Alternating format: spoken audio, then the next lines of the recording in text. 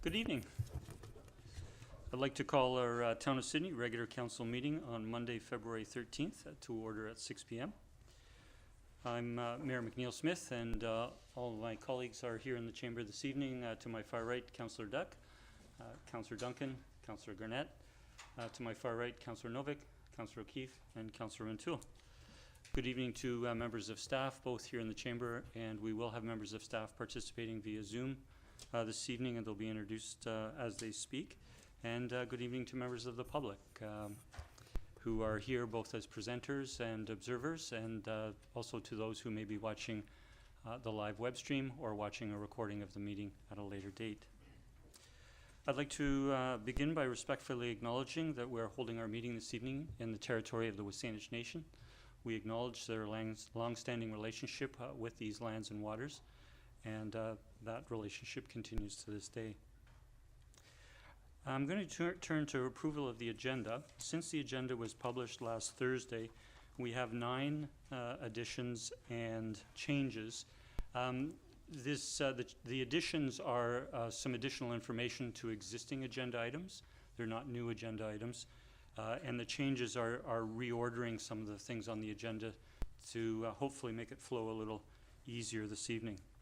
And so I'll just run through those and then seek motion for council to approve the agenda as amended. The first is on the agenda under 4D2. We have a presentation by Peninsula Streams and Shorelines regarding their funding request for a Mermaid Creek restoration project. Also on the agenda under section 13, staff reports, item 13A is a staff report and recommendation regarding that same project, and we'll move the staff report to immediately after the presentation. So that staff report, staff will give an introduction and council will deliberate on it before we go to the last presentation. The second and third change are regarding item 5A. 5A is a bylaw amendment regarding proposed development at 2060 White Birch Road.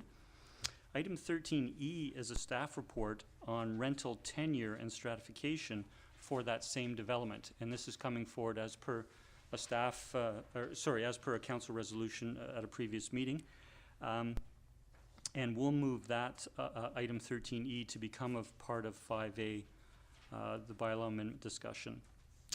Also, since the agenda was published, we have received a 1-page staff report and recommendation regarding statutory right-of-way for the public waterfront walkway at that same White Birch development site. And we'll also place that item, which I believe council you'll see as 13E supplemental, but it will be come under 5A. The fourth change is under item 6A, the development variance permit application regarding the townhouse development at the corner of Malaview and 5th Street. 2 letters were received and included in the agenda published last Thursday, and they were a letter from Susan McDaniel and a letter from Dennis Danielson. We have received 4 additional letters since the agenda was published. They are letters from Louise Davis, Rob and Leah Sorensen, Trude Quantes, and Maureen Malott, and all 6 letters will be under 6A. Council has received those letters and reviewed those letters prior to this evening's meeting.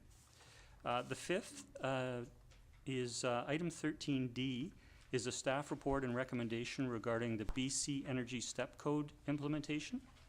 Since the agenda was published, we've received a letter from Jordan Milne on the item, and we'll place that letter under the same item 13D.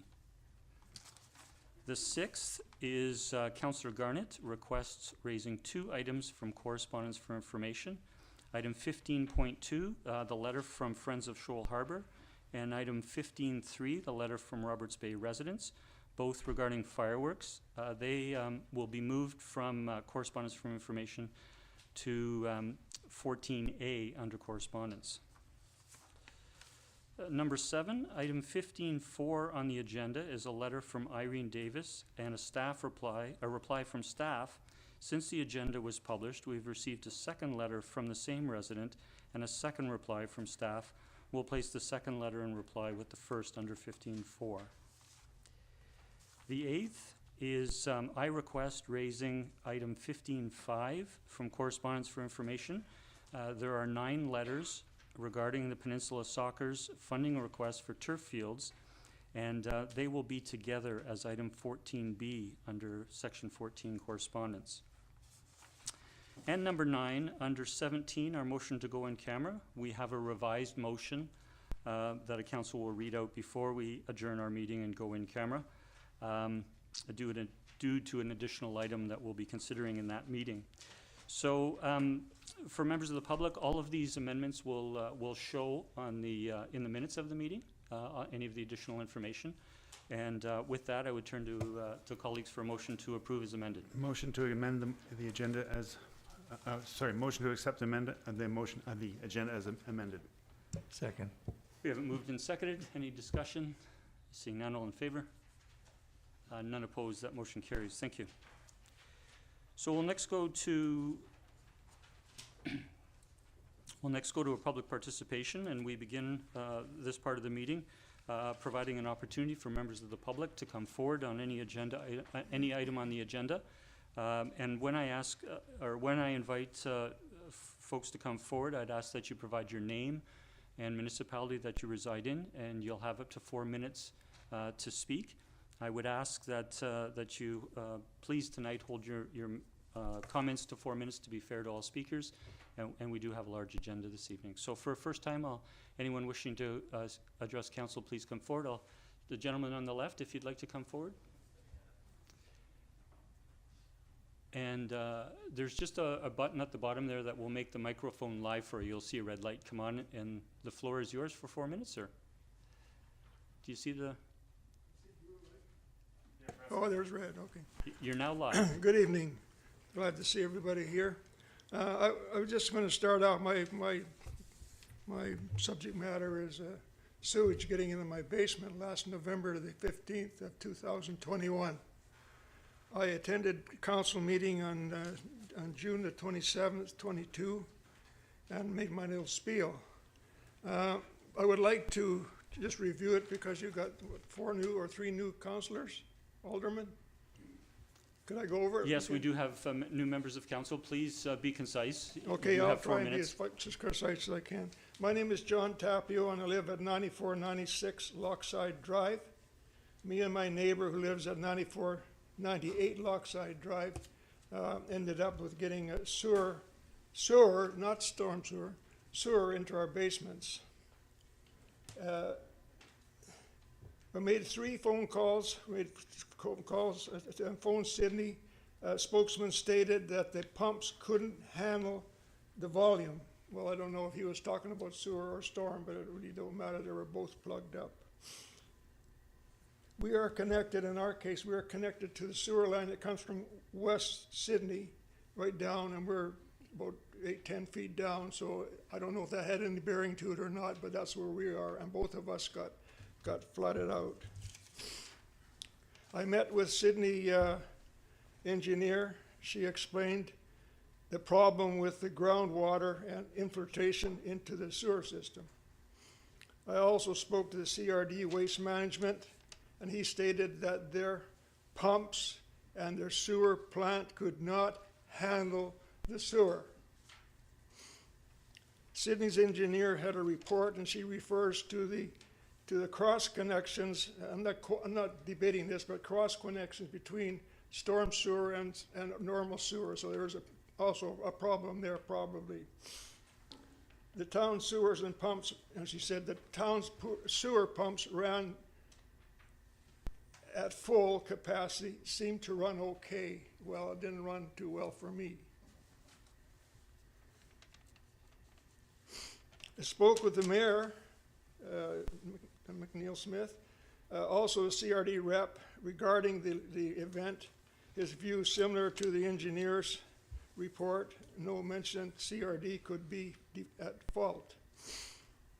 Wouldn't it be helpful if the CRD was approached to increase their pump and plant capacity to move the sewage from Sidney to eliminate the backup in Sidney?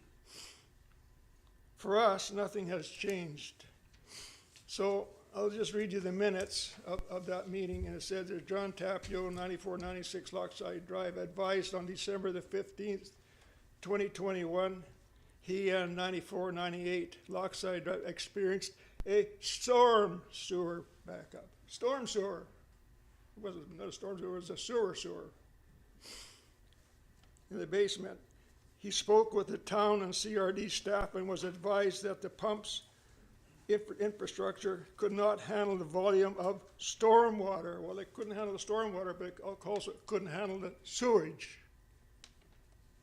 And stated that it was a 100 years event. Concerned there was no admission that the infrastructure failed. Expressed concern that this type of event will occur more frequently due to climate change, and requested, that's me, requested the town approach CRD to increase the capacity of their infrastructure. So did our CRD rep ever make representation to the CRD regarding the inadequacy of the sewer system? I don't know. Well, thank you for bringing it forward again, for Yeah. particularly for the benefit of our new council colleagues. Yeah, So sitting as the CRD rep, the Saanich Peninsula has a sewage treatment plant and sewage treatment facilities that serve Sidney, North Saanich, and Central Yes. Saanich. There is a commission which the three mayors, three council members, one from each municipality, and three citizen representatives sit on. Since the election of last fall, that that commission has been reconstituted with the new representatives, and we are dealing with. We're well aware, both at the CRD and here at the town, of the impacts of climate change, and a staff report did come forward after that storm, as I think we might have touched on in the Yeah. conversation, that is moving both stormwater management and other capacity forward in terms of being able to do it. It was a unique storm. We certainly appreciate the significant impact it was to you, yeah, and it was to other residents in Sidney as well. Yeah. So it hasn't gone by the wayside. It is something that we're continuing to move forward okay. to try and prevent or minimize the impacts, mitigate the impacts in future.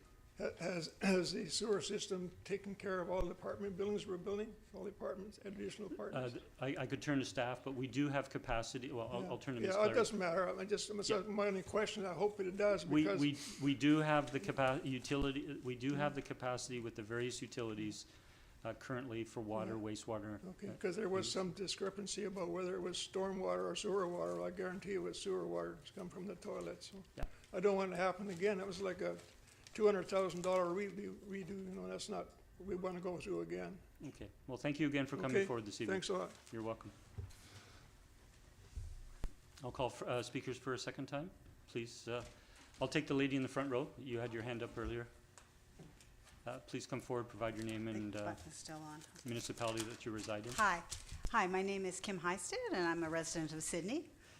I'm actually speaking for my husband and I, and we're talking about the variance that's that's being talked about tonight at 5th and Malaview. So we reside on Malaview Avenue in a small townhouse strata. Our concern is over the reduced setback variance that has been requested for the 16-unit development at 5th and Malaview. Personally, I'm also disappointed in the loss of a protected tree on that site. Our understanding was that the current OCP would support the existing building bylaws and reduce or negate the need for variances. Why are developers submitting designs which exceed our bylaws? In this proposal, there are no additional on-site parking spaces. Our block between 5th and 3rd has been plagued with lack of parking, mainly due to the current construction of the large Oslo development. When completed and occupied, the impact of their Malaview entrance will permanently affect traffic and parking on our small block. Add to this a new variance for reduced setbacks and no off-street parking in this 16-unit development located next door to the Oslo. As residents, we are discouraged and saddened at the massive densification in our area. Is 16 units on 3 residential lots appropriate? When does densification become suffocation of our neighborhood community? So that's where we're standing, that's how we're feeling, and this is something new for me to get up and stand and speak, but I want to thank you for listening. Okay, thank you for coming forward with your views this evening.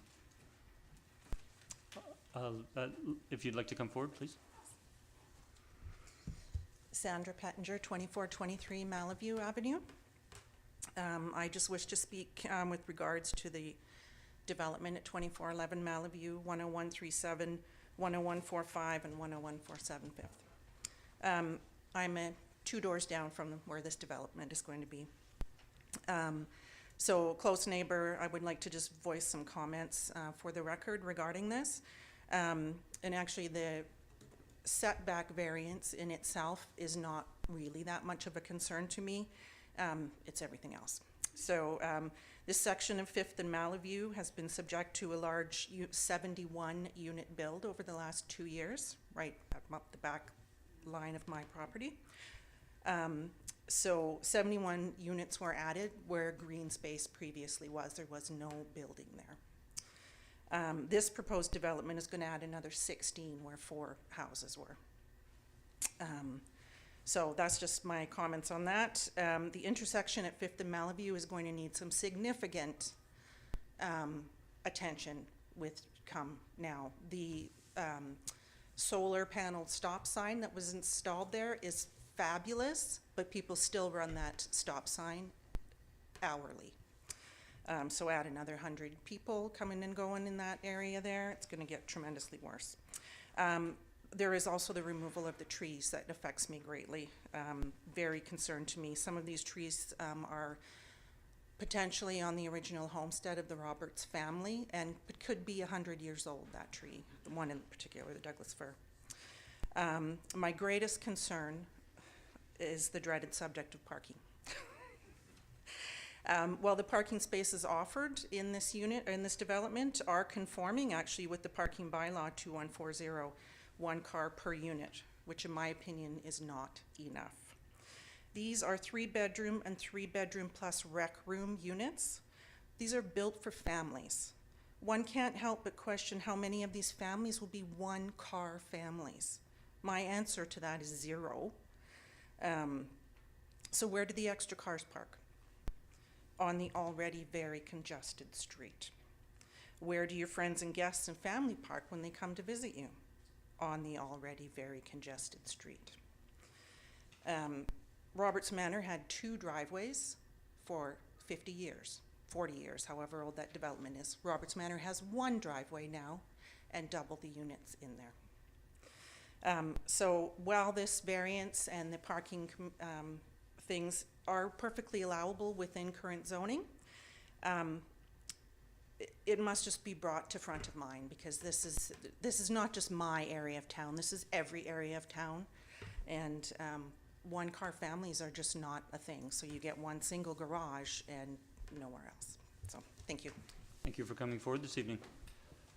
If the next speaker could come forward, please just come forward.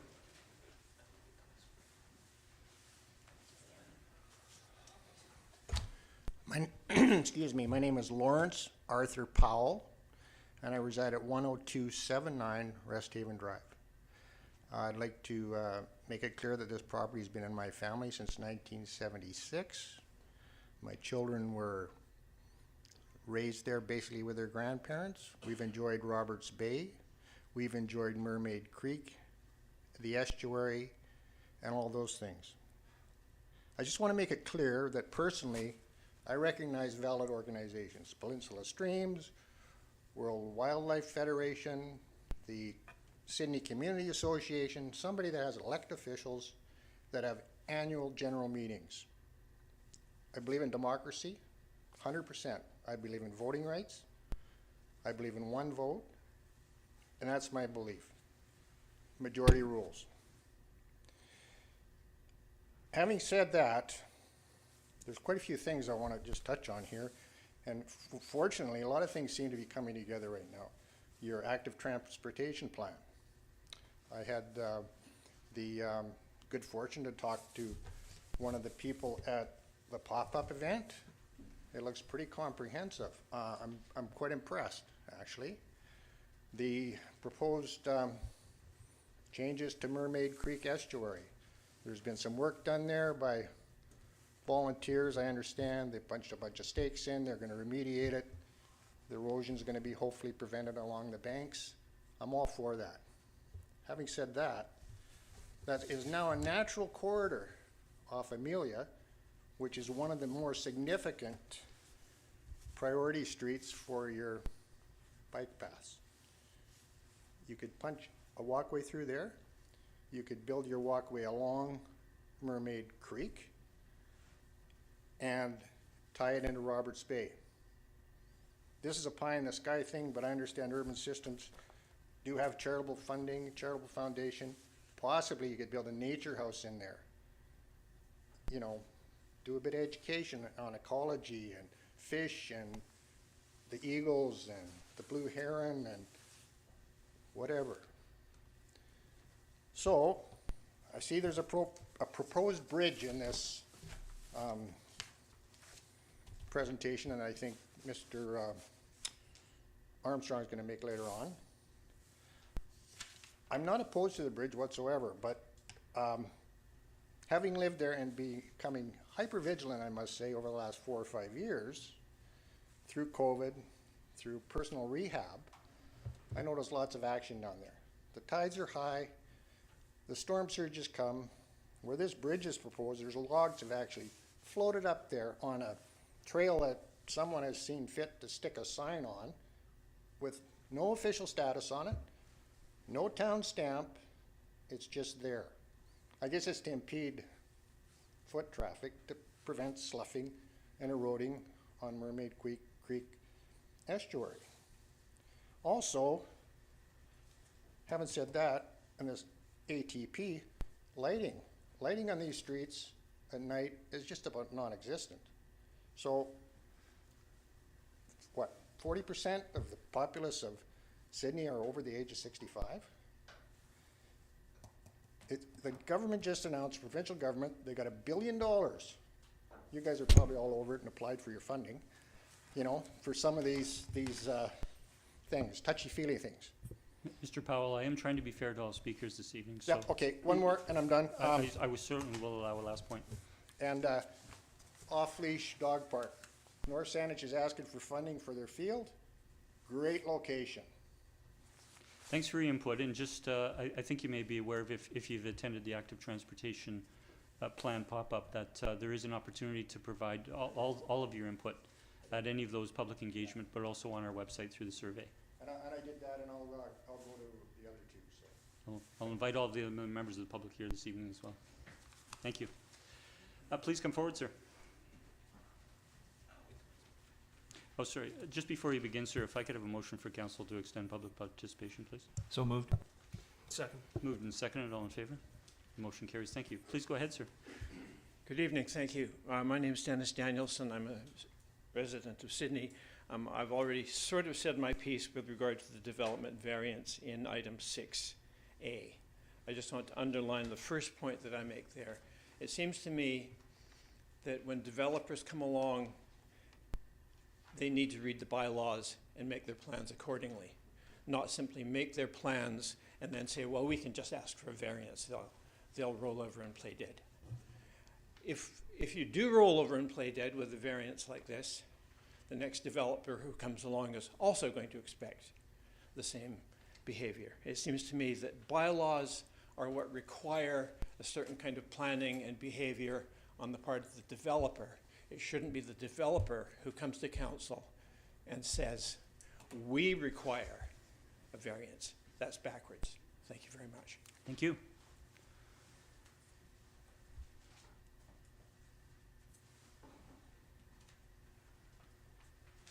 Good evening. Good evening. My name is Jocelyn Gifford. I live in Sidney.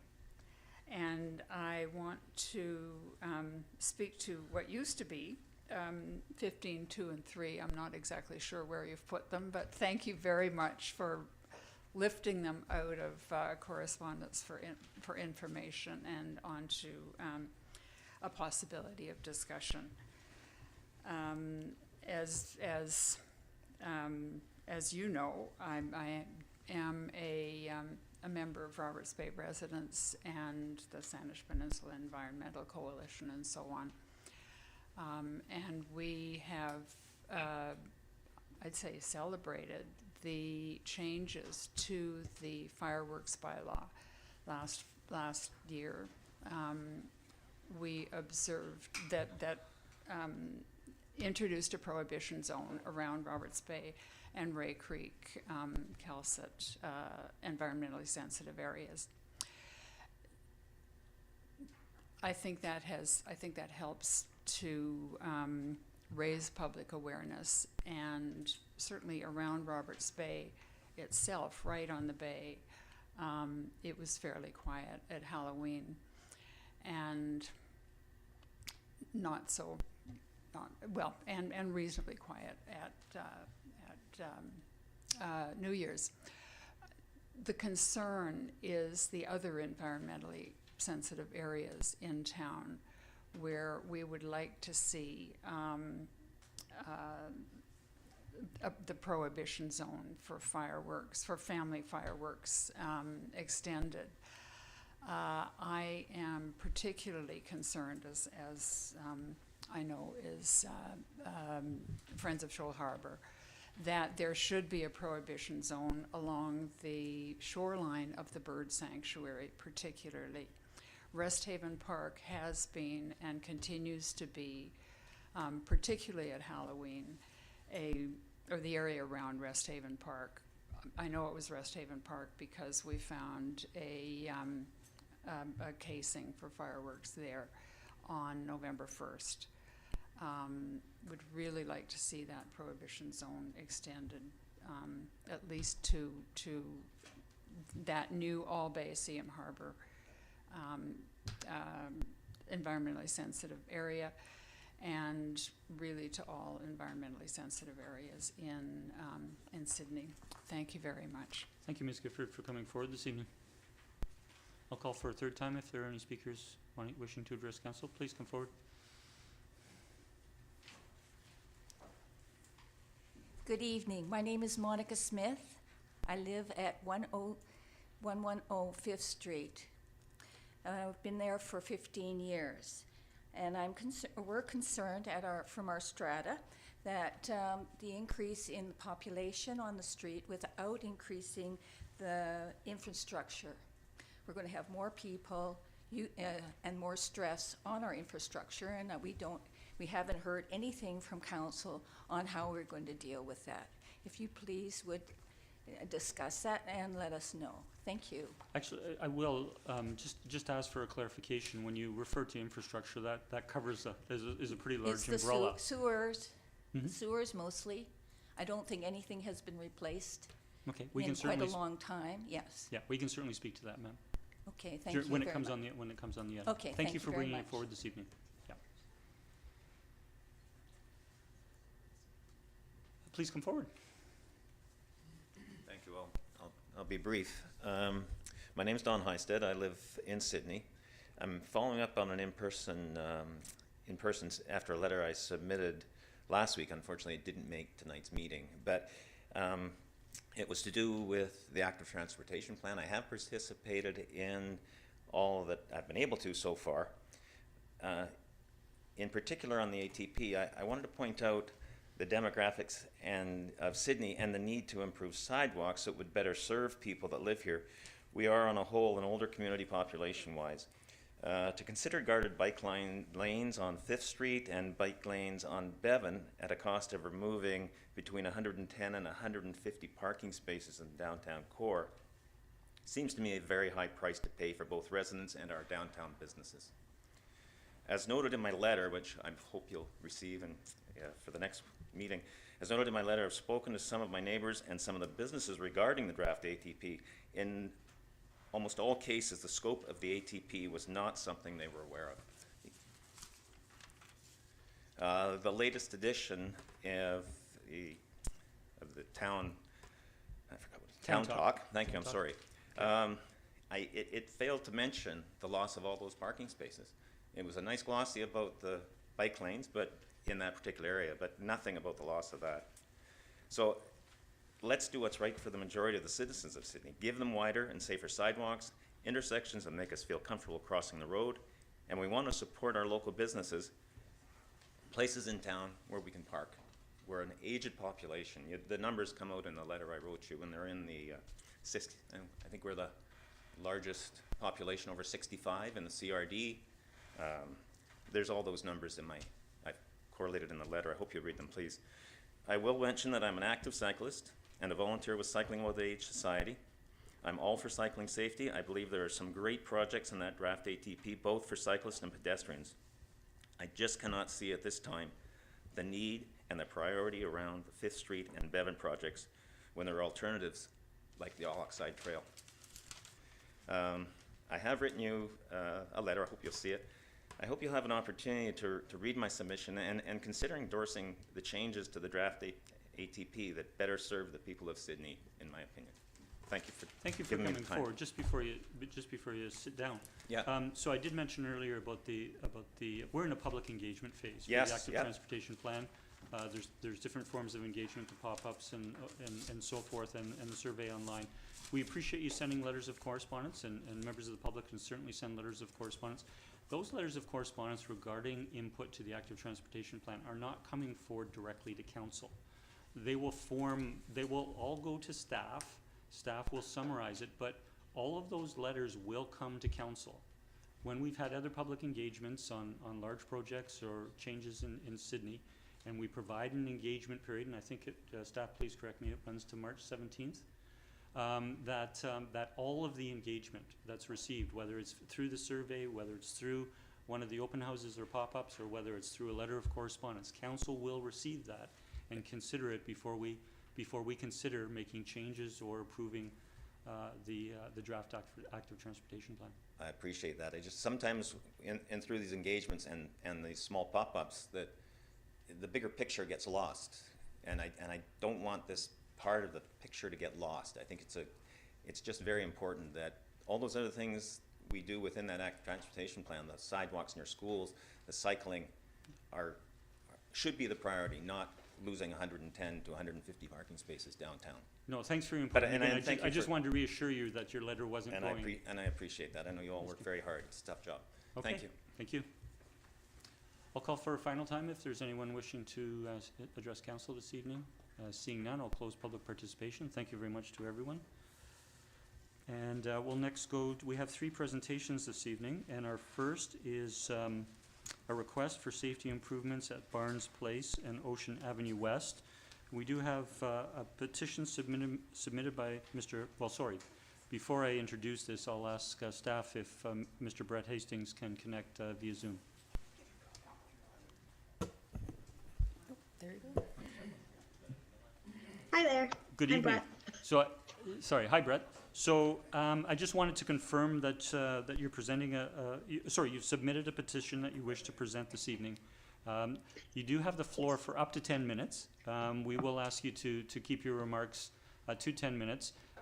There may be at the end of your presentation a question or two from council, and you have the option of taking those questions. So I'll turn the floor over to you, and I'll let you know when there is some time remaining on 10 minutes if we go that long. Absolutely. I don't think I should take close to 10 minutes, but Mayor, Council, thank you so much for having me and listening to our concerns about the street safety in our neighborhood. As many of you probably know and have experienced, the Victoria Airport Path is a wonderful trail around the airport that provides safe space to walk, bike, rollerblade, whatever you wish to do. As I outlined in my letter, the flight path promotes healthy and active lifestyles for locals. However, the issue for residents of Barnes Place is that there's not a safe access to get to this path, and seeing as we live on a cul-de-sac, exiting the street and using the flight path is the only option for us to get out and about. I realize this doesn't affect a large number of people, however, it does impact almost every resident on the street.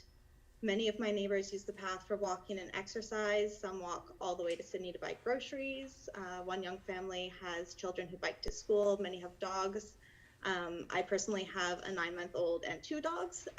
As you can imagine, walking all 3 of them can be a bit of a challenge. But once I do get to the path, it's quite doable. However, the biggest barrier to get there is knowing that we have to cross Sterling Way and Ocean Avenue West. and worrying about crossing this intersection with the high amount of traffic and poor visibility when you're walking along the shoulder of the road. I cannot stress enough the speed at which cars come around the bend of Sterling Way. Although the speed limit there is 40 kilometers an hour, cars do travel much faster than that. It is quite a main road. There is a nice little bridge that goes over the gully that invites people to cross and access this path. While this helps, it does remain a little tricky to use.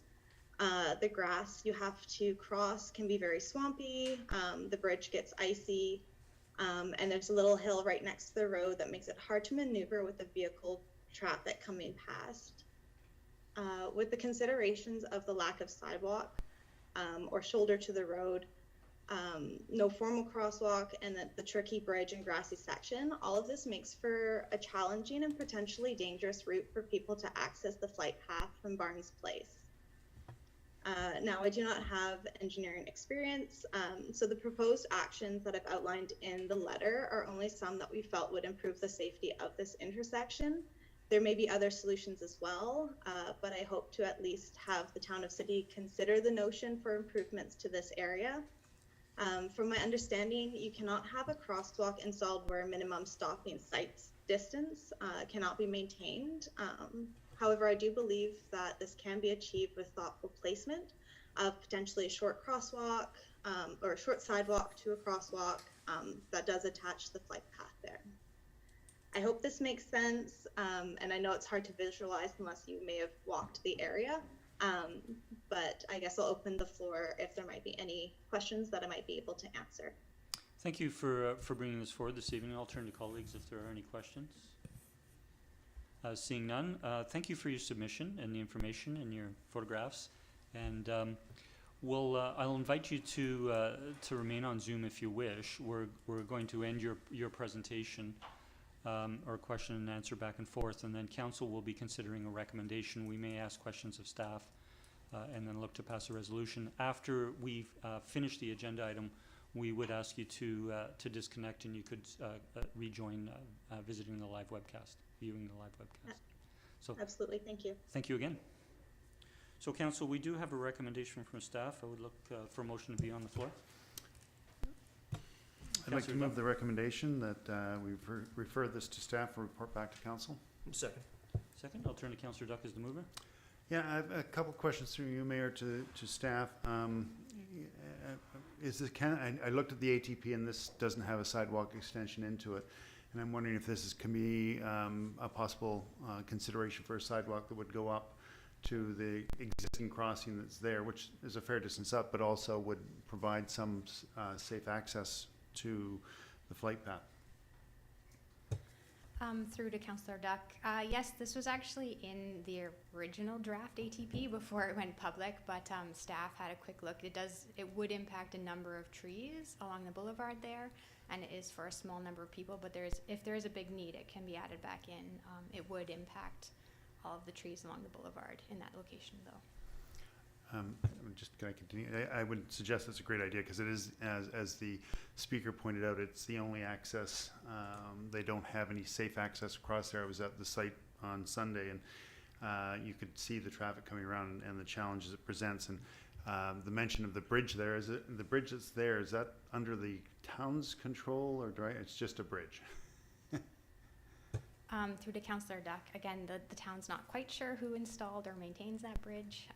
It's probably something we're going to have to look at now that we're aware of it. So. Okay, thank you. Thank you, Councillor Duck. I'll turn to the seconder. Yeah, thank you. No, I support the motion and look forward to giving staff the benefit of some time to review options and report back to council. And I'm certainly thankful for the community bringing this forward. It is indeed an area, as Councillor Duck noted, where traffic moves very quickly. And we would certainly want to encourage through our ATP or otherwise, through our active transportation plan or otherwise, people being able to safely access recreation and paths on which they can commute. So I look forward to hearing back from staff in the fullness of time. Thank you. Thank you, Councillor Antuna. I'll turn to Councillor Duck, then Councillor Garnett. Councillor Duncan. Thank you. I guess my questions were going to be similar to Councillor Duck's, whether I know we also have a plan that's already ongoing to add crosswalks and upgrade crosswalks as they go.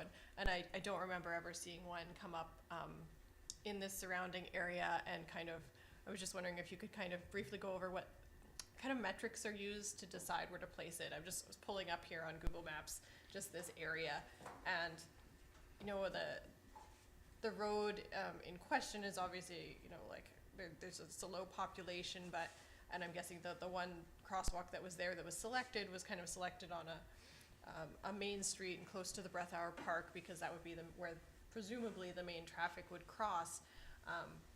But I'm wondering if there are other factors that go into how we select where additional crosswalks go, that might have seen other crosswalks being built here. Like, for example, we do know there's that. Councillor Duncan? Oh, I'm sorry. If I could just interject. I appreciate your question to staff. We are considering directing for a staff report, which will bring back information. So I appreciate you do have a question, so I'll turn to staff. And Yeah, maybe they don't need to answer it now, and it would just be what would be going into the report. I would just for, I know the resident had kind of said she knew that there were engineering considerations that they wouldn't have, and so just so that residents understand kind of how that would be selected, and why, if we have potential additional sites for crosswalks, they would be placed where they go. thank you. I'll turn to Councillor Garnett.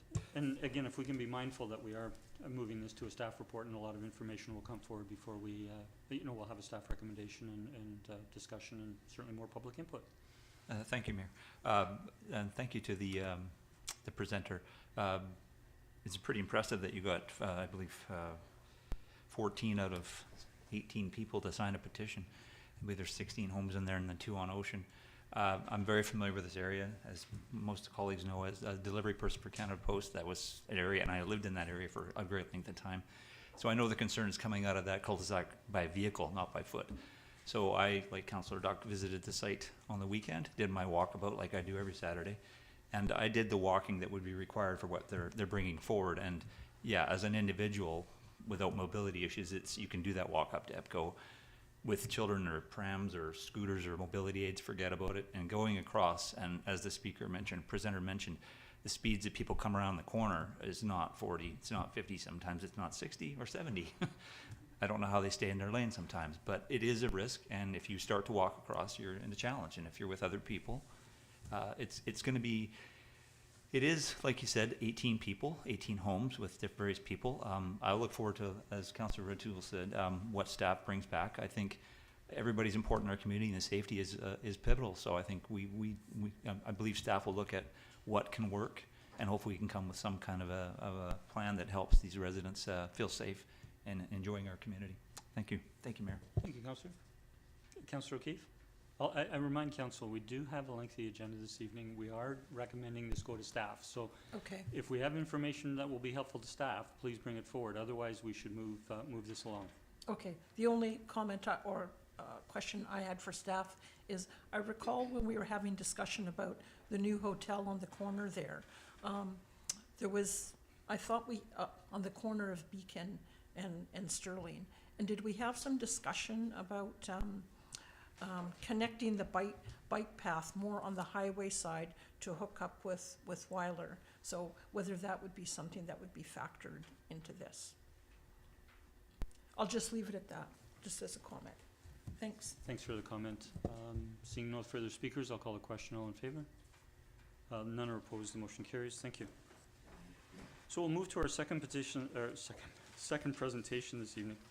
And I welcome Ian Bruce, Executive Director of Peninsula Streams and Shorelines, and Kyle Armstrong, Restoration Coordinator, to come forward with their presentation this evening.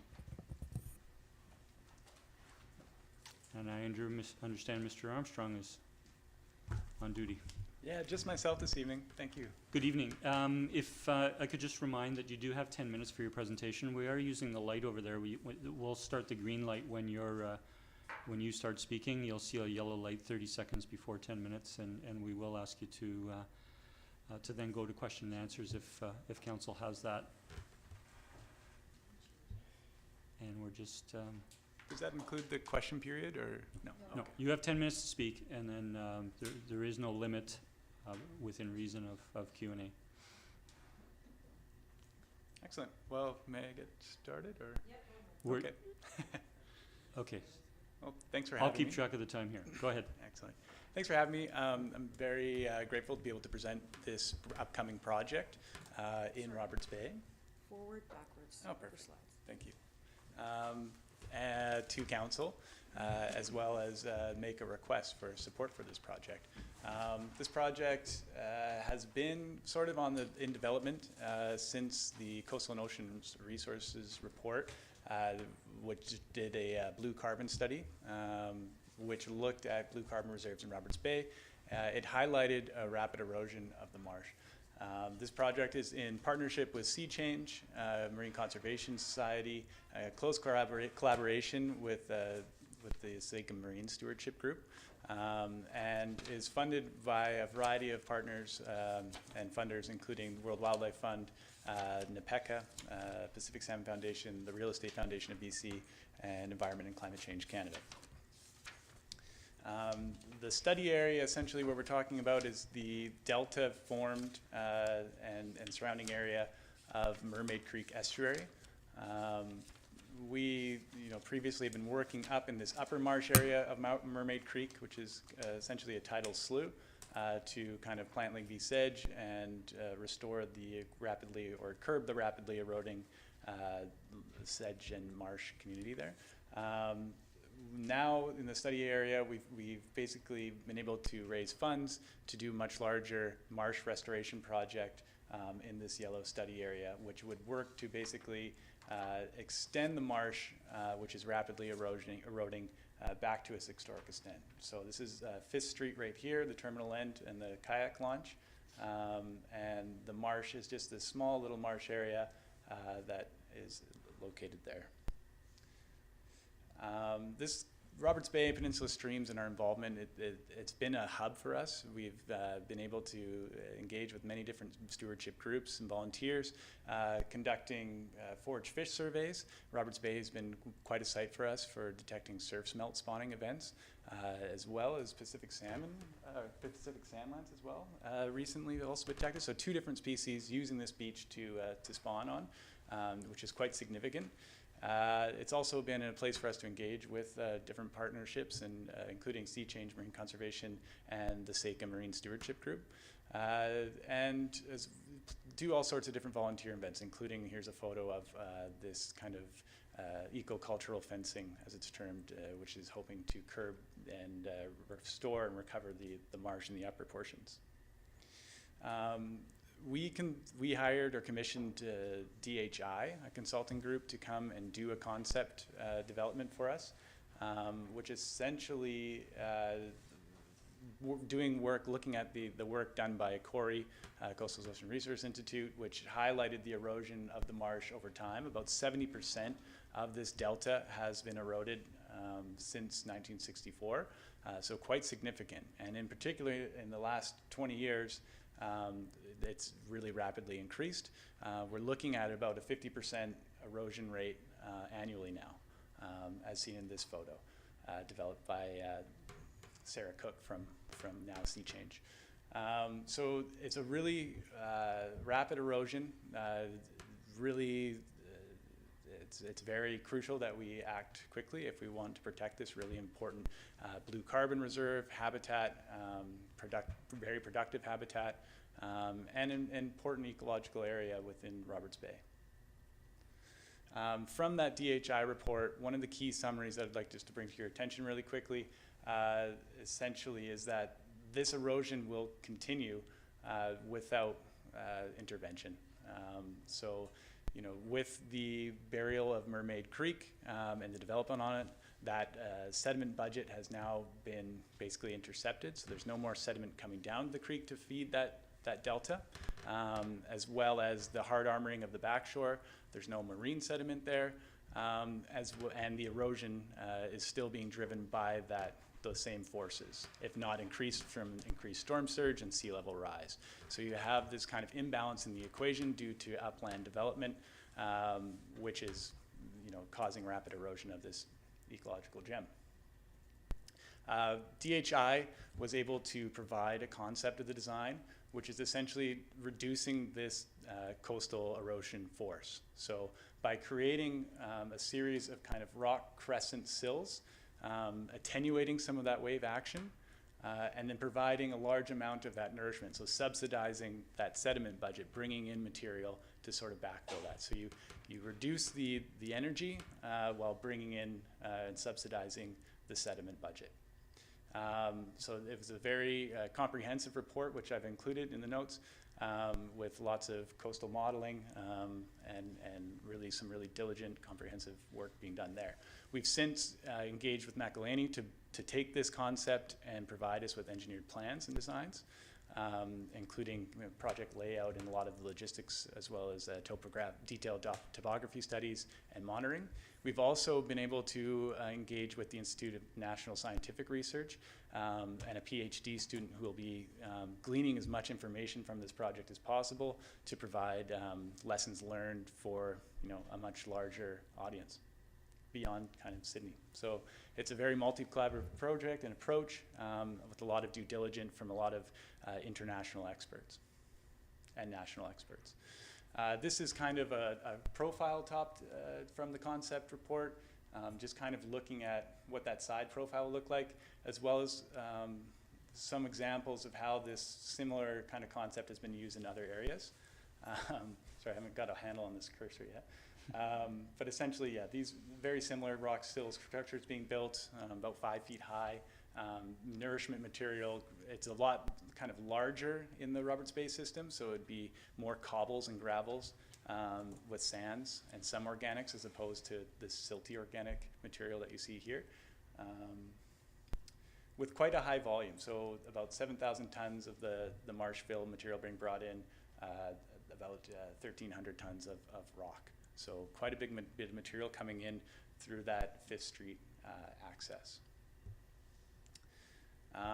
So now that we have the concept, we have McElhaney further developing our engineered plans.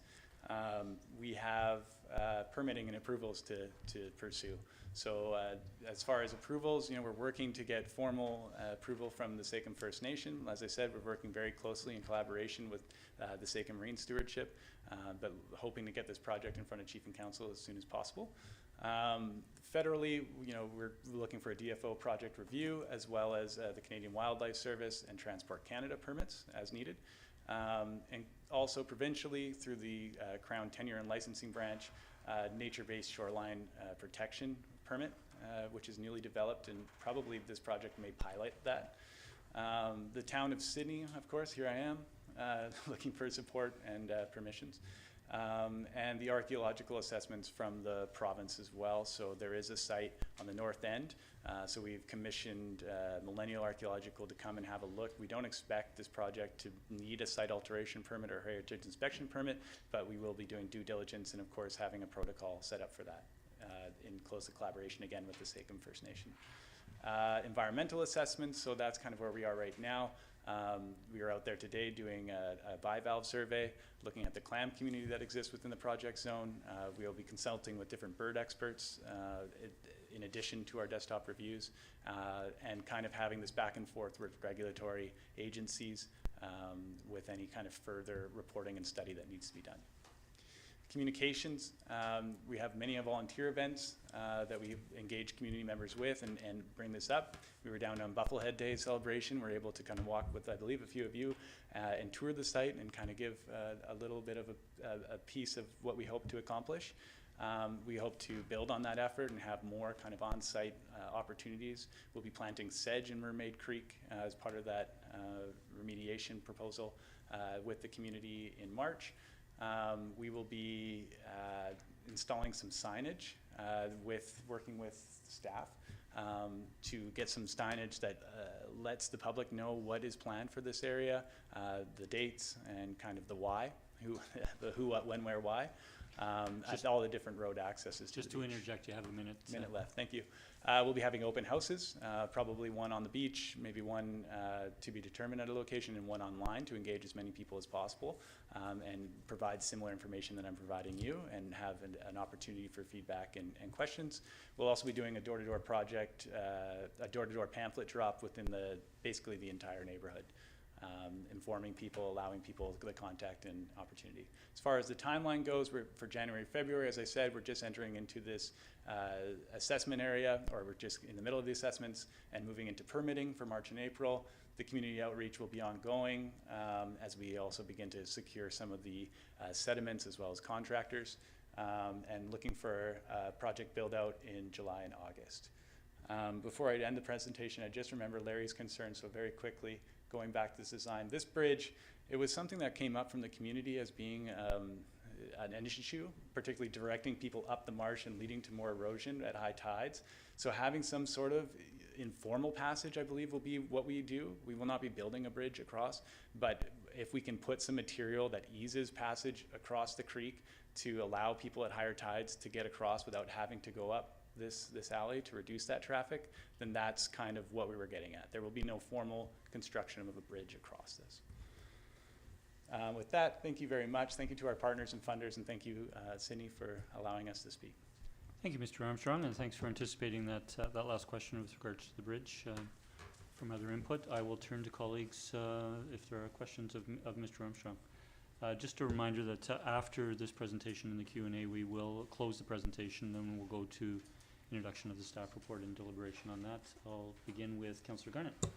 Thank you, Mayor. Thank you, Mr. Armstrong, for your presentation, and thank you for the report in here. You spoke to nourishment, and it actually nourished my brain reading this. It was really impressive. Wow. Pretty excited. It's just amazing to see how community organizations can benefit everybody. And something like this is a massive undertaking that you guys are doing. And the fact that you're actually bringing it to the town of Sidney to work with us, but to do most of it is impressive. So my one question for you is, the ask of $30,000, which the staff, and then the staff report speaks to half up front and half at the end. Does that work with what you want to do? Or are you needing that money all up front? In-kind or cash contributions by other parties can occur at any time throughout the 2-year project cycle. So that definitely works for us.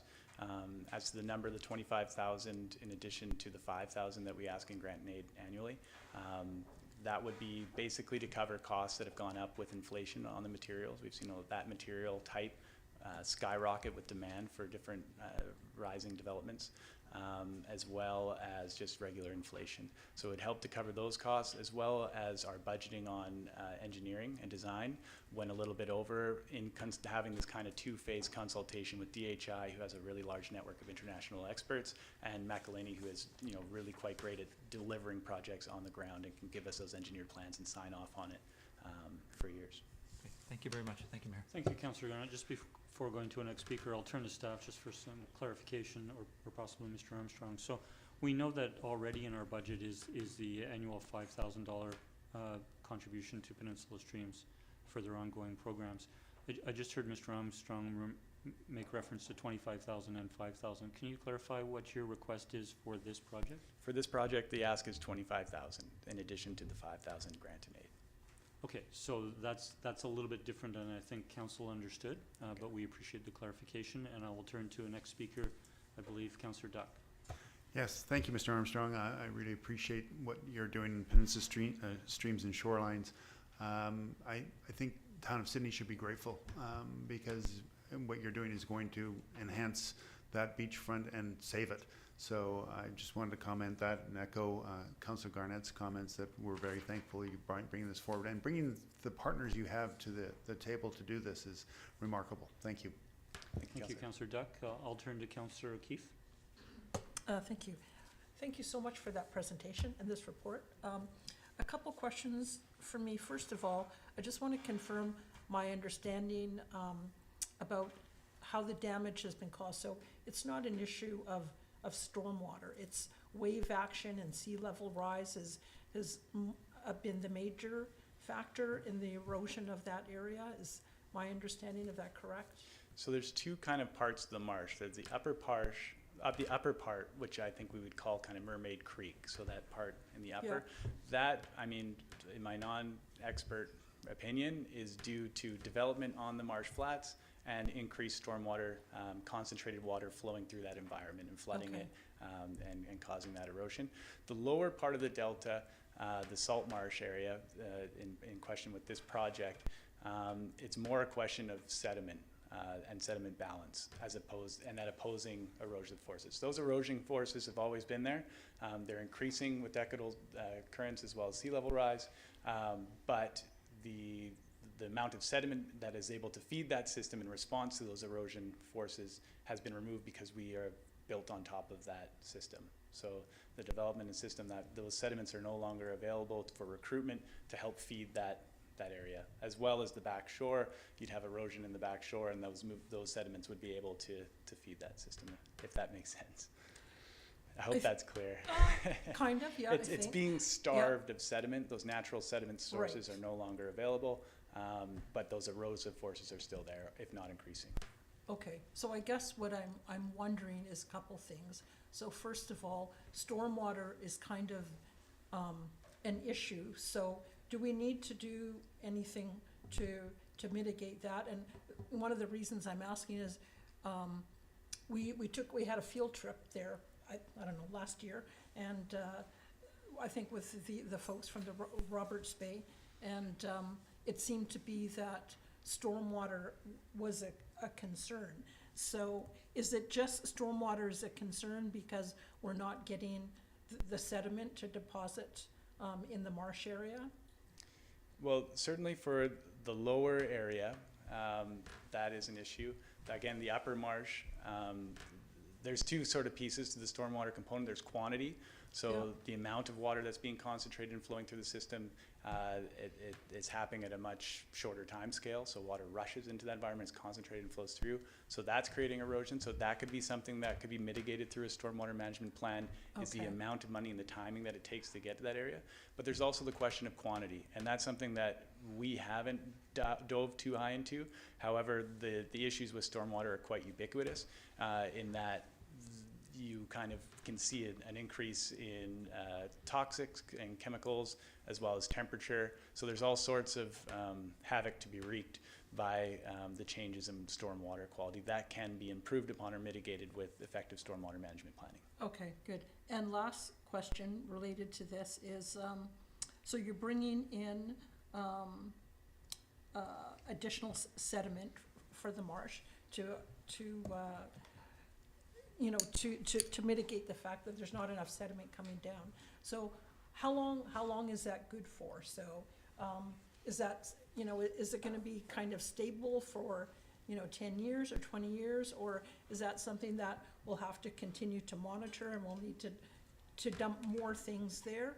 Or can it be mitigated, can we extend the life of it by addressing the volume of stormwater coming down? It's a very interesting question.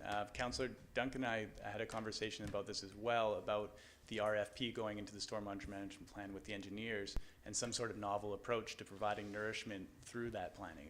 I've never heard of it, but it would be an interesting thing to look into for a certain engineer, and yeah, it would be pretty neat. The lifespan of the project, I believe, is somewhere in the 50 to 100 years. I have to check on that, about what the sign-off is before kind of re-nourishment would need to be provided. It is a very dynamic system, that being said as well, and there's all sorts of things that will impact that lifespan. How well the plants recolonize the area that we produce and are able to kind of provide services and holding it with their root systems and stabilizing that sediment will certainly impact it. I apologize, I'm going over. So yeah, there's lots of things that will go into that lifespan. Yeah, okay, good. That's great, thank you. Thank you, Councillor Keefe. I'll turn to first-time speaker, Councillor O'Toole, then myself, and I'll go to second-time speakers. Thank you, Mr. Mayor. Thanks for the presentation.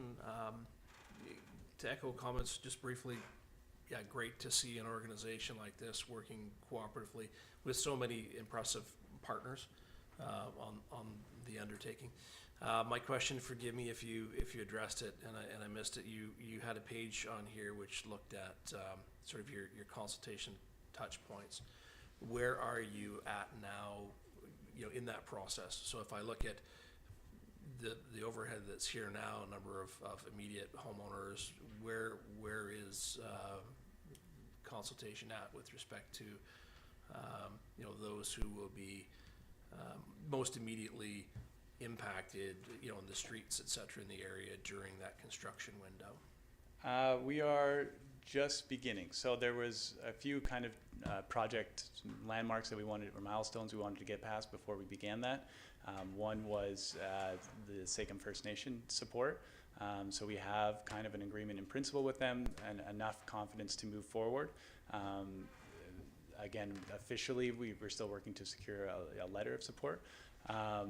With council, we wanted to be able to speak with you and have this kind of discussion, but we'll be moving very quickly through March and April to improve on that engagement. We have had past consultations with staff, or with the community, around kind of the concept and the basic idea of what we'd like to achieve. However, the details, things like construction windows, the amount and size and scale of the project, those are all things that need to be communicated. Okay, thank you. Yeah, I think that's quite important, so I appreciate that it's high on your radar. Thanks. Thank you, Councillor O'Toole. I do have a couple of questions. The first is how did you arrive at the request for $25,000 from the town of Sidney? Yeah, essentially looking at the overall total budget of about $500,000, including in-kind contributions.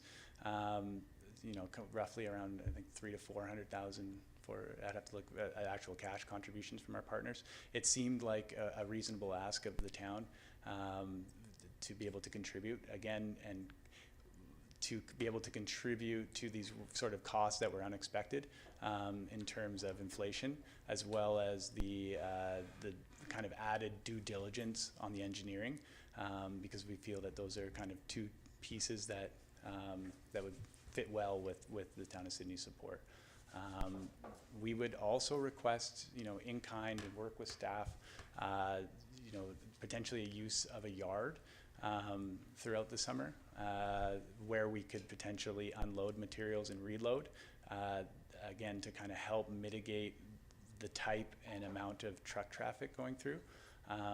If we can kind of reload to smaller trucks and kind of be able to use those trucks from a more local location, that would help cut down our costs, as well as potential risk to roads and infrastructure.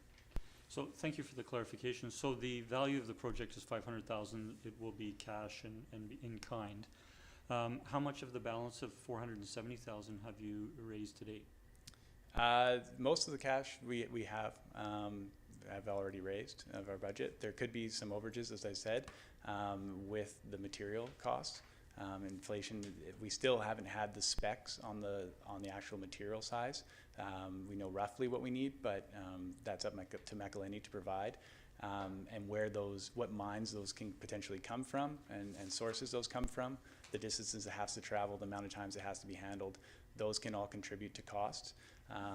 But looking at kind of an overview, we know that we are short on those lines, so we took a proactive approach and are here asking. It's very positive.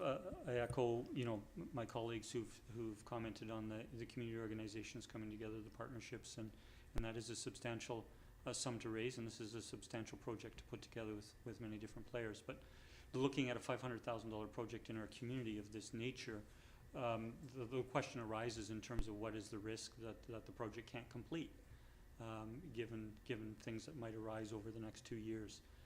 I'm not asking for detailed analysis now, but when the town is being asked on behalf of the taxpayers to contribute, it's a question that we do consider. A second question I have is, you outlined on one of your slides that there are still a number of approvals to receive, particularly from the province and the federal government. In terms of providing this funding, and I know staff has suggested 50 up front and 50 at the end or something to that effect. Can you proceed, and can you be spending funds, whether the town of Sidney's or what you already have as budget, prior to obtaining all of these approvals? Certainly. We're looking for a layout or a project construction by this summer. And as I said, the funds could come in over the 2-year life cycle of the project. We're already almost into that second year. So this is the end of this fiscal is the end of year one. The end of year two is next fiscal. To mitigate some of those risks of kind of increasing inflation, we've basically, originally we had it scheduled as a 2-phase project, with the second phase doing the second half of the project next summer, summer 2024. We've pushed it up to this summer to get the work done and have it done. We have confidence in our engineers and confidence in the concept. There were some benefits to having it over a 2-phase plan, but the risks, we decided we would complete it in this summer. I'm not sure if that answers your question. Well, but that work that you're planning this summer is still subject to, DFO and Yeah, Transport Canada and other approvals. Right. So yeah, DFO, we're quite confident we can get that approval. Like I said, there is enough period to have that kind of back and forth where we may need to supplement some of the reporting, give them a little bit more data. However, our experience delivering this project or other projects similar to this, Peninsula Streams, in this photo, this is Pat Bay, a large project that Peninsula Streams project managed a number of years back, of similar kind of scale. So we've done projects to this extent before. We're familiar with the permitting process, and we're quite confident that we can secure these permits in time for the project. Great, thank you very much. Those answer my questions. I'll turn to second time speakers, Councillor Duck. Yeah, it's just a clarification, if you can, Mr. Armstrong, on the funding. The ask is for $30,000, and you did mention 25 plus 5 from grant and aid. Would it be more secure relative to having the full 30, rather depending on the grant and aid program? And would the grant and aid program could be used for something else if that comes forward? Sorry, if I could interject for a moment for a point of clarification, is that we do have in our town of Sidney budget $5,000 to Peninsula Streams. So that has previously been approved by council, subject to a council member raising it during budget deliberations. Yeah. So really what we're talking about this evening is not a grant and aid application, or not something else other than this request, which I understand now is 25,000. So I just point of clarification, Councillor Duck. Thank you, Mr. Mayor. Second question is, the in-kind is that part of the 30,000, or would you see that in addition? It would be an addition, and we would work with staff to see if those in-kinds are possible, and take direction from staff on that. So yeah, we would work with staff to see if that is a possibility. For a yard, potentially, as I mentioned, potentially communication assistance, that I talked to getting directive for signage, as well as even potentially something like a loader at that yard, being able to help with that would be a good help. Thank you. Thank you, Councillor Duck. Seeing no other speakers, again, thank you, Mr. Armstrong. Thank you, Mr. Bruce, for being in attendance this evening. And we look forward to deliberating your request next step. Excellent. Thank you very much. Thank you. So, Council, we did raise item 13A to after this presentation, and it is a report from staff on the proposed Mermaid Creek Salt Marsh Restoration Project, and I'll turn to staff for an introduction, please. Thank you, Mr. Mayor. So staff are generally supportive of this concept design. We think it's great that Peninsula Streams has done the study. The study that they did cover some of the things that we were hoping to achieve with the stormwater management plan as well. So just keep that in mind when you're making this decision. Yeah, we are supportive of it. We would be in support of helping in kind as long as we're involved early in the process and we understand exactly what is being looked for. Peninsula Streams should still be required to get a right-of-way permit if they are working within the town's municipal boundary or within the town's right-of-ways. Yeah, generally we're supportive, and we'd instead of doing a separate stormwater management plan, we recommend that funding go towards this project. Thank you, Ms. Clary. I'll turn to councils if there are any questions. I'll turn to Councillor Duck and Councillor O'Keefe. Oh, I was just going to read in the recommendation, so. Well, if we have questions of staff after an introduction, we can proceed with that. So, Councillor O'Keefe, if you have a question. Yeah, through you to staff, Mr. Mayor. In regards to the recommendation for the amount, do you require us to also make a recommendation that includes the in-kind services or not. Mr. Hisek? Thank you, Mr. Mayor. The resolution doesn't need to include that. When those details come forward, if there's any need for council decision-making on that, we'll bring it forward. Thanks. Thank you, Councillor Keefe. Sorry, Councillor Duck and then Councillor Garnett. No, you wanted, okay. I'll call for the motion after questions. Go ahead. Thank you, Mayor. So I guess further to clarification on the recommendation, based on what the presenter has asked, should we be amending the recommendation to 25,000? Yes. Okay. Thank you, Mayor. Okay, seeing no speakers, Councillor Duck. Yes, I don't know if I agree with Councillor Garnett.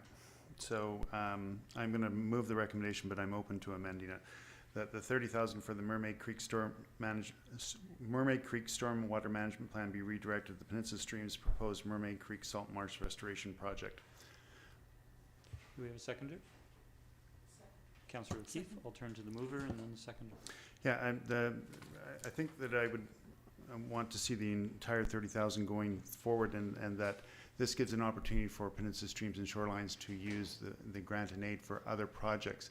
I think it's a small contribution on the part of Town of Sidney to come forward with this on such a large project, and I think it just gives them a bit more flexibility in other things they can do in our community, whether that's Ray Creek or other shoreline projects.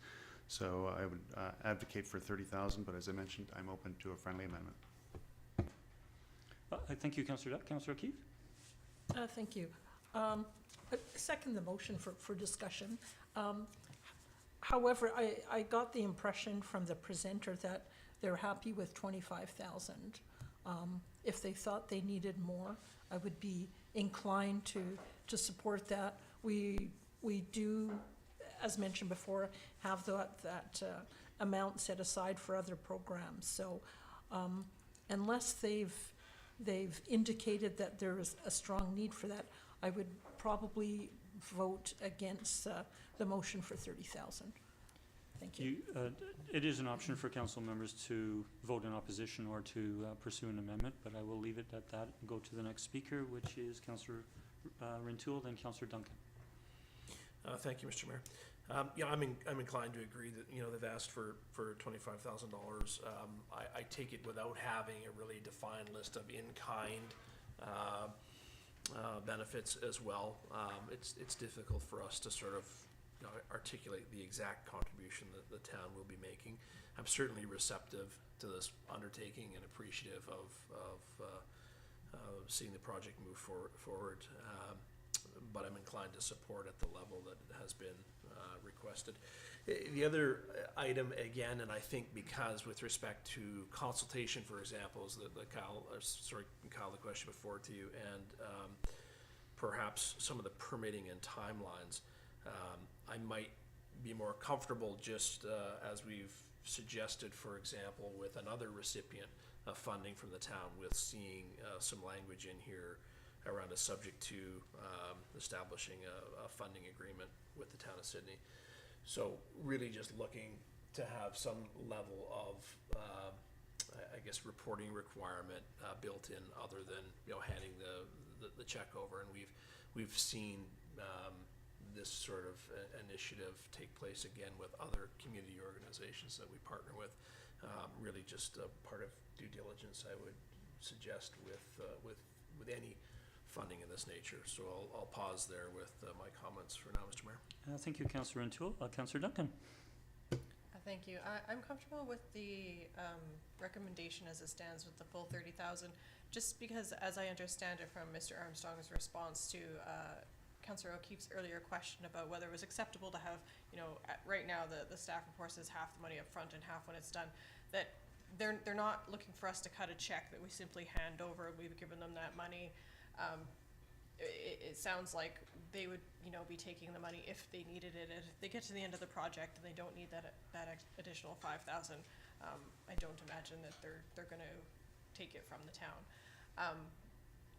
And I kind of like having that buffer, as I could feel Steve or Councillor Duck's questions earlier seemed to be getting at the concept that, you know, as much as they've factored in and attempted to factor in for inflation, that there's still possibly some uncertainty, and we'd like to make sure that, per the mayor's previous comments about the certainty of this project getting done, that I'd rather have that buffer in there and increase the certainty that it could get done if they do go over, and we won't see them having to come back, or something having to be cut, or something having to be, you know, rejigged later with their engineers, to make sure it can be done. So since we knew that this was possible when we came in here, and that amendment to the 25, you know, from 30,000 to 25,000, we just heard from, I'm comfortable with doing this. As we all know from the staff report, the stormwater alternative study is also going to be done, which considers peak stormwater flows throughout Sidney. So any other deliverables that we might have been getting from the stormwater plan, it seems like they will be covered off potentially under this other thing. And so what we were getting, you know, from them covers the need. I guess the one thing Mr. Armstrong had brought up was the possibility of contaminations, and I did previously follow up with this with staff on whether there was ongoing contamination from sediments or other issues in our stormwater system, and it doesn't look like that's a thing. It's just the usual runoff from roads that happens in all of our stormwater that goes out. So we don't necessarily need to look at contamination concerns going forward, and additional assessments that would be outside of the purview of this project or the stormwater alternative study. So I'm comfortable with this. Thank you, Councillor Duncan. I'll turn to Councillor Novek as a first-time speaker. Thank you. I appreciate the work that these folks are doing on this project. The fact that they've asked for $25,000 in a $500,000 project suggests to me that $25,000 is plenty and is all they need if they can get some of the in-kind contributions that we talked about. So I'm happy to move to amend the amount in the original recommendation from $30,000 to $25,000. We have a mover. Do we have a seconder? I'll second. A seconded by Councillor O'Keefe. I'll turn to the mover if you wish to motivate further. Only that, as I said, it's a very large project. This amount is very small in terms of the relative size of the project. That's what they've asked for. I don't think that we're doing any good in approving a larger amount. It probably wouldn't get used. It makes it easier on our budget process to know that the amount that we've agreed to is the amount that's going to be going to them. And we can allocate that $5,000 somewhere else that is going to be equally needed. I'm not suggesting that any one project is of higher priority than any other or of greater importance. But yeah, I think if they want 25, I'm very happy to give them 25. Thank you, Councillor Novek. I'll turn to Councillor O'Keefe. Okay. I see no other speakers. I'll provide my input. Council, I think we need to be very carefully consider what the request is from an organization and what we're willing to provide or offer. There was a clarification made during the presentation that there was an understanding that the $30,000 from Peninsula Streams included $5,000 that is already approved within our grant and aid, and $25,000 for this particular project. There's no cross. The Peninsula Streams will spend that $5,000 as they have in previous years on their ongoing programs. And so the request is for $25,000, and I feel strongly that that is what we should consider approving, to offer another $5,000 because it was tied up in that misclarification, or because we approved $30,000 in a previous budget for stormwater management. I don't think is doing our due diligence. We have a request for $25,000. We should approve that. We've also heard that there will be risks with this project, and at some stage, Peninsula Streams may find it necessary to reapproach the town. We've also heard from a council member question answered by Mr. Hissick that can we put a dollar amount on in-kind services? If our staff are providing some in-kind service, there will likely be some cost to that. There are times when staff can work with their budgets and provide that service, as they do to other community organizations. And I know those organizations approve that, but we don't know. This is a 2-year project. You know, what the level of in-kind service would be. So I would urge council to consider, reconsider what the request is and what we're considering approving. I'll turn to any other speakers. This is on the amendment to change from 30,000 to 25. I'll call the question. All in favor? None are opposed. That is unanimous. So the original motion, amended motion, is on the floor. I'll turn to first-time or second-time speakers on the original motion. Councillor O'Toole? I'd like to propose an amendment to the amended motion. Please. I would like to suggest that we include at the end of this motion the wording "subject to establishing a funding agreement with the town of Sidney," so that the amended. I'll let you motivate, but. So that the amended motion would read that the $30,000. 25. Excuse me, the $25,000 from the Mermaid Creek Storm Water Management Plan could be redirected to Peninsula Streams. Would be redirected to Peninsula Streams' proposed Mermaid Creek Salt Marsh Restoration Project, subject to establishing a funding agreement with the town of Sidney. Second. I'll turn to the mover. Yeah, thank you. And I think it's really just speaking to the town's due diligence when we're providing funding to projects. The town is going through this exercise with another funding partner. It would seem to make sense to me and be a responsible thing to do, just to ensure that this is well documented and the reporting expectations are outlined. Thank you. Thank you, Councillor. I'll turn to the seconder. Yeah, I totally agree with this addition and amendment, and we'll support it. I think that Peninsula Streams and Shorelines has indicated they're well into the second year of this, and so the project's coming along quite well. And we've already understood that the payments will be split over 2 payments, so I think the due diligence will be easy to accomplish and should be just part of our normal standard practice. Thank you. Thank you, Councillor Duck. I have a comment. I was going to propose an amendment that would be subject to approvals such as DFO and so on, but I actually prefer the motion that is on the floor as an amendment, because I think that gives staff room flexibility for considering whether it's conditional on certain approvals. So I'll leave my comments there, and I'll turn to Councillor O'Keefe. Thank you. Just quickly, I support the motion. Sorry, it's the amendment Yes, you're the speaking amendment. to. Yeah, whatever it is we're talking about, I support it. So, no, I support the, establishing the funding agreement. And I have no doubt that, I have faith in Peninsula Streams. However, I think, as Councillor O'Toole mentioned, I think it's a good practice for us to start maybe doing a bit more of with these sort of community funding things. So I'm happy to support that. Thank you. Thank you, Councillor O'Keefe. Seeing no other discussion, I'm calling the question on the amendment with the addition. All those in favor? None are opposed. The motion carries. So we have the amended motion now back on the floor. Anyone wishing to speak to the original motion as amended? I do have one comment, and I'm not necessarily thinking of a particular amendment, but if this project is going to transpire over 2 years, we know there are many residents adjacent to where this work will be undertaken. But in addition, Roberts Bay is very, very popular in our community. We have a lot of people visit, a lot of residents visit it from throughout Sidney and from other areas. And I was encouraged to hear Mr. Armstrong speak to the planned engagement of the community, but I think there's a broader engagement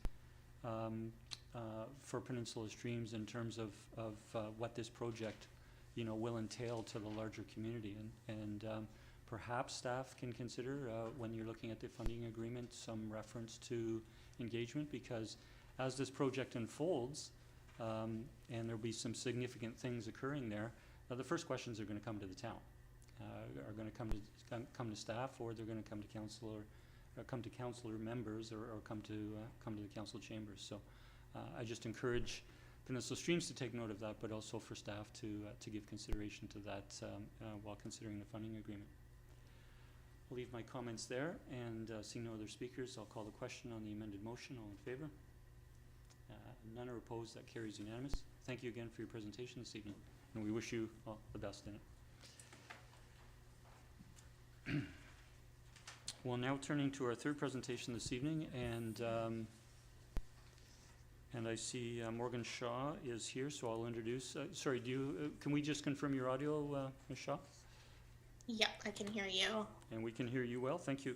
So we have a presentation from Morgan Shaw, Executive Director of the Sidney Business Improvement Area Society, on a continuation of funding on their business development position.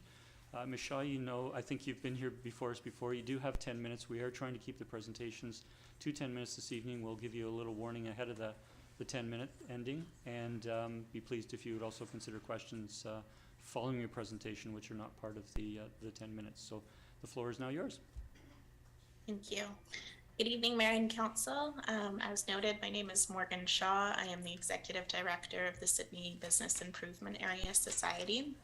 The Sidney BIA is on the agenda this evening to request a funding extension to support the continuation of business development services for all Sidney businesses until a decision has been established by the town for the implementation of the economic development plan.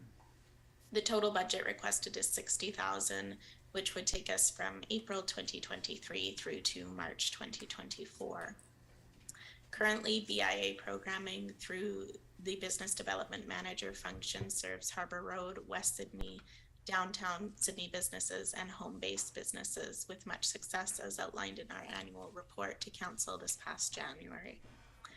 As the Business Development Manager serves and works in all business areas, not just within the downtown BIA boundaries, financial support from the town is required to continue programming. As of January 2023, we had 531 businesses outside of the downtown Sidney area that are receiving support through this programming, through the partnership between the town of Sidney and the Sidney BIA.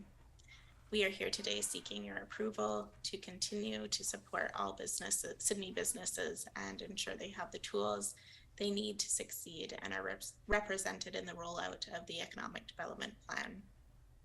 The Business Development Manager function is a solution we need to sustain business development operations and continue building a collaborative business community here in Sidney.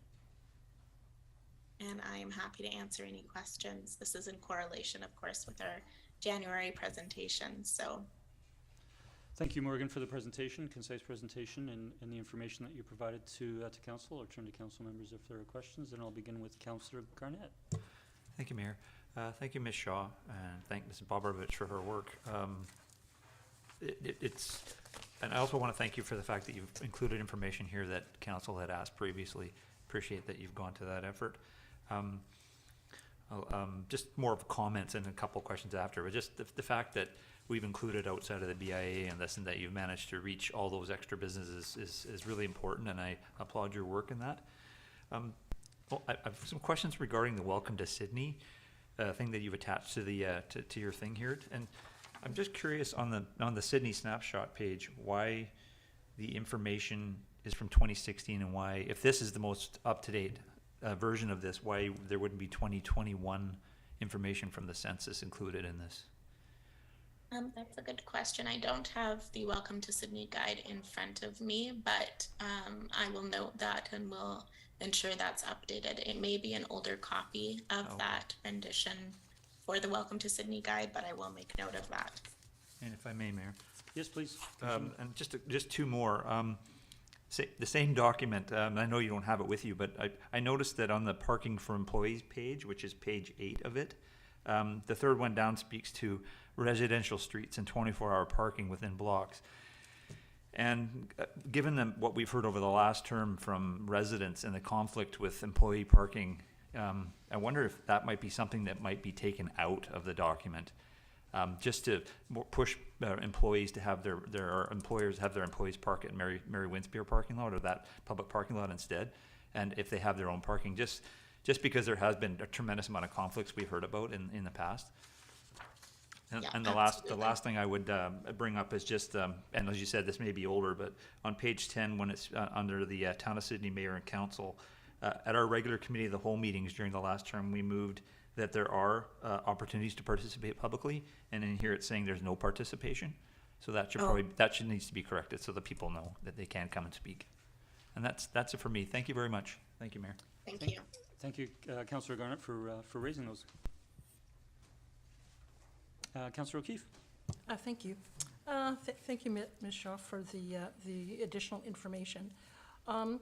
So what is still missing for me is one of the things that when we originally approved funding for this, the idea, as I recall, was the BIA felt that this was a need for their members. There's a need for this sort of service.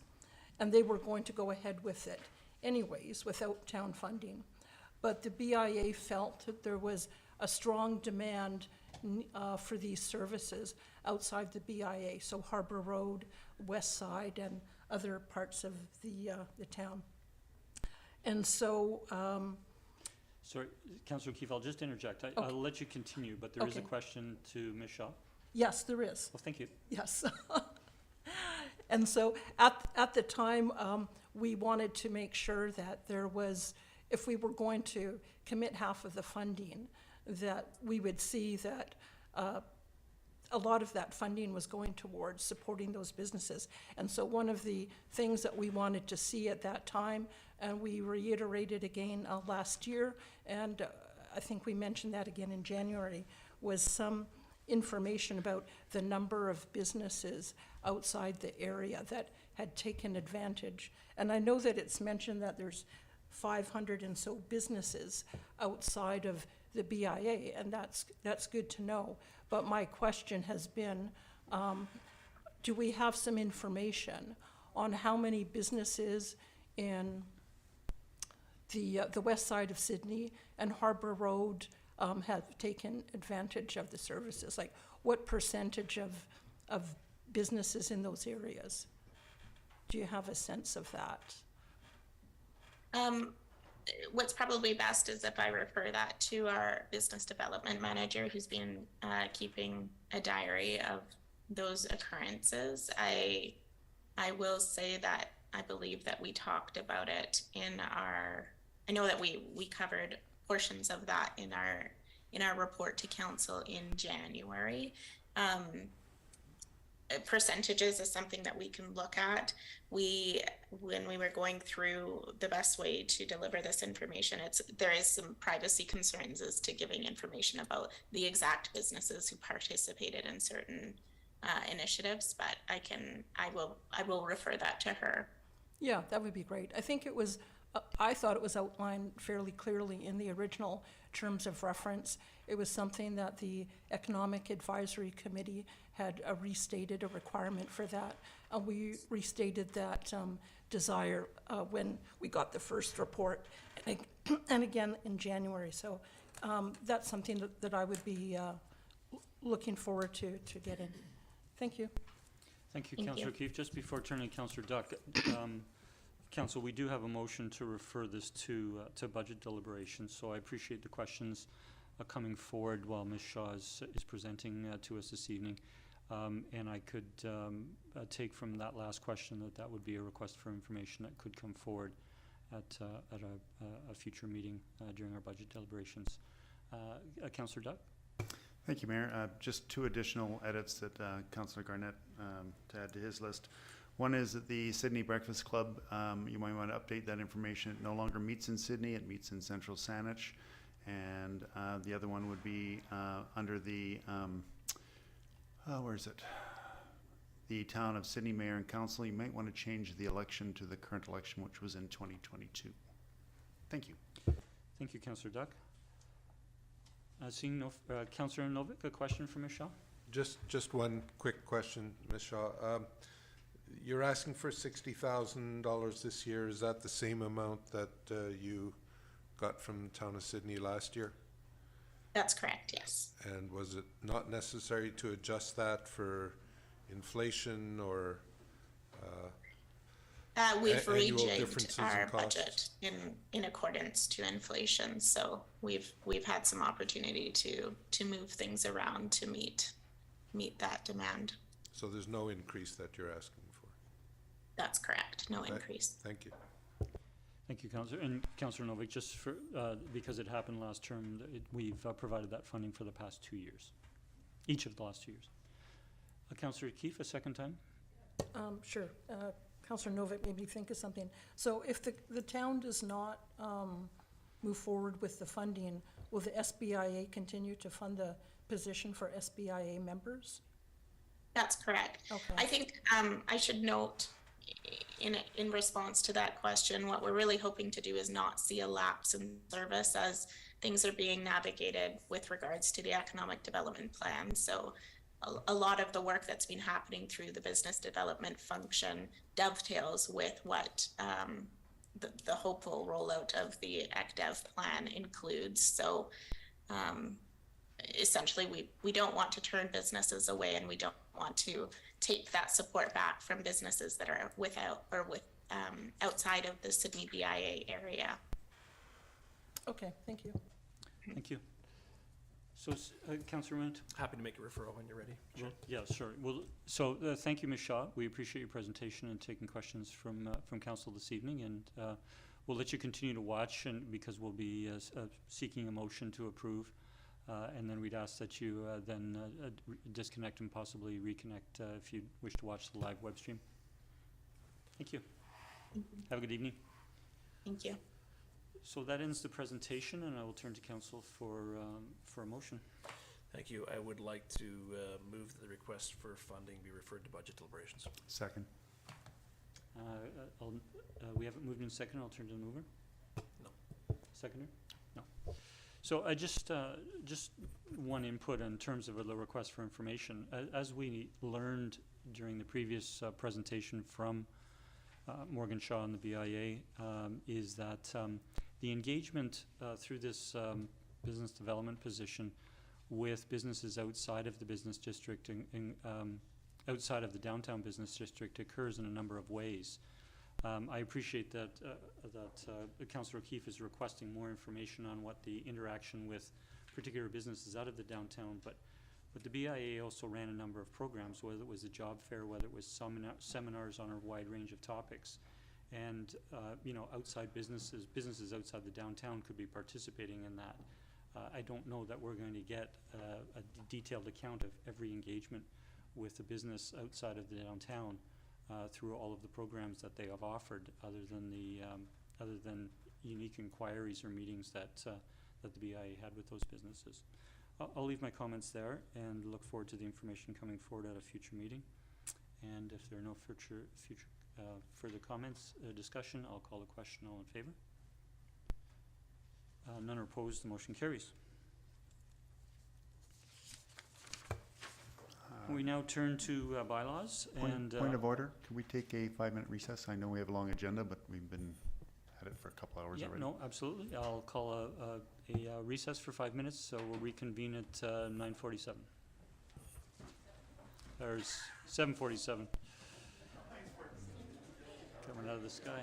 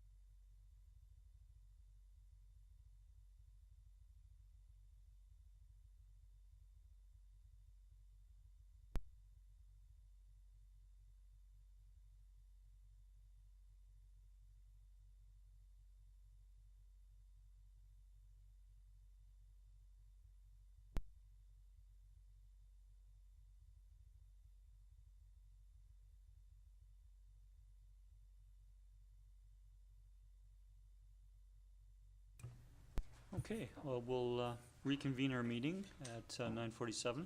Sorry, 9:47. 7:47. I don't know how I get a 9 there, but maybe I think the meeting's almost over. So we're turning to Section 5 bylaws, and our first item is 5A.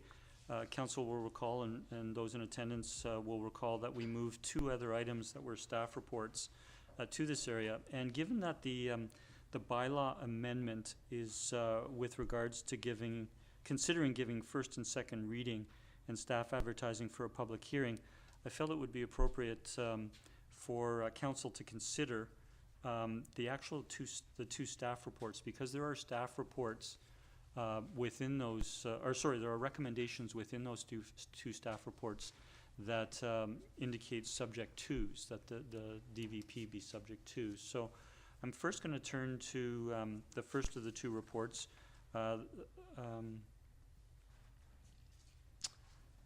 from Mr. Roy and Ms. Verhagen with regards to the rental tenure and stratification. And so if I could turn to Ms. Verhagen, and if you would like to introduce that, there may be questions from council, and then we can consider your staff recommendation. Ms. Verhagen, good evening. Good evening. Thank you. Yeah, the purpose of this staff report is to provide council with information on the issue of stratification and rental tenure as it came up at council in November. More information was requested on those items, so that's provided in this report, giving a brief summary of stratification versus not stratifying a residential building, or a residential building, period. Also some discussion about housing agreements and covenants and rental tenure zoning as different tools to control the use of the rental or the residential units in the building. There is a recommendation at the end of the report that the property owner shall, prior to the issuance of building permit, enter into a housing agreement with the town of Sidney, registered on the title of the property, requiring that residential units in the building be used as rental units only for a minimum of 15 years. And that would be a condition of the zoning amendment. So there's 3 different elements to this development application for 2060 White Birch: the zoning amendment, the development permit, and the development variance permit. So, and I'm happy to answer any questions if you have any. Thanks, Ms. Verhagen, and we appreciate that there was correspondence from Mr. Lindholm and his associates on aspects of this development. So I'll first turn to council if there are any questions of Ms. Verhagen. Councillor O'Keefe. Thank you, Mr. Mayor. Yeah, some questions through you to staff, or just to confirm a few things. So I'll start with questions about the housing agreement, and then maybe they're attached to the report. There was a letter from the consultant, which for me raised some questions as well. So in regards to the housing agreement, I guess what I'm concerned about is that, as I understand from the letter from the developer, it does seem their intention they will stratify the units and they will sell them. And it sounds like they would sell them sooner rather than later. So I'm gathering that their plans are not that they would wait for 15 years and then sell them, but they're going to sell those sooner. And so I'm concerned about the logistics of the town. How do we monitor a housing agreement with 63 different people? I guess that's one thing. And then also, if they don't comply, what recourse do we have? I mean, we can say, oh, you didn't comply with the housing agreement, but then would there be a financial penalty, or how? I'm just wondering how that stuff would work. Ms. Verhagen. Sure, through the mayor to Councillor O'Keefe. Yeah, that question was asked earlier, and we replied that the housing agreement would contain terms regarding how the rentals would be monitored to ensure compliance with the agreement. So staff, that's one thing that we would make sure is in there, that there are terms that talk about how the use of the building is monitored. It's usually done annually with a reporting mechanism built into the housing agreement. And as far as if the units are not rented out as required by the housing agreement, what would the recourse be? That would be contained in the agreement as well. That should all be laid out in a proper housing agreement. And again, that's something that staff would negotiate as that agreement is drafted. And in terms of whether it's a financial a penalty or what the recourse would be, that has yet to be determined. But that would be something that we would make sure is included in the document. And that is registered on title. Okay, thank you for that. And just to follow up to that one, so is that something with housing agreements, is that something that the town is responsible for monitoring, or does the developer pay for that, or do the owners of that building pay for somebody to do that? So it's usually done by a third party, and the groups involved in monitoring it would be described in the housing agreement. It would be very clear who's responsible for what. So no, it's usually not the developer reporting directly to the town, but it could be. So, Okay. but it will be spelled out in the housing agreement. Okay, that's good, thank you. Can I carry on, or? If you have a subsequent question, please. Yeah, sure. continue. So these are things more to do with some of the things that were mentioned in the letter that was attached. So just trying to get a better understanding about the roundabout. The developer seems to think that they want to use that as part of their community amenity contribution.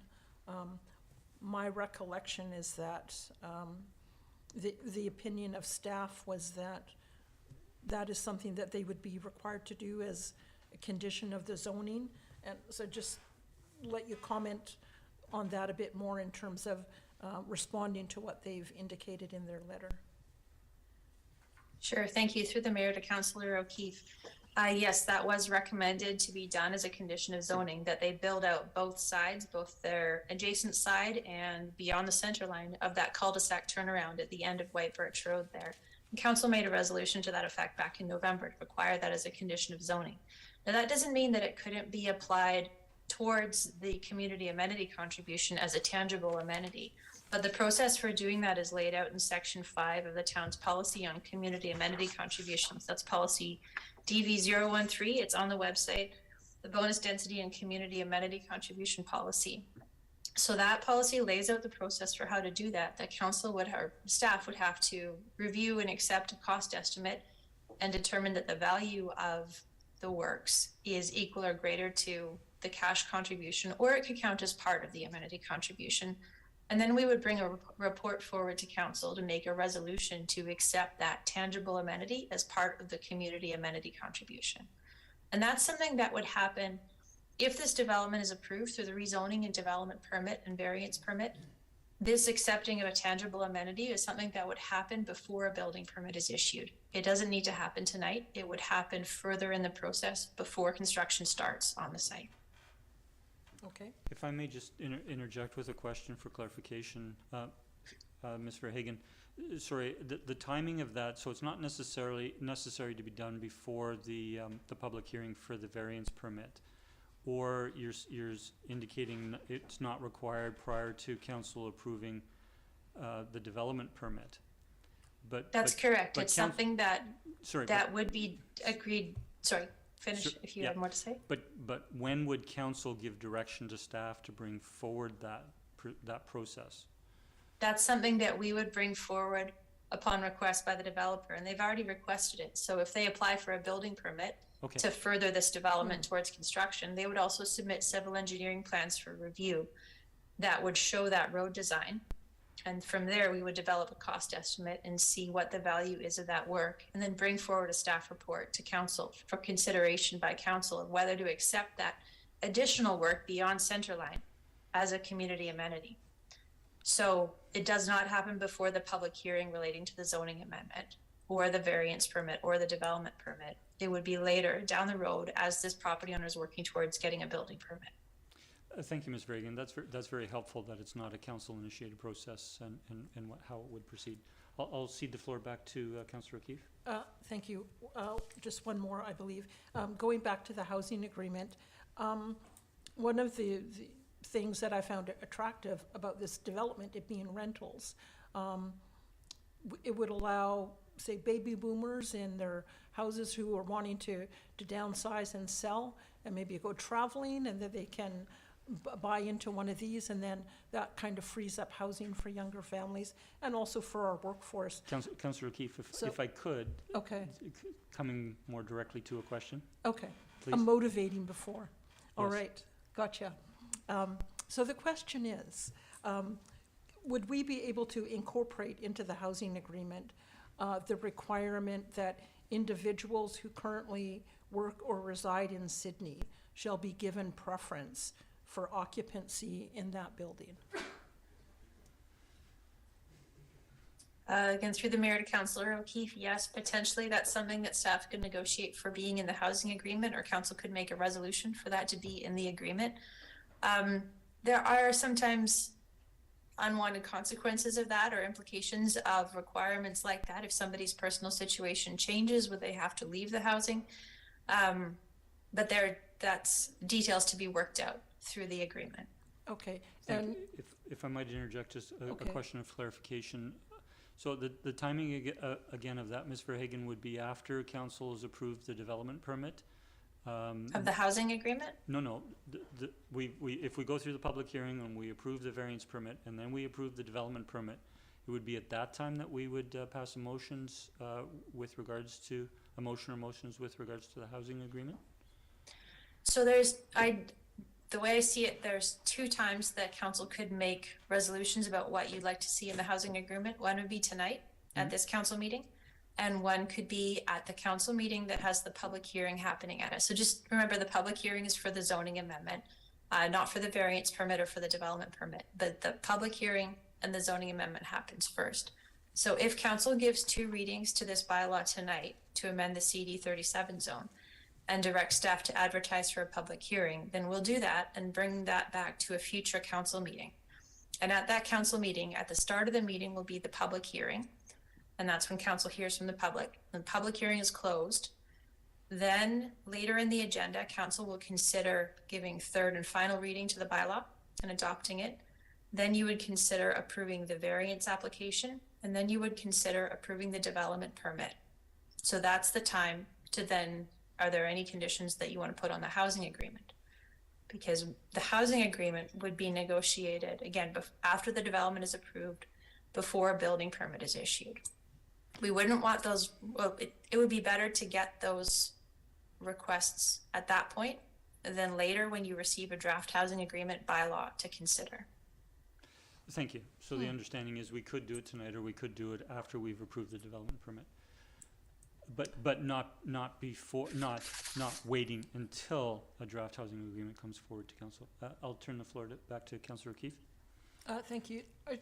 I just need a little bit more clarity on that process before it kind of sinks in. So what it sounds like to me is we go and we approve the development variance permit and the zoning amendment, and then we find out if they're going to agree to the, these other things in regards to community amenities. So I guess the way I'm understanding it is we give the approval and then we find out? No, I guess I'm not understanding that completely. Ms. Verhagen? Sure. So the first step is the zoning amendment. So that's why the public hearing and the bylaw readings are considered first. So without the rezoning, the development couldn't happen. So the rezoning is considered first. If council gives final reading to those bylaws, then you would consider the variance requests. If the variance requests are approved, then you consider approving the development permit, subject to the conditions that council made as resolutions back in November. And the amenities, it's important to remember, are not part of the housing agreement. The housing agreement would control the rental tenure of the building for the time that is agreed to by both parties, being the town and the property owner.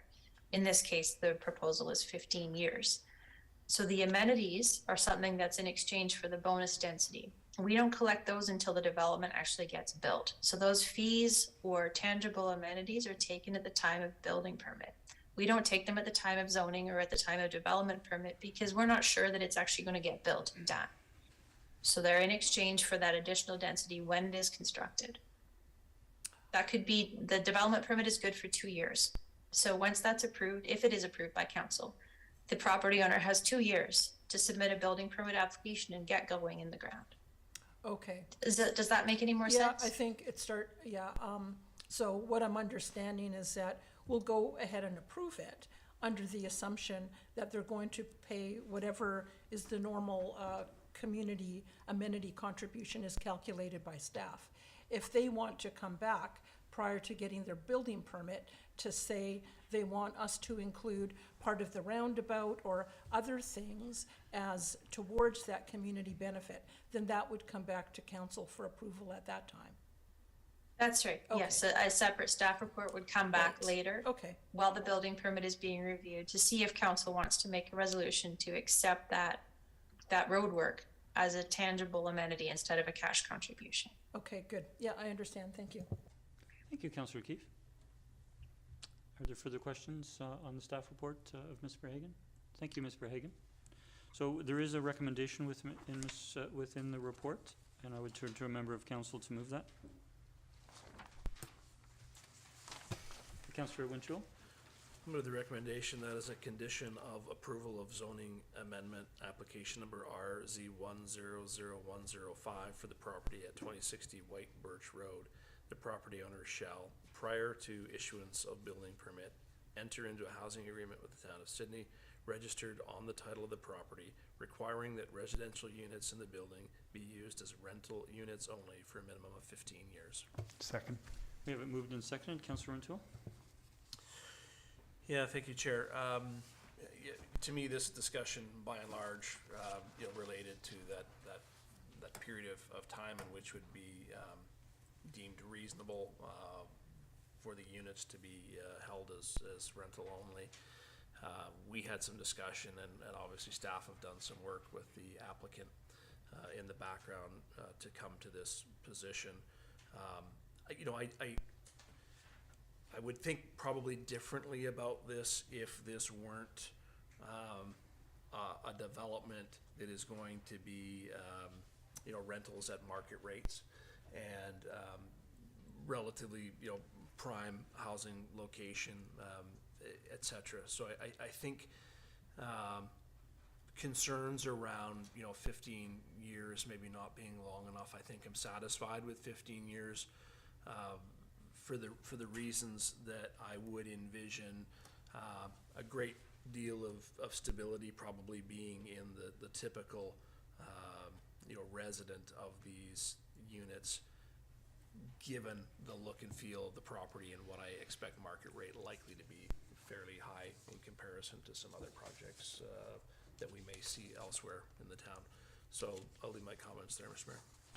Thank you, Councillor Winchell. I'll turn to the seconder. Yeah, I concur with Councillor Rintoul. I think that this is a fair number of years, and given that it is market rental, I think it'll offer some mobility to the community to move people from other housing into this housing that frees up those for families and such, single-family residents, for example.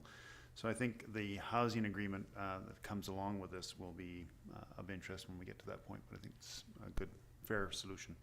Thank you. Thank you, Councillor Duck. I'll turn to Councillor Keefe. Thank you.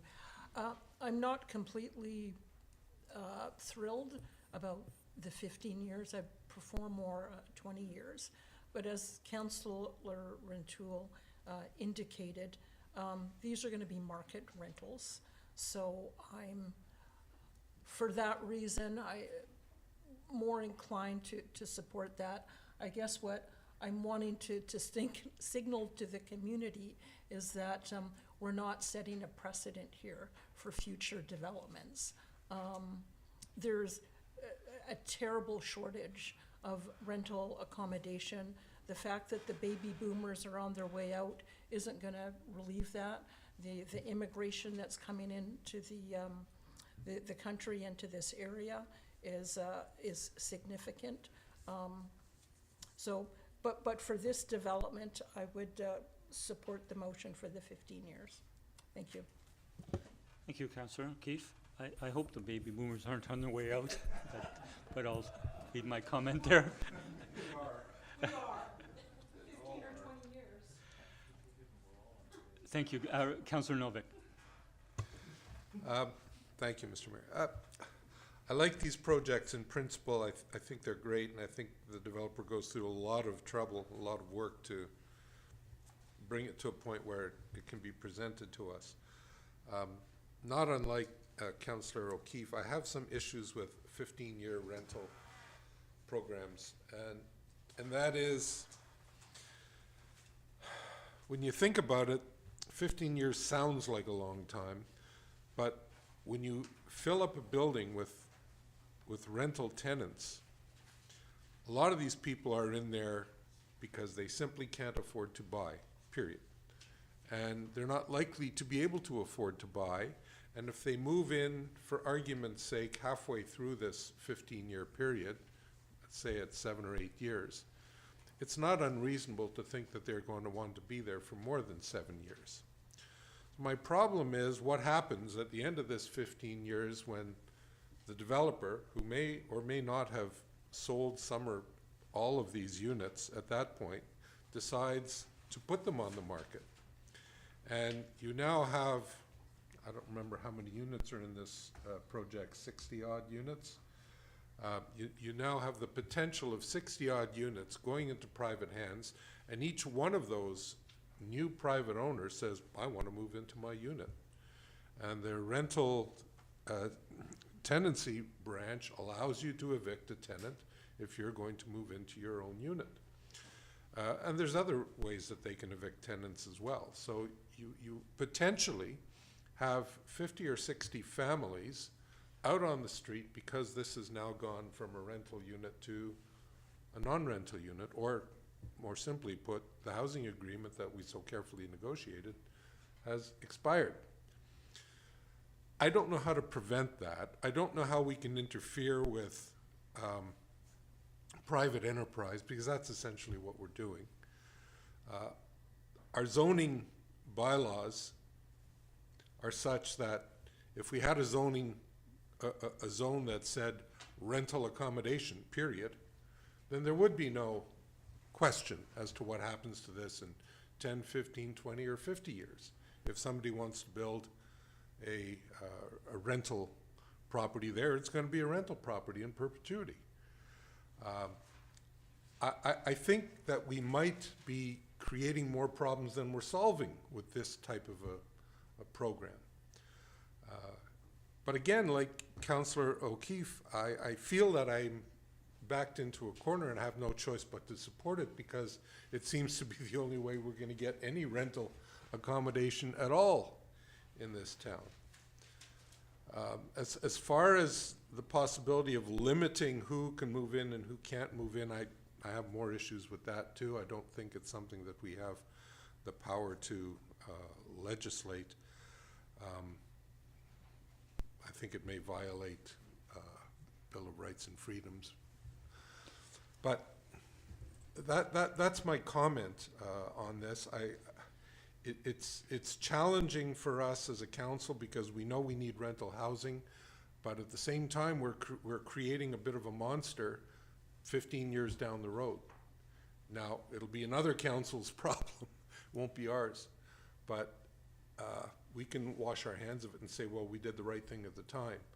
But I think we need to pay a little more attention to the future and look at these things with a little more foresight and say, well, what in fact are we creating here for the future? Thank you, Councillor Novek. I'll turn to other first-time speakers. Councillor Garnett. Thank you, Mayor. I'm appreciative of the work staff has done on this. Initially, there was a 10-year offer, and 15 is better. So would I like longer? Absolutely. But dealing with what we're dealing with, 15 is something. And it's, as has been stated before, it's much needed in the community. I would have a greater concern over it if there were below market rentals in this building, as I think Councillor O'Keefe sort of alluded to. Because there aren't, I wish there were, but because there aren't, it doesn't cause me as great a pause. And I also am cognizant of the fact that our provincial government, if they continue to remain in power, is constantly changing legislation around these things. And if we say no, they may come in and say you're doing it. I mean, or the laws and rules may change in 15 years such that they may say any building that's a rental building has to stay a rental building. This is more in their purview. And I think that is a potential that might happen in the future because we're so desperately in need of rental housing in our community and across the province and across the country. So I mean, I definitely support this. I think it's a step forward in the right direction. And I'm appreciative of the fact that we've been able to negotiate 5 more years of what was originally proposed. So thank you, Mayor. Thank you, Councillor Garnett. Any other first-time speakers? Seeing none. Second-time speaker, Councillor O'Keefe, or Councillor Rintoul, then Councillor O'Keefe, sorry. Yeah, thank you, Mr. Mayor. Just in response to a statement that was made earlier, yeah, I think this is the right thing to do at the time, meaning we're in that situation where we have to create, incentive as well for developers to put up a huge risk, to see a huge financial risk, particularly in this climate, to see housing built. And so not only are we keen to see rental housing built, we're keen to see what levers we have to either to encourage and not discourage developments of this nature. We've already heard from the developer that rental in perpetuity is not on the table at this market rate project. And I don't want to presuppose the financial situation of tenants in this project down the road. Frankly, I think there's a lot appealing to being a tenant versus going out and purchasing. I don't want to replace my roof. I'd rather somebody else have to do it. And quite frankly, I think the comments that Councillor Garnett made are correct. The province is certainly looking at a number of levers they have to protect rental properties, and that's in their domain. So I'm happy to support this continue at 15 years. Thank you. Thank you, Councillor Rintoul. Councillor O'Keefe? Thank you. A question through you to staff, if I may. So we know that we now have the authority under, the provincial government has given us authority to designate rental zones. And so at what point can we go in and do that? Obviously this is something midstream, so it probably wouldn't be appropriate at this time. I don't know. The legal ramifications are... Sorry, point of order. I don't think this is speaking at all to the motion that's before us. Okay. I'll withdraw that for now. Thanks. Thank you. Okay, so we have the motion on the floor. I see no further discussion. I'll call the question. All in favor? Opposed? None are opposed. The motion carries unanimous. Thank you. Councillor O'Keefe? Would it be appropriate to do another motion in regards to the housing agreement now, or? Staff indicated that motion could come this evening, or that motion could come at the time we're considering the development permit. And I think tonight's business is to move forward the variance and the considering first and second reading. Okay. Appreciating that these two other reports, so. Okay, so I'll hang on to that. Staff, yeah, I think staff have indicated Sure. that there'll be a reasonable opportunity in future. I'll turn to Ms. Verhagen if she has additional comment. No, not on that. Just preparing to introduce the bylaw and the other staff memo about this bylaw. Okay, so thanks, Ms. Verhagen. So I would like now to, just before going to the bylaw, just to turn to the report that Council received today from Richard Roy, one of our planners. I'll turn to staff for an introduction of that report. Ms. Verhagen? Sure, thank you. This is regarding a statutory right-of-way across the portion of the property adjacent to the natural boundary, just back on the property. Previously, when previous versions of this development proposal were before council, it was a condition of those that a statutory right-of-way for a public waterfront walkway be registered on title. It was also a condition of the subdivision of the property, but the development permits have since expired. No building permits were issued for buildings to be built here in accordance with the development permit, and the subdivision applications were canceled. So the stat right-of-way was never registered on title. Staff were previously under the impression that it was, but it turns out that it is not. So this is a recommendation to have that statutory right-of-way registered on the title of the property, again before issuance of building permit, to permit public access for a waterfront walkway. Thank you. Thanks, Ms. Reagan. Are there any questions before moving the recommendation? I'll turn to Councillor Councillor O'Keefe. Thank you. So are we just asking for the right-of-way, or are we asking them to actually construct the waterfront walkway? So this would be a path on private property. It would not be anything beyond the natural boundary that is there now. So it would be constructed as part of the landscape work as part of the development permit associated with the development proposal before council right now. Okay, thank you. Thank you. Thank you, Councillor O'Keefe. Seeing no discussion, we do have a recommendation from staff. Turn to Councillor O'Toole. I'll move the recommendation that as a condition of approval of zoning amendment application number RZ100105 for the property at 2060 White Birch Road, the property owner shall, prior to issuance of building permit, register statutory right-of-way on the title of the property to permit public access for a waterfront walkway. Second. That's moved and seconded. Councillor O'Toole? No. Councillor Duck? Seeing no discussion? Seeing no discussion, I'll call a question. All in favor?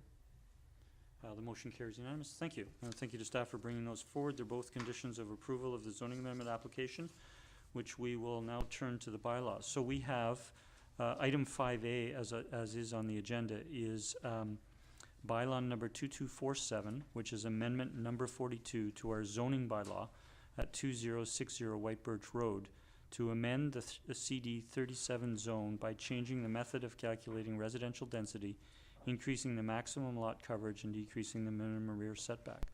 And I would turn to, I believe, Ms. Verhagen for an introduction, please. Thank you.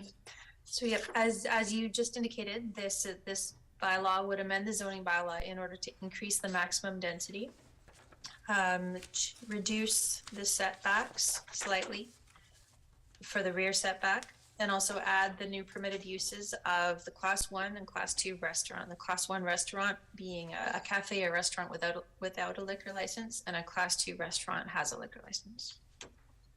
Thank you. Thank you. And so we have a recommendation. I'll move that the bylaw be given first reading. Second.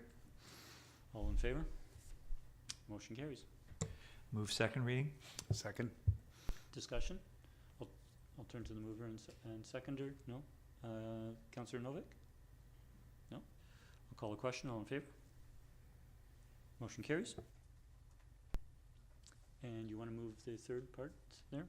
Staff advertised for a public hearing? And I'll move the staff advertised for public hearing. Second. Moved and seconded. Any discussion? Seeing none, all in favor? And that motion carries unanimous. Thank you. Thank you again to staff. We'll turn to item 5B, which is our Freedom and Information and Protection of Personal Privacy bylaw number 2248, which is amendment number 2 to our bylaw, and also a policy AD 015. And I'll turn to staff for an introduction. Good evening, Mr. Humble. Good evening, Mr. Mayor, members of council. So the intent of this report from the corporate officer is to address new legislative provisions under the Freedom of Information and Protection Privacy Act, or FOIPPA. The mandate, basically this new legislation mandates municipalities to develop a privacy management program.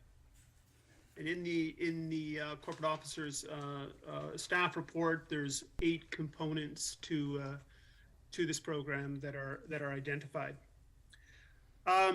So Sidney, of course, does have a bylaw regarding FOIPPA, along with a fairly detailed policy.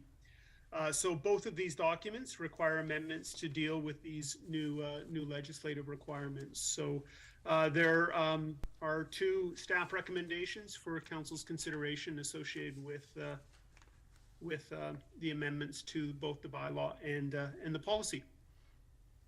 Thank you, Mr. Humble. I'll turn to colleagues if there are any questions of the staff report. Seeing none, we do have 2 recommendations that can be moved together. I'd like to move the recommendation that that the bylaw number 2248, Freedom of Information and Protection of Privacy, amendment number 2, be given first, second, and third readings. Okay, And, we will move the reading separate, Councillor Duck, so that'd be first reading. First reading. Thank you. Second. We have it moved and seconded. All in favor? None are opposed. The motion carries. Second reading. Second. Moved and seconded. This is when we have an opportunity for discussion. Any discussion? Seeing none, all in favor? The motion carries unanimous. And third reading. Second. Moved all in favor? None are opposed, and the motion carries. And number 2, that policy AD-015, access to information and protection of privacy, be approved as amended. Second. Any discussion? Seeing none, all in favor? The motion carries unanimous. Thank you, Mr. Humble. Thank you, Ms. Nelson, for bringing this forward. So we're now turning to section 6, development permits and development variance permits, and item 6A is development variance permit application number DV 100319, which is for 10137, 10145 to 10147 5th Street and 2411 Malaview Avenue to reduce the minimum front yard setback for the 2.5-story, 16-unit, multi-unit residential townhouse development. Just a reminder to council that we did have the 2 written submissions that were included in the agenda, and then we had 4 additional submissions that were received after the agenda was published and are now on the agenda, and we certainly did have speakers during public participation. So I will turn to staff for any introduction they wish to give.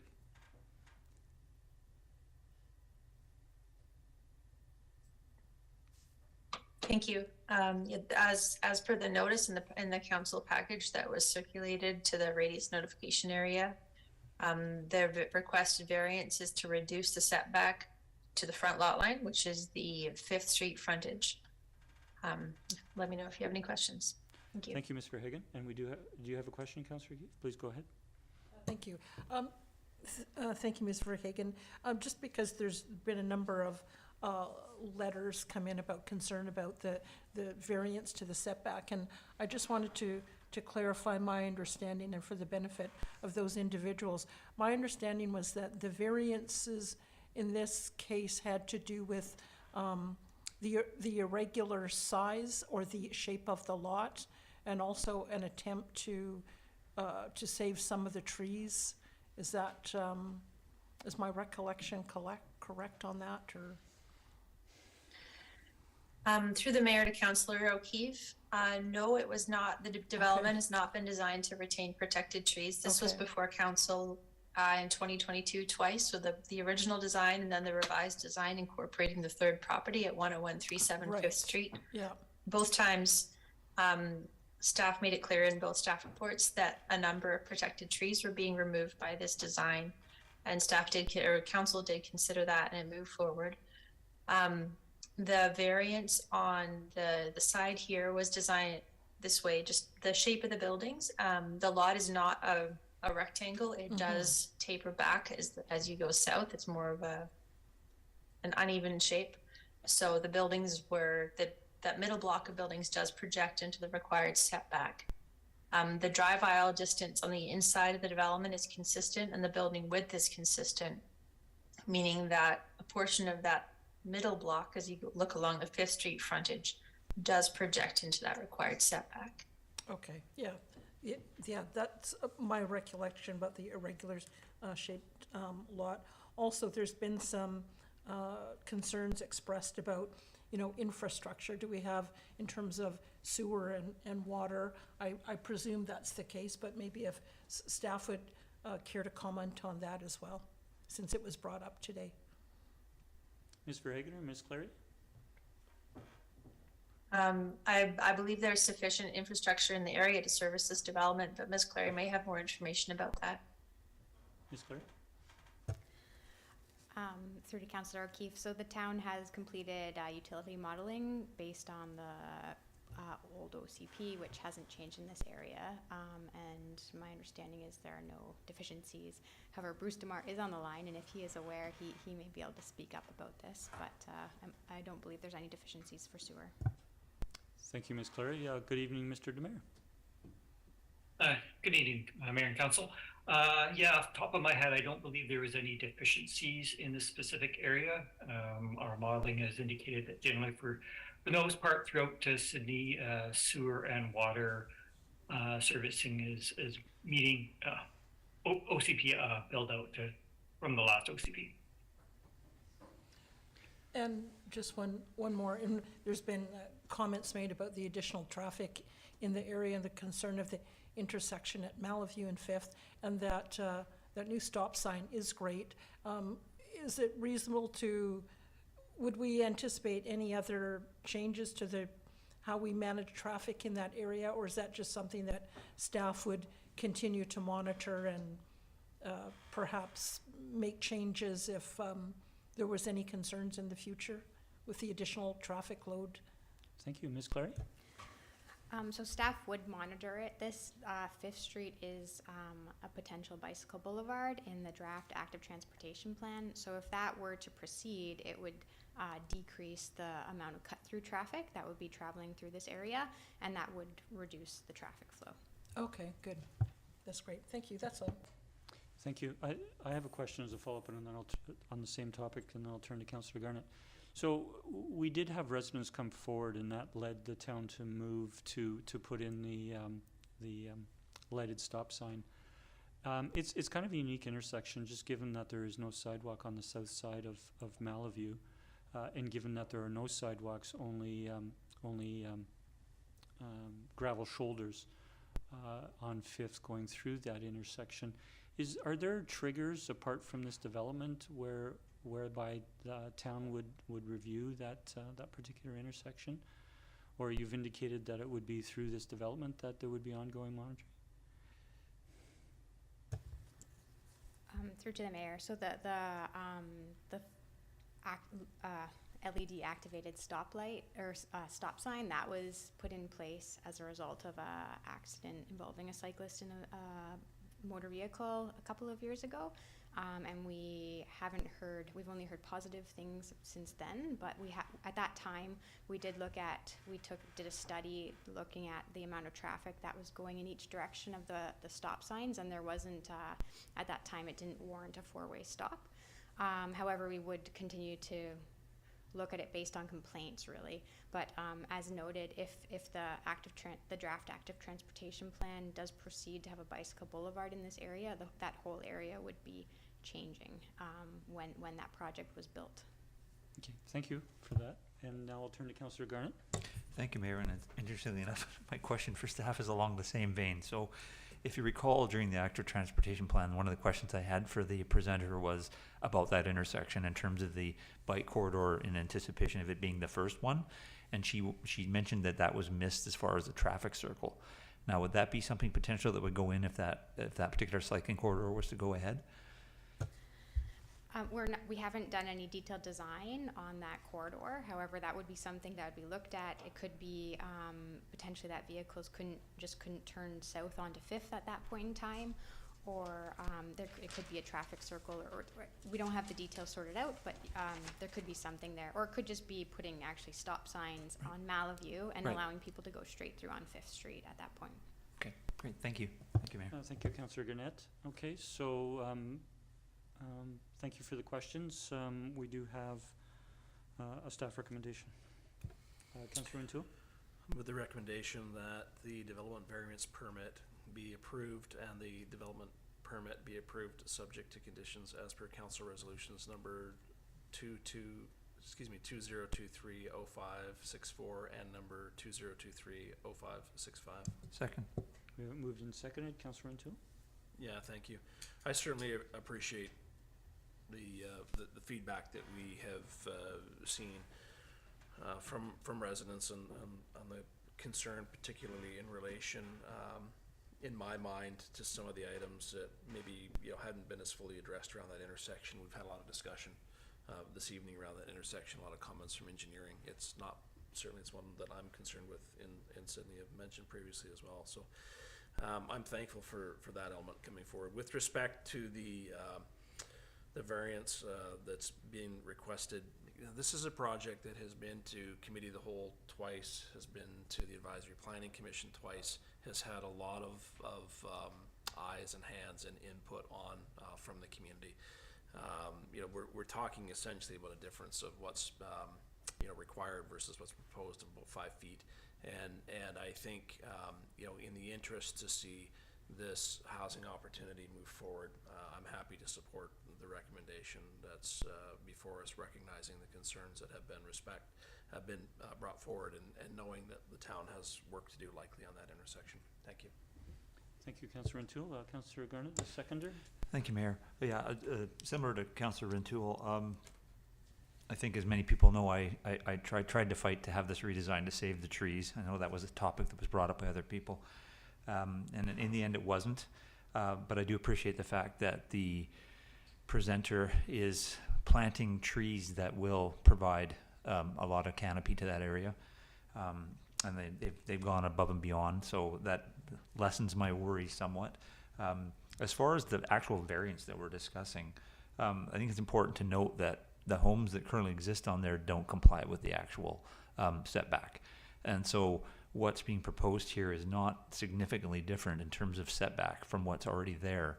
It just so happens that the house was kind of, I guess, grandfathered, has been there the duplex has been there so long that they've been able to avoid having to do anything about it. So it's hard for me to say to somebody who develops the property, well, you have to be different than what's already sort of pre-existing. So given that parameter, I will support this going forward.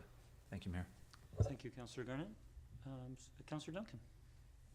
Yeah, thank you. I had a similar comment to Councillor Garnett about the original staff report. I think went into more detail for the residents who are now just kind of paying attention to this, because the notices went out that it's the shape of the lot was the impetus for the request for that variance in the first place. And so one of the three building blocks needed to be adjusted because of the shape of that lot. And as Councillor Garnett said, the existing house was for it as well. So I am fine with this. Also, the front setbacks for blocks A and C, or towards the intersection, are further back and are at the suggested setback, which is where we were really concerned about those traffic sight lines. And so I think one of the bigger issues there that could have been affected by that change, it has not been raised by that variance. To the other issues that residents have brought up, I'm glad to hear them come forward so that staff and council could address them for residents who are concerned now. However, I don't feel that they're enough to deny this application. They didn't request a variance for density or for the number of housing units that would be on there. So what could be built there and the number of new residences that will be there and the parking supplied is in accordance with the community plan and what was allowed for that lot. And the traffic that would be generated and utilities, as staff has mentioned, would be incorporated into the zoning for that area, and so that's okay. I guess since we've had it come up a couple times, I'll just briefly add, I do sit on the wastewater commission, so I'm your representative for any questions with the Salish Peninsula wastewater. If something does need to come forward to that, I can bring that, but we haven't had discussions about the regional capability outside in the municipalities, because it hasn't been an issue so far. Storm flow and infiltration from cracks that come in during the storms and from cross connections is the main thing that the CRD and the municipalities address. And as staff has noted, as we address those things, then the volume going into our sewer system does lower. And it's actually been decreasing over time with low flush sewers or low flush toilets and things like that. And so we've actually been gaining capacity in our system over the past few decades compared to what it was originally built with. So hopefully that will address some residents' concerns. I think we were still only at about 50% capacity in our plant because we've gained so much in water efficiency. Thanks. Thank you, Councillor Duncan. Councillor O'Keefe. Thank you. I'll support the motion to approve this. Also like to say thank you to the residents who brought forward concerns. And just to respond to some of those, I think we sort of have, but I don't see that this is a case where we're just giving into developers for the sake of it. I think it's difficult every time a variance comes forward. Council looks at the reason for the variance, and then always trying to weigh like the huge demand that there is for housing. And would it be nice to have saved all those trees? Of course it would. But there's a desperate need for housing. And so trying to balance out those factors is difficult to do. In this case, the variance was due to the shape, mainly to the shape of the lot. There was infrastructure concerns. Staff have indicated that there's no concerns about those things. In terms of traffic, yeah, traffic is going to increase. That's a function of a population in the world that has doubled in our lifetime, and people need places to live. So that will be a concern, but staff have indicated that will be we'll continue to monitor it. So weighing all those things and the need for housing, I think this is a reasonable variance to grant and to move forward with. Thank you. Thank you, Councillor Keith. Seeing no further discussion, I'll call the question. All in favor? None are opposed. The motion carries. Thank you. We'll turn to Section 7, which is adoption of minutes. 7A are the minutes from our regular council meeting on January 23rd. I move the recommendation that minutes be adopted. Second. Any errors, omissions, discussions? Seeing none, all in favor? None are opposed. The motion carries. And we have the minutes from our special council meeting of February 6th. I move the recommendation the minutes be adopted. Second. Moved and seconded. Any errors or omissions? Seeing none, all in favor? None are opposed. The motion carries. We're turning to Section 9, which is rise and report from in-camera minutes. And so at the council in-camera meeting on January 23rd, council passed the following resolution with regards to treaty negotiations in the Tumuk Treaty Advisory Committee. And the resolution was that the mayor be appointed to the Tumuk Treaty Advisory Committee for 2023 to 2026. So that is for information only. I will next turn to the mayor's report, and I have a very brief report this evening. And my verbal update is for the Peninsula Recreation Commission. So Councillor Garnett and I are council representatives. I'm the CRD representative, and Councillor Garnett is the council representative to the 9-member Peninsula Recreation Commission. And council will recall that upon receiving the funding request from the Peninsula Soccer Association with regards to funding for turf field last fall, council resolved to forward it to our budget deliberations, which have recently commenced. And so we'll continue that discussion through that process. But council also passed a resolution to refer the funding request to the Panorama Rec Commission for consideration. And Sidney Council did that partly reflecting upon the motion that Central Saanich had passed first to send the funding request to the Commission for consideration. So at our meeting in late January at the Commission, the funding request, the same funding request package that Sidney Council received and Central Saanich had received last fall was forwarded to the Commission for consideration. One of the questions that was asked at the Rec Commission is so the Panorama Rec Commission is a CRD sub-regional service, and the participants in that sub-regional service for recreation are Sidney, North Saanich, and Central Saanich. And CRD, when a commission is established, provides a service and establishment bylaw, and those govern what the commission's mandate is and how it can proceed in certain respects.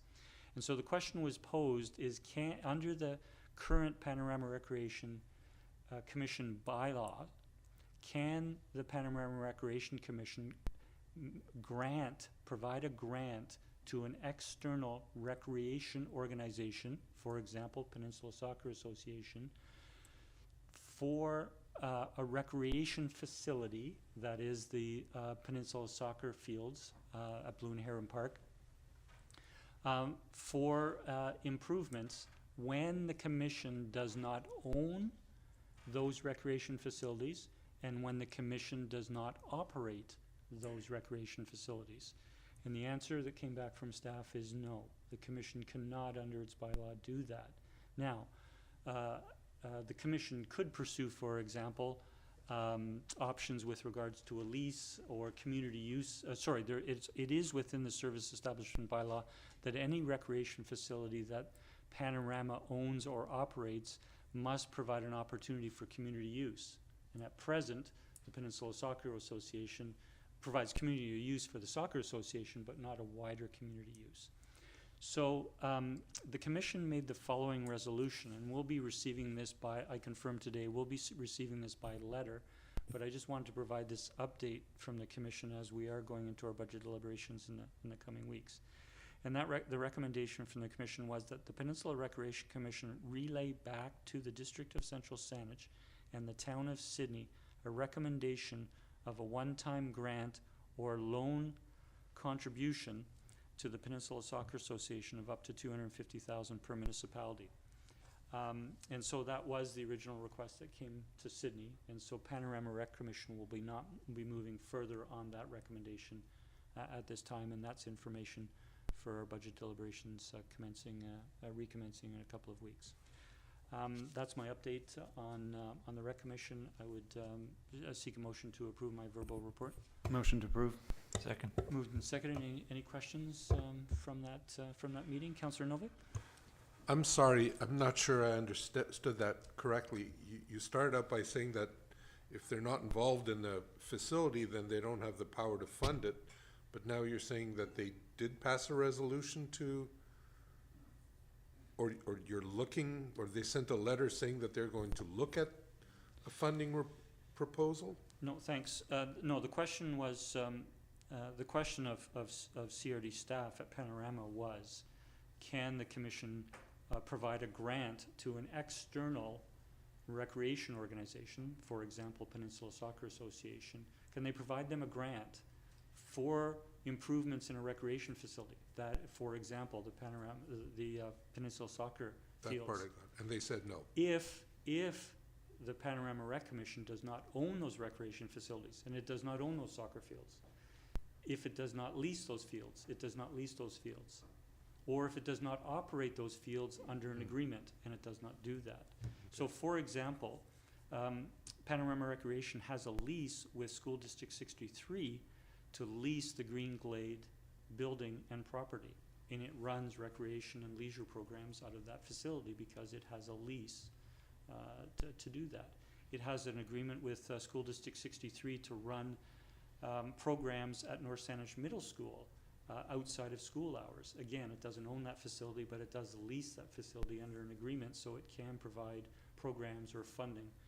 But it doesn't have any such relationship with the Peninsula Soccer Association of the soccer fields.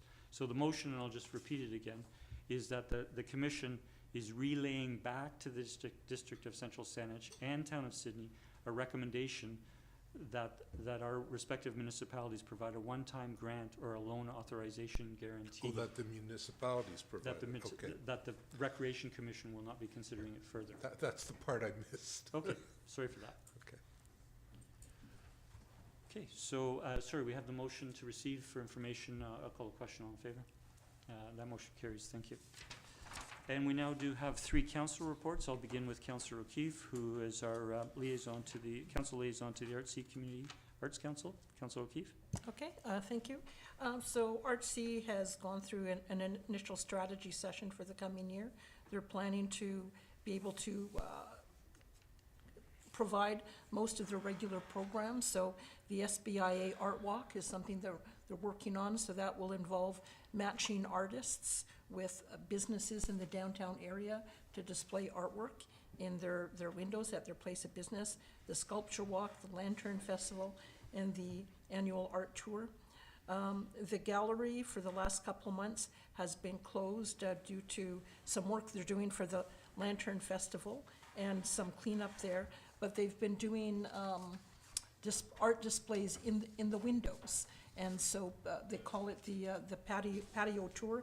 People can go and look at art in the window, and the artist's contact information is there if they'd like to purchase their art. Starting in March, the gallery is fully booked for the whole year, every single day from March till December, 7 days a week from 4 till 10. It's quite amazing to me that there's such a vibrant art community out here that within a few weeks the gallery is completely booked, and they have a wait list.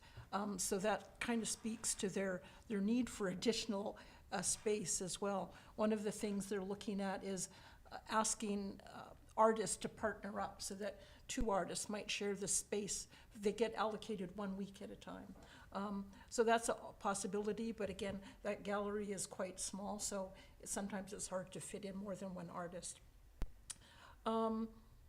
In terms of their financial situation, they're doing pretty good, better start to this year than they have in the past, but that's mainly just because they had some COVID money carry over from the prior year. During COVID, they also had wage subsidy program and other things that were available to the arts community that they tapped into through COVID. Moving forward for the coming year, although they're in a fairly decent position, I think they have $19,000 to start off the year. It's not a huge amount, but they're still being prudent with estimating their revenue and expenses. And one thing that's on their mind, believe it or not, is climate change and how that impacts the art community. And it's something that I would not have necessarily thought that that was an issue, aside from them being close to the waterfront and perhaps impacts of sea level rise in the future. But they're thinking about things like, for example, a lot of their events are outside, and so they're impacted by weather or people getting to their gallery. So they said, for example, one of their gallery showings did not get the revenue it was anticipated because that's when we had snow. And the parking lot didn't get plowed and the sidewalks, and so people weren't able to get in. The Lantern Festival this past summer was at jeopardy of not going ahead because it was exceptionally windy the day before and in the morning, and so they were concerned about whether the Lantern Festival would even go ahead. Same with some of the other things, the art tour. So if there's extreme weather events, that means that people won't get out and support, so it affects their revenue and the success of their programs. So something that is on their mind. I think that's it for now. So yeah, as I say, starting March, every week there's a new exhibit down at the gallery at Tallista Park. And it's a wide variety of things: painting, woodwork, pottery, fiber arts. So support our arts out here in the peninsula. Thank you. Thank you, Councillor Keefe. I'd like a motion to receive. Motion to receive? Second. Moved and seconded. Any discussion or questions? Hearing none, all in favor? The motion carries. Thank you. And I'll turn to Councillor Novek, our representative on the Vancouver Island Regional Library Board. Thank you, Mr. Mayor. I attended my first VIRL meeting at the end of January. First part of the meeting was an orientation for new trustees. This year there are 21 new trustees. We went through an election where there's a new chair, new vice chair, and 9 members of the executive committee. And I'm proud to say that yours truly was elected to the executive committee, so we have a member on the executive committee for the town of Sidney.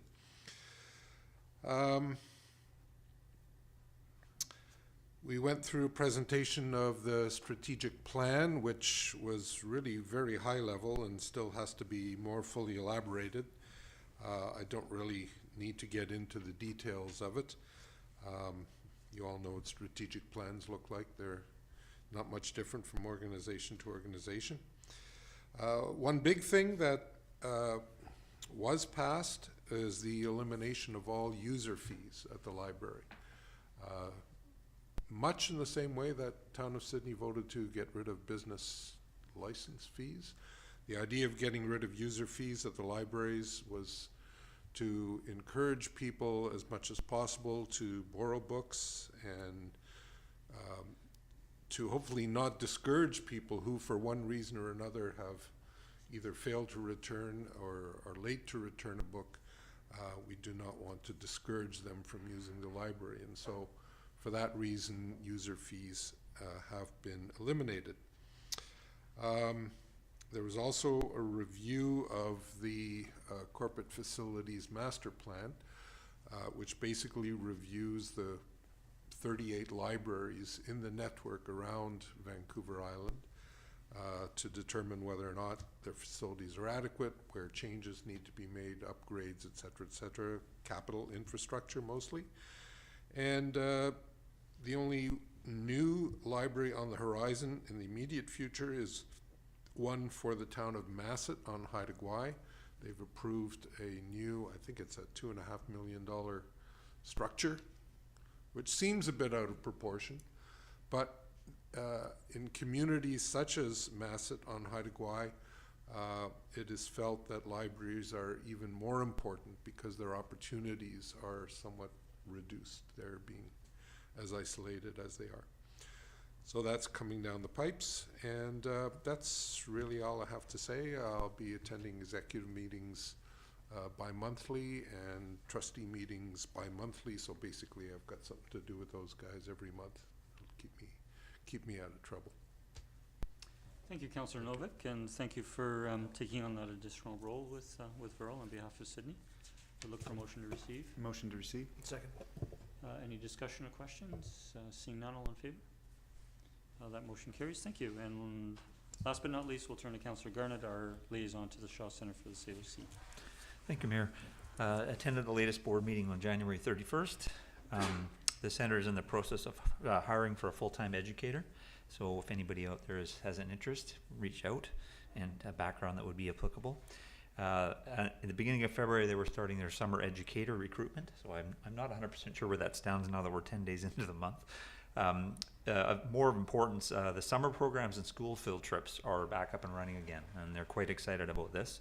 And they already have confirmed school groups coming from as far away as Surrey, Cowichan, and Mill Bay.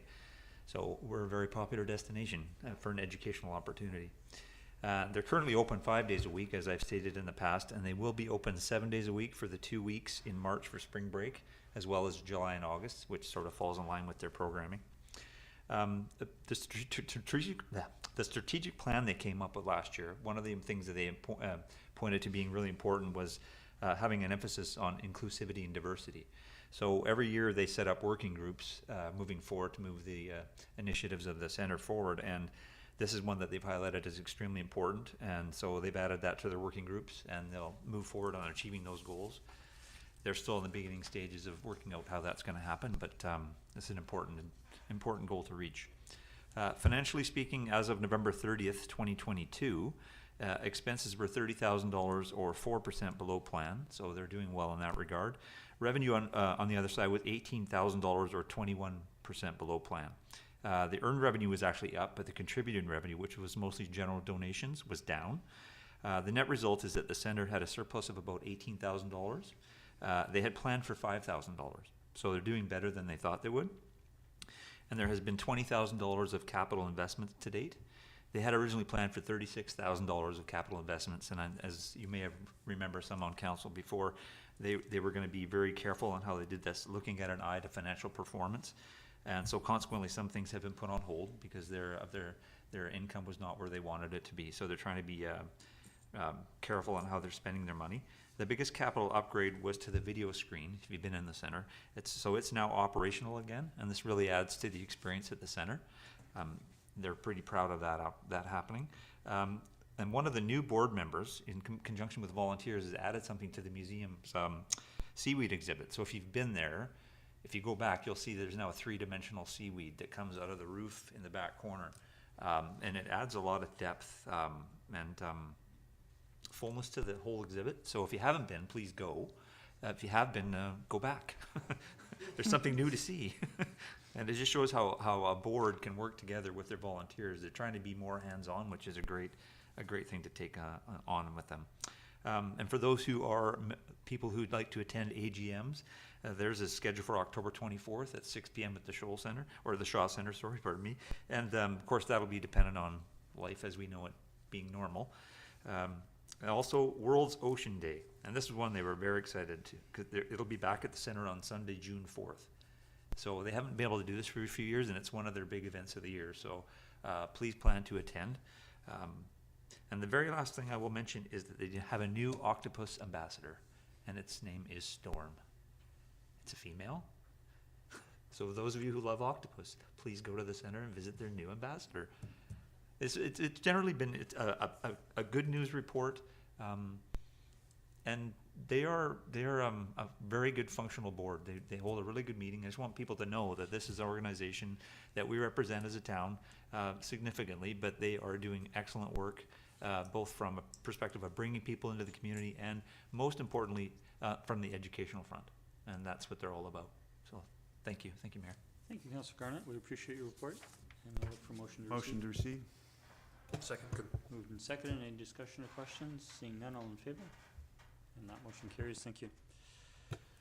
And now we'll turn to our minutes of the Committee of the Whole meeting of February 6th. I'll turn to the chair of the meeting, Councillor N.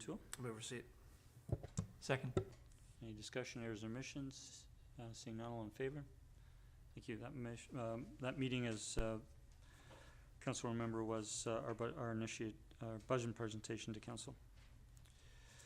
We're going to staff reports. We have covered off 13A under previous item, so we're now down to 13B, and that is our Town of Sydney Strategic Plan for 2023.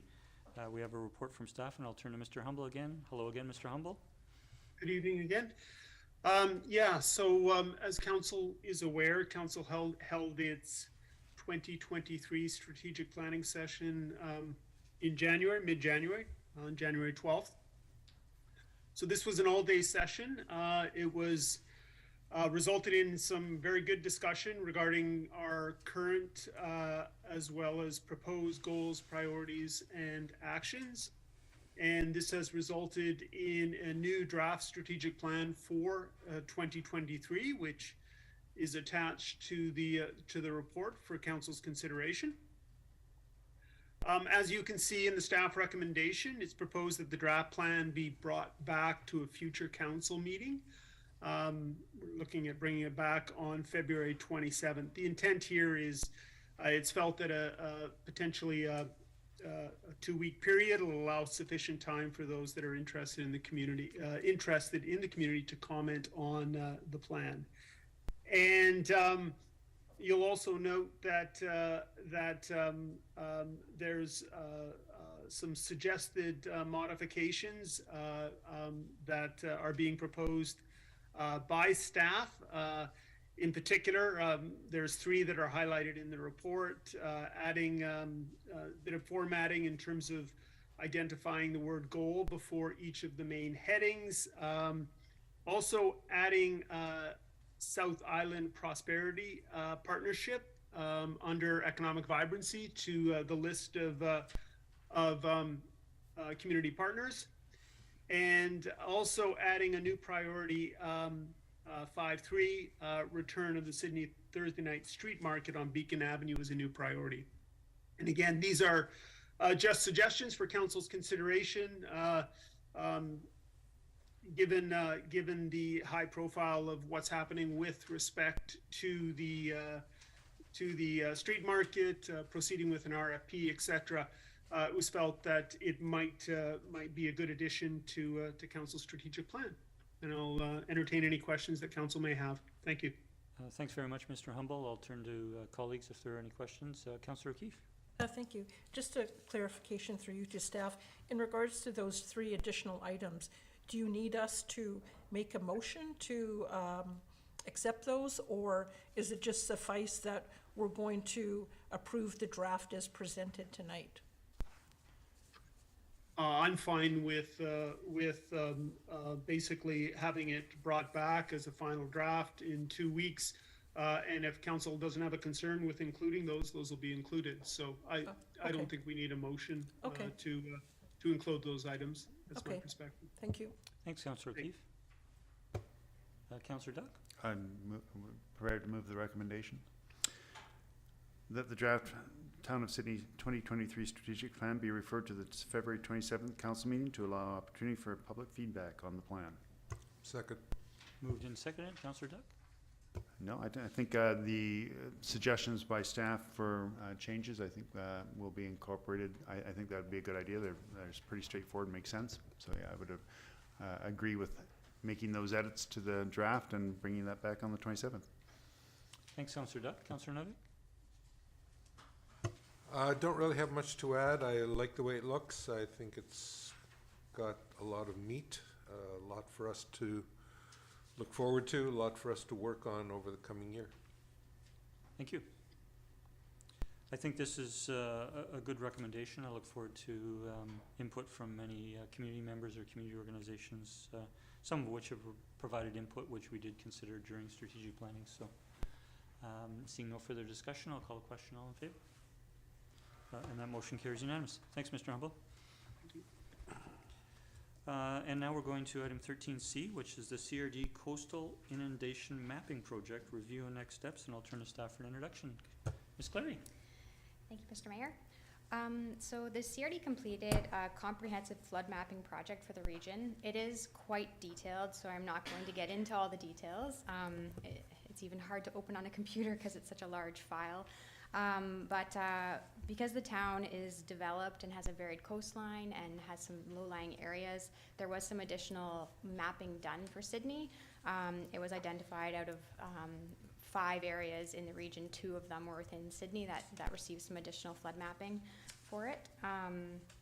To build on the study, staff are recommending that we collect additional wave data in the Sidney Channel. There isn't currently a wave buoy in the Sidney Channel. The closest ones are closer to Victoria, and then there's one in the Saanich Inlet.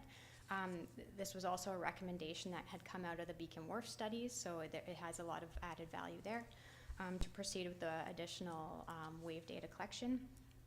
And then to further the work already done by the CRD, the town is recommending that we apply for a grant through UBCM to also, as well as collecting the wave data, which we would hope to collect regardless of being successful in a grant, could also do some additional flood construction mapping to increase the number of transects and therefore the resolution within Sidney.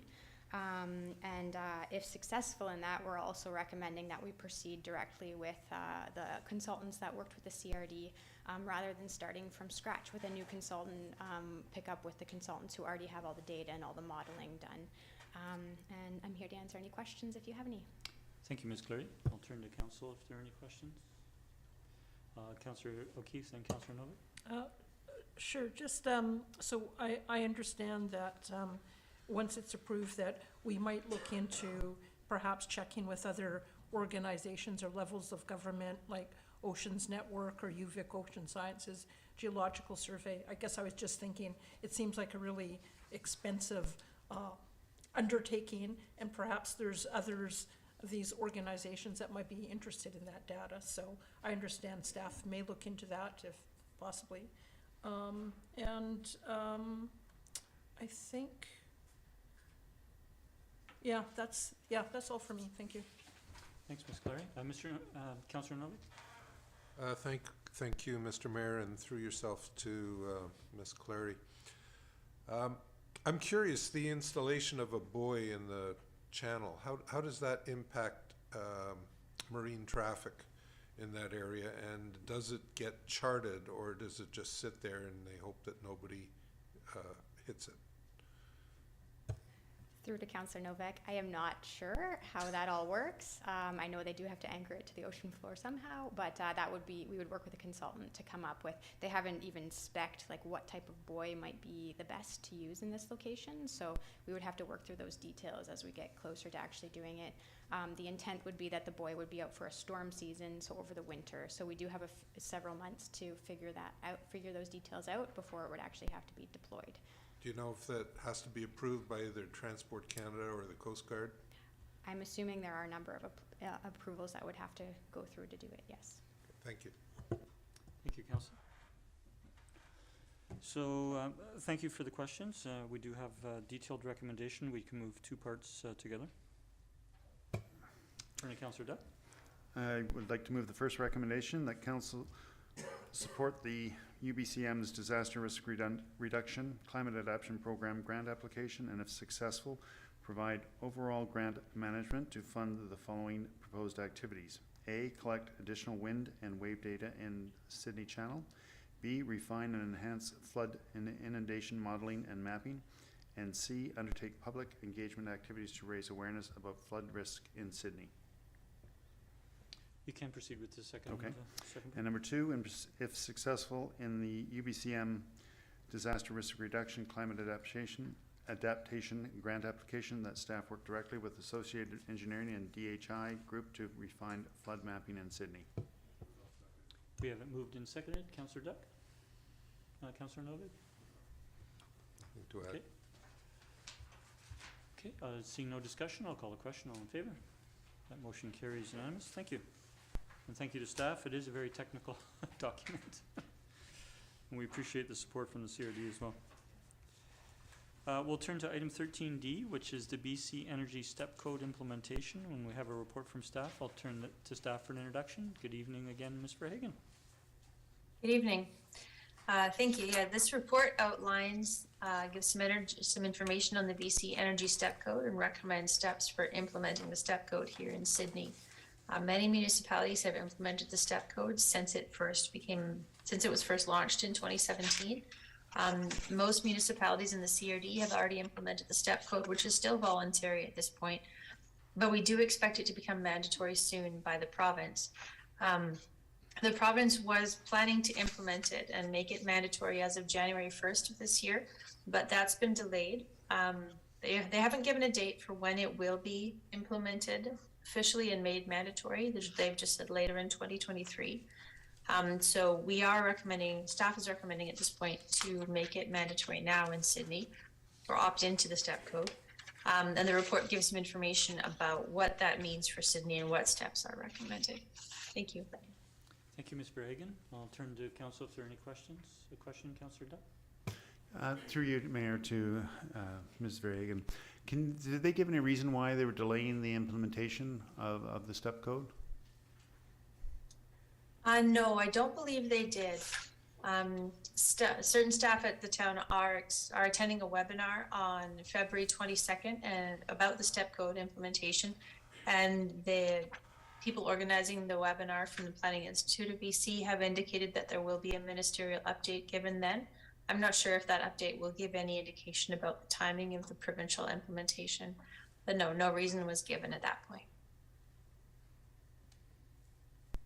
Councillor Dutt? Thank you. I'll turn to Councillor Garnett, who I see first, and Councillor Novek. Thank you, Mayor.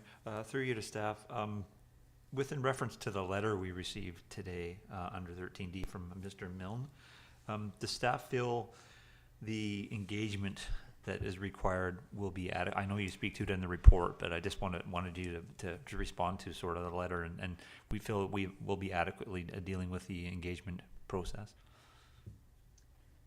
Yes, through the mayor to Councillor Garnett, the letter writer had concerns that no engagement would be done with the building community, but the town's first step, if council decides to move forward with this, would be to send a letter of intent to the province. And that starts a 6-month time period where we would be considering implementing these changes. And we would be informing builders about coming changes. Now, as I said in the report, most municipalities in the CRD have gone through the engagement process and have implemented the Step Code. Most of our building community here in the CRD works in more than one municipality, especially on the Peninsula. So many local builders and developers are already building to the Step Code in other municipalities. And the letter writer did indicate that they've built buildings to the Step Code in other municipalities. The CRD also has done a lot of engagement with the building and development community about Step Code implementations and what it means for doing new developments in the area. So at this point, it really shouldn't be a surprise to anybody that the province does intend to make it mandatory as well. So part of our implementation would be doing that engagement with the building community and would be making sure they're aware of what the changes are that are coming. Great, thank you for the clarification. Thank you, Mayor. Thank you, Councillor Garnett. I'll turn to Councillor Keefe. Thank you. So I understand that we're going to be notifying them. I guess when I talk about engagement, I'm looking at before we notify the province or before we just notify them that this is what we're doing. Were we planning to have any meetings with them to say, here's what we could be doing? What do you think about this implementation, or are there things that we need to do?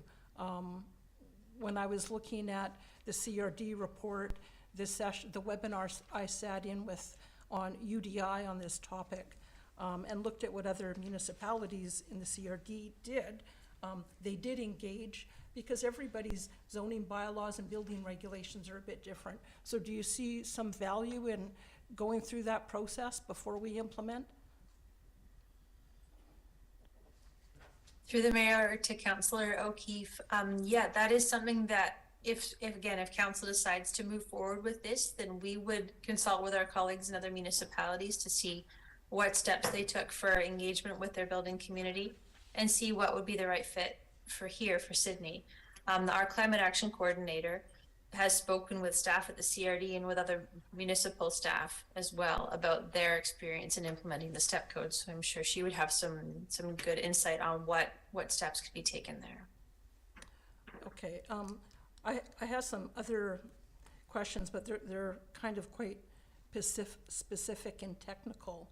And I'm not sure if this is the place to ask them or not, but I mean, and I guess that's why I'd sort of lean towards some sort of further engagement in the community and things, for example, like, it seems that we have options in terms of how we implement it. So for example, you know, one of the things we want to do is encourage the building of secondary suites and garden suites in the, for housing.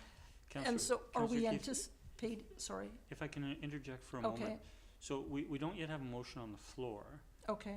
There is a recommendation and there's a couple of parts to it. I think the question, what council is considering now is process. And I think you're touching on process with regards to what the engagement component will or won't be. But I think when we look at the recommendation, it says that the staff would bring forward a building law amendment. And so I think when we saw those bylaw amendments, we would be seeing the details, and council would have an opportunity to discuss that. So I'll turn the floor back to you. And yeah, no, that's fine. I kind of struggled as to whether it was appropriate to get into those technical things, but I think it's better to, as you say, focus on the process. And so I have an alternate motion that I would propose when we get to that. Okay, thank you for that. I'll turn to Councillor Rintoul. Oh, thank you, Mayor. Yeah, there's no motion, so I won't comment on what Councillor Keith suggested, but the consultation element, I think, is of interest. Through the chair to Ms. Verhagen, can you just comment a little on timeline? So I'm just trying to understand if a building permit, were issued in relation to the timing of the town implementing these changes, what implications it may have on that project. So maybe building permits too far along in the process, maybe approvals as these come through, committee of the whole, APC, et cetera, in terms of the town's transition. What would you anticipate that sort of timeline looking like to give developers fair warning of the implementation, so that they're not spending money in one direction and then having to make amendments to their proposals? Sure, through the mayor to Councillor Rintoul, that is a good question about timing. There's a few different elements there. We are starting to tell applicants for development permits about the potential step code implementation, because whether or not council chooses to move ahead with this at this point, it will become mandatory. Well, the way the province is going, it looks like it will become mandatory at some point in 2023, whether we choose to or not. It'll become part of the building code. So at that point, they would be required to meet those steps. So we are starting to spread the word about that this is the way things are going in the code. We're advising applicants at this point that we had this report coming forward to council tonight, so we'll see what happens next. Also, if the province chooses to adopt it sometime within the next few months, that may happen faster than our building bylaw amendment process would happen. So if we hear that the province is adopting their changes quickly, then we would update council with a memo to make sure that you were aware of what the situation was. In terms of a development application that's coming before council for a review right now, staff is doing our best to make sure that the applicant is aware of the step code and that is designing accordingly, because by the time they come to a building permit application, it likely will be a requirement. Thank you. Thank you, and if I may add a supplemental question with regards to timing. You've indicated that we could go down this path by virtue of the resolutions that staff are recommending, but the province could, while we're in process, make it mandatory.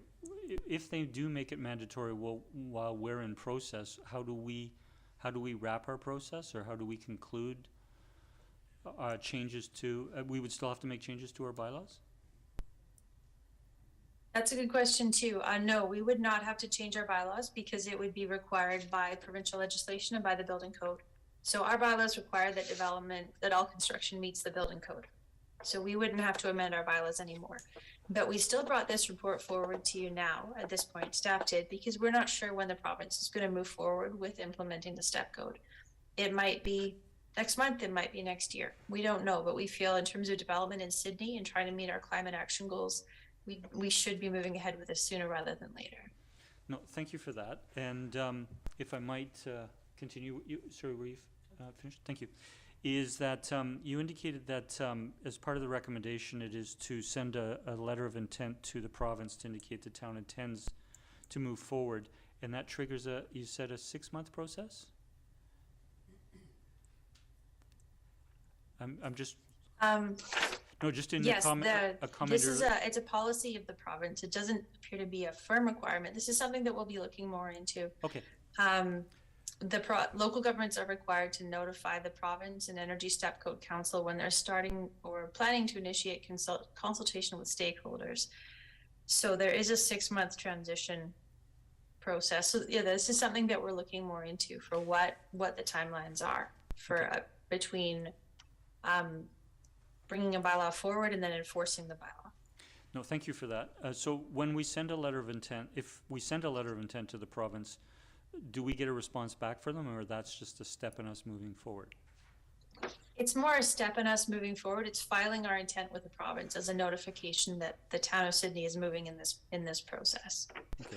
We don't need a confirmation back. It's just us filing our process with them. Thank you. And then, so my last question is that if we were to proceed with that, when do staff anticipate bringing forward the bylaw amendment to council, roughly in number of months? Or what time frame? I'm not going to presuppose number of months. It could be something brought forward in March. Again, it depends on how we do the engagement process. If we undertake higher engagement before we draft the bylaw amendment, or if we do the amendment first and then do engagement. Okay. So. Thank you. I appreciate the answers, and I'll look to. I see no further questions, so we do have a recommendation. And also move the recommendation that staff be directed to send a letter of intent to the province to indicate the town intends to adopt Step 3 for Part 9 buildings and Step 2 for Part 3 buildings, and to bring forward a building bylaw amendment to require compliance with BC Energy Step Code. Seconded by Councillor Novek. Councillor Duck?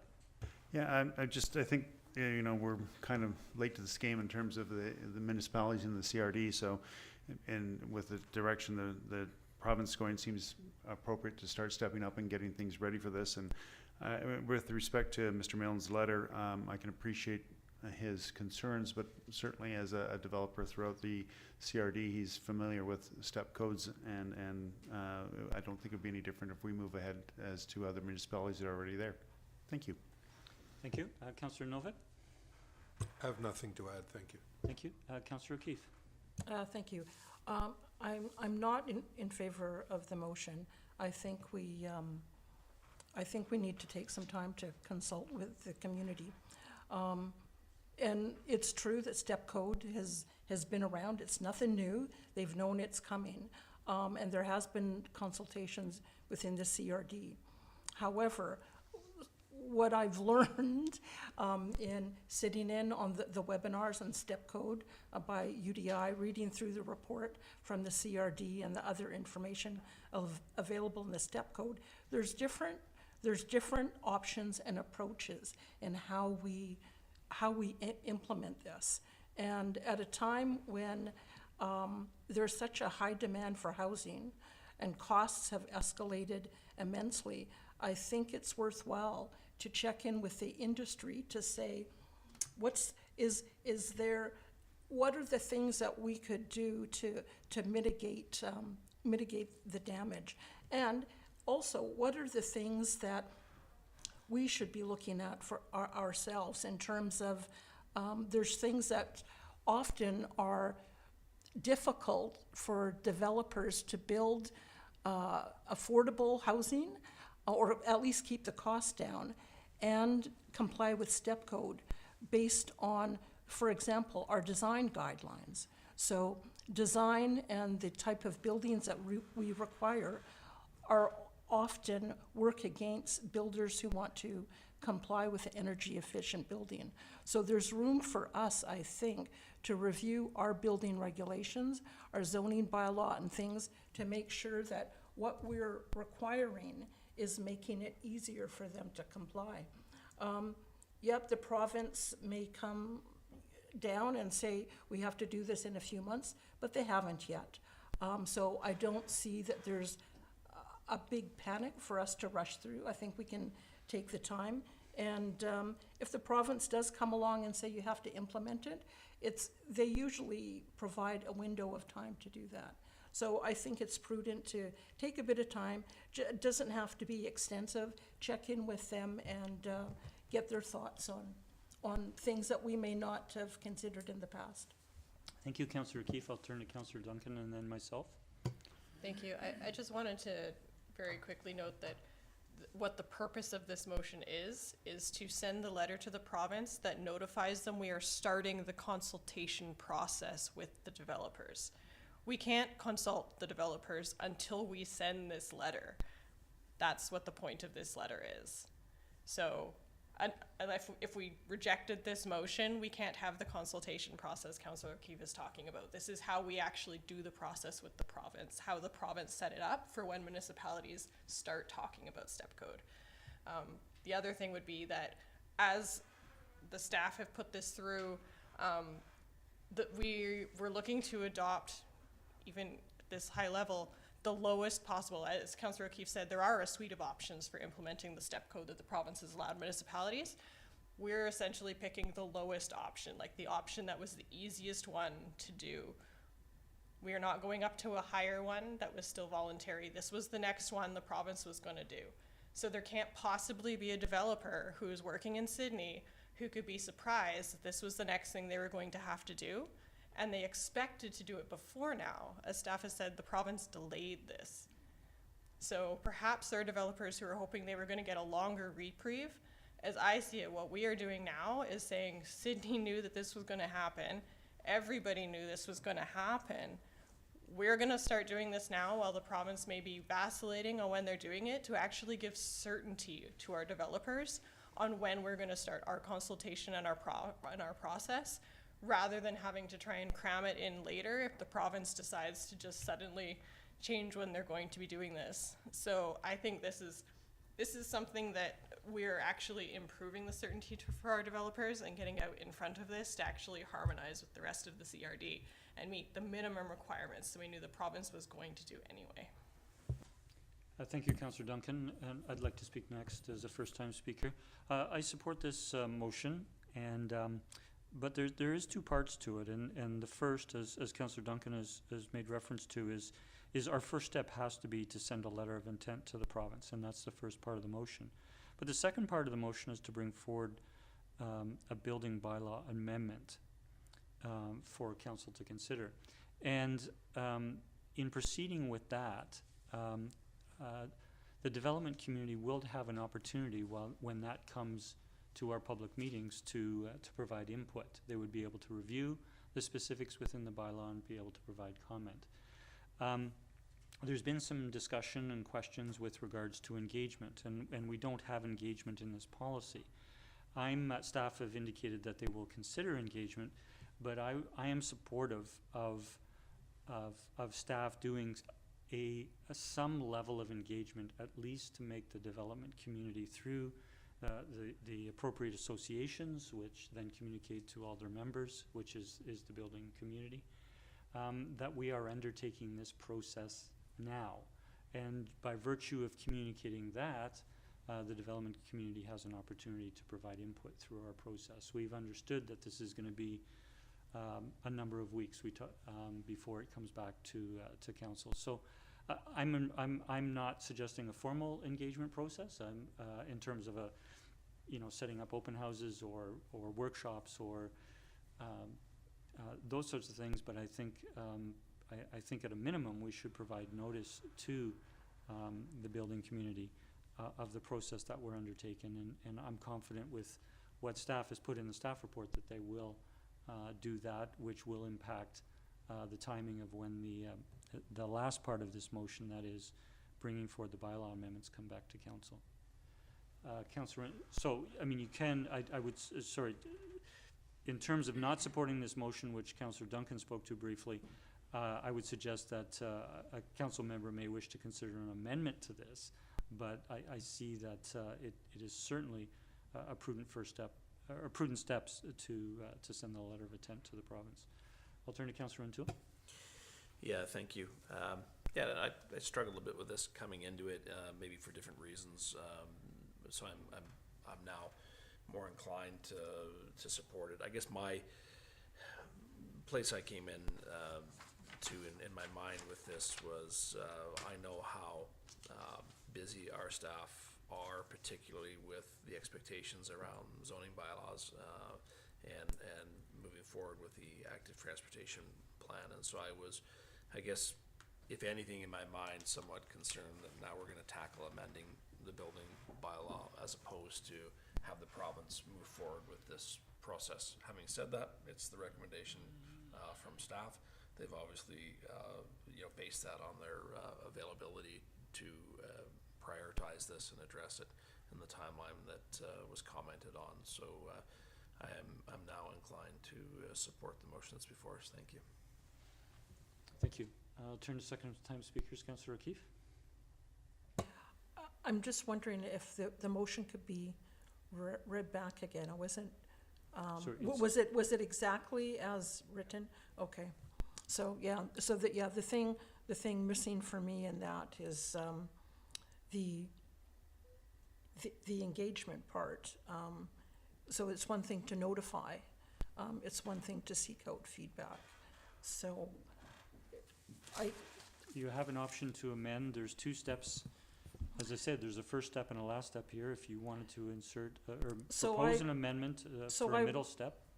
So I would propose an amendment to add to that staff undertake consultation with the building development community on step code implementation.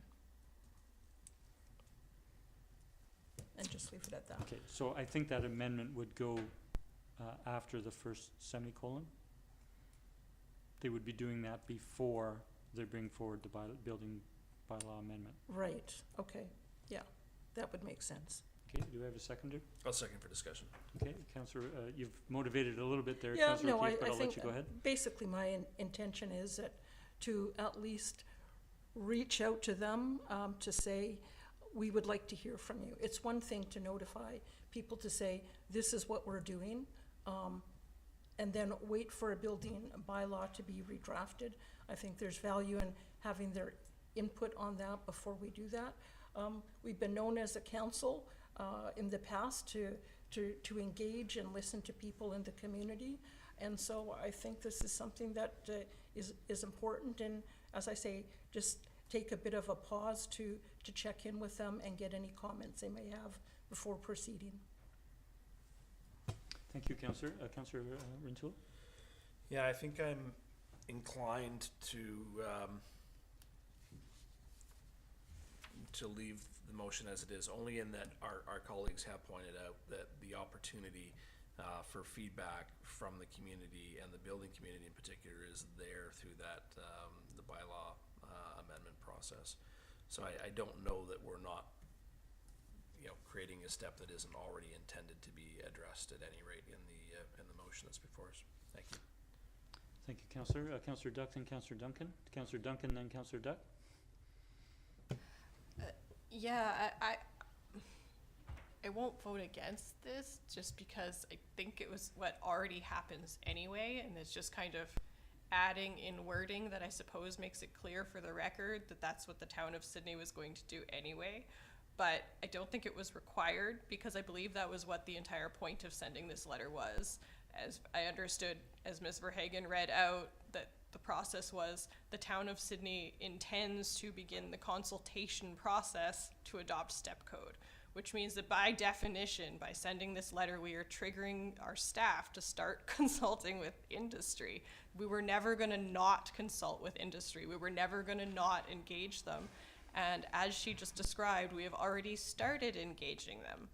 So I'm not going to vote against it because it doesn't change the process. But at the same time, I think we need to be clear that staff wasn't trying to get around doing a process that was already going to happen, and that didn't need to be added. Thank you. Thank you, Councillor Duck. First, Councillor Duck, if I may turn to Ms. Verhagen. Thank you. Just to provide a little bit of clarity, and again, this is a process that staff are learning about too, so apologies if anything here isn't 100% correct. But this notice of consultation on the BC Energy Step Code, it's part of the provincial policy from the Building and Safety Standards branch. It says to provide industry with sufficient time to adjust to new energy efficiency requirements. The province and the Energy Step Code Council recommends the following transition times as noted in the Energy Step Code provincial policy guide. And there's four different steps here. We are most likely going to be looking at the step C, the 6-month transition, new or expanded requirements for lower steps, which is what we're looking at, step 2, step 3. May be enforced no sooner than 6 months from the date this form is received by the Buildings and Safety Standards branch. It says the transition timelines start when the notification form has been received by the Building and Safety Standards branch. The branch will send an email to confirm receipt of the notification and the transition start date. So there is that time from when they receive the letter to the time that we can enforce the step code. But it's important to keep in mind that all of this might be a moot point if the province adopts it earlier and makes it mandatory, in which case we would be notifying our building community of the changes rather than consulting them on what they think might be appropriate for us and doing that engagement.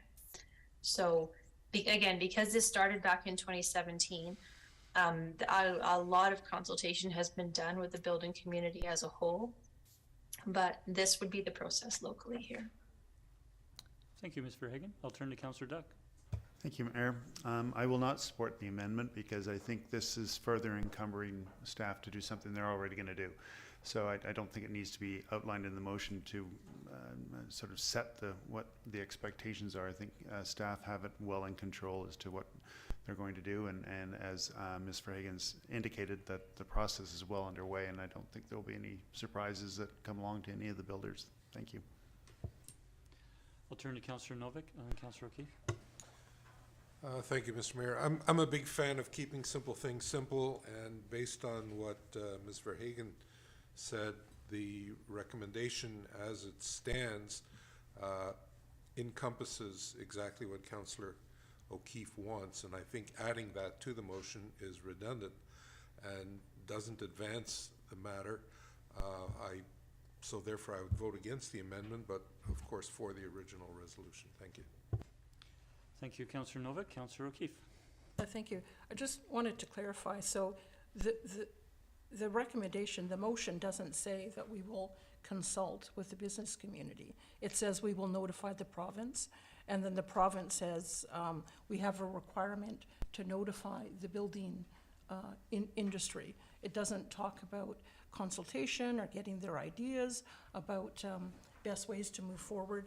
It's just this is what we're doing, and that's the end of it. So just wanted to clarify that point. Thanks. Move to call the question. Do we have a seconder?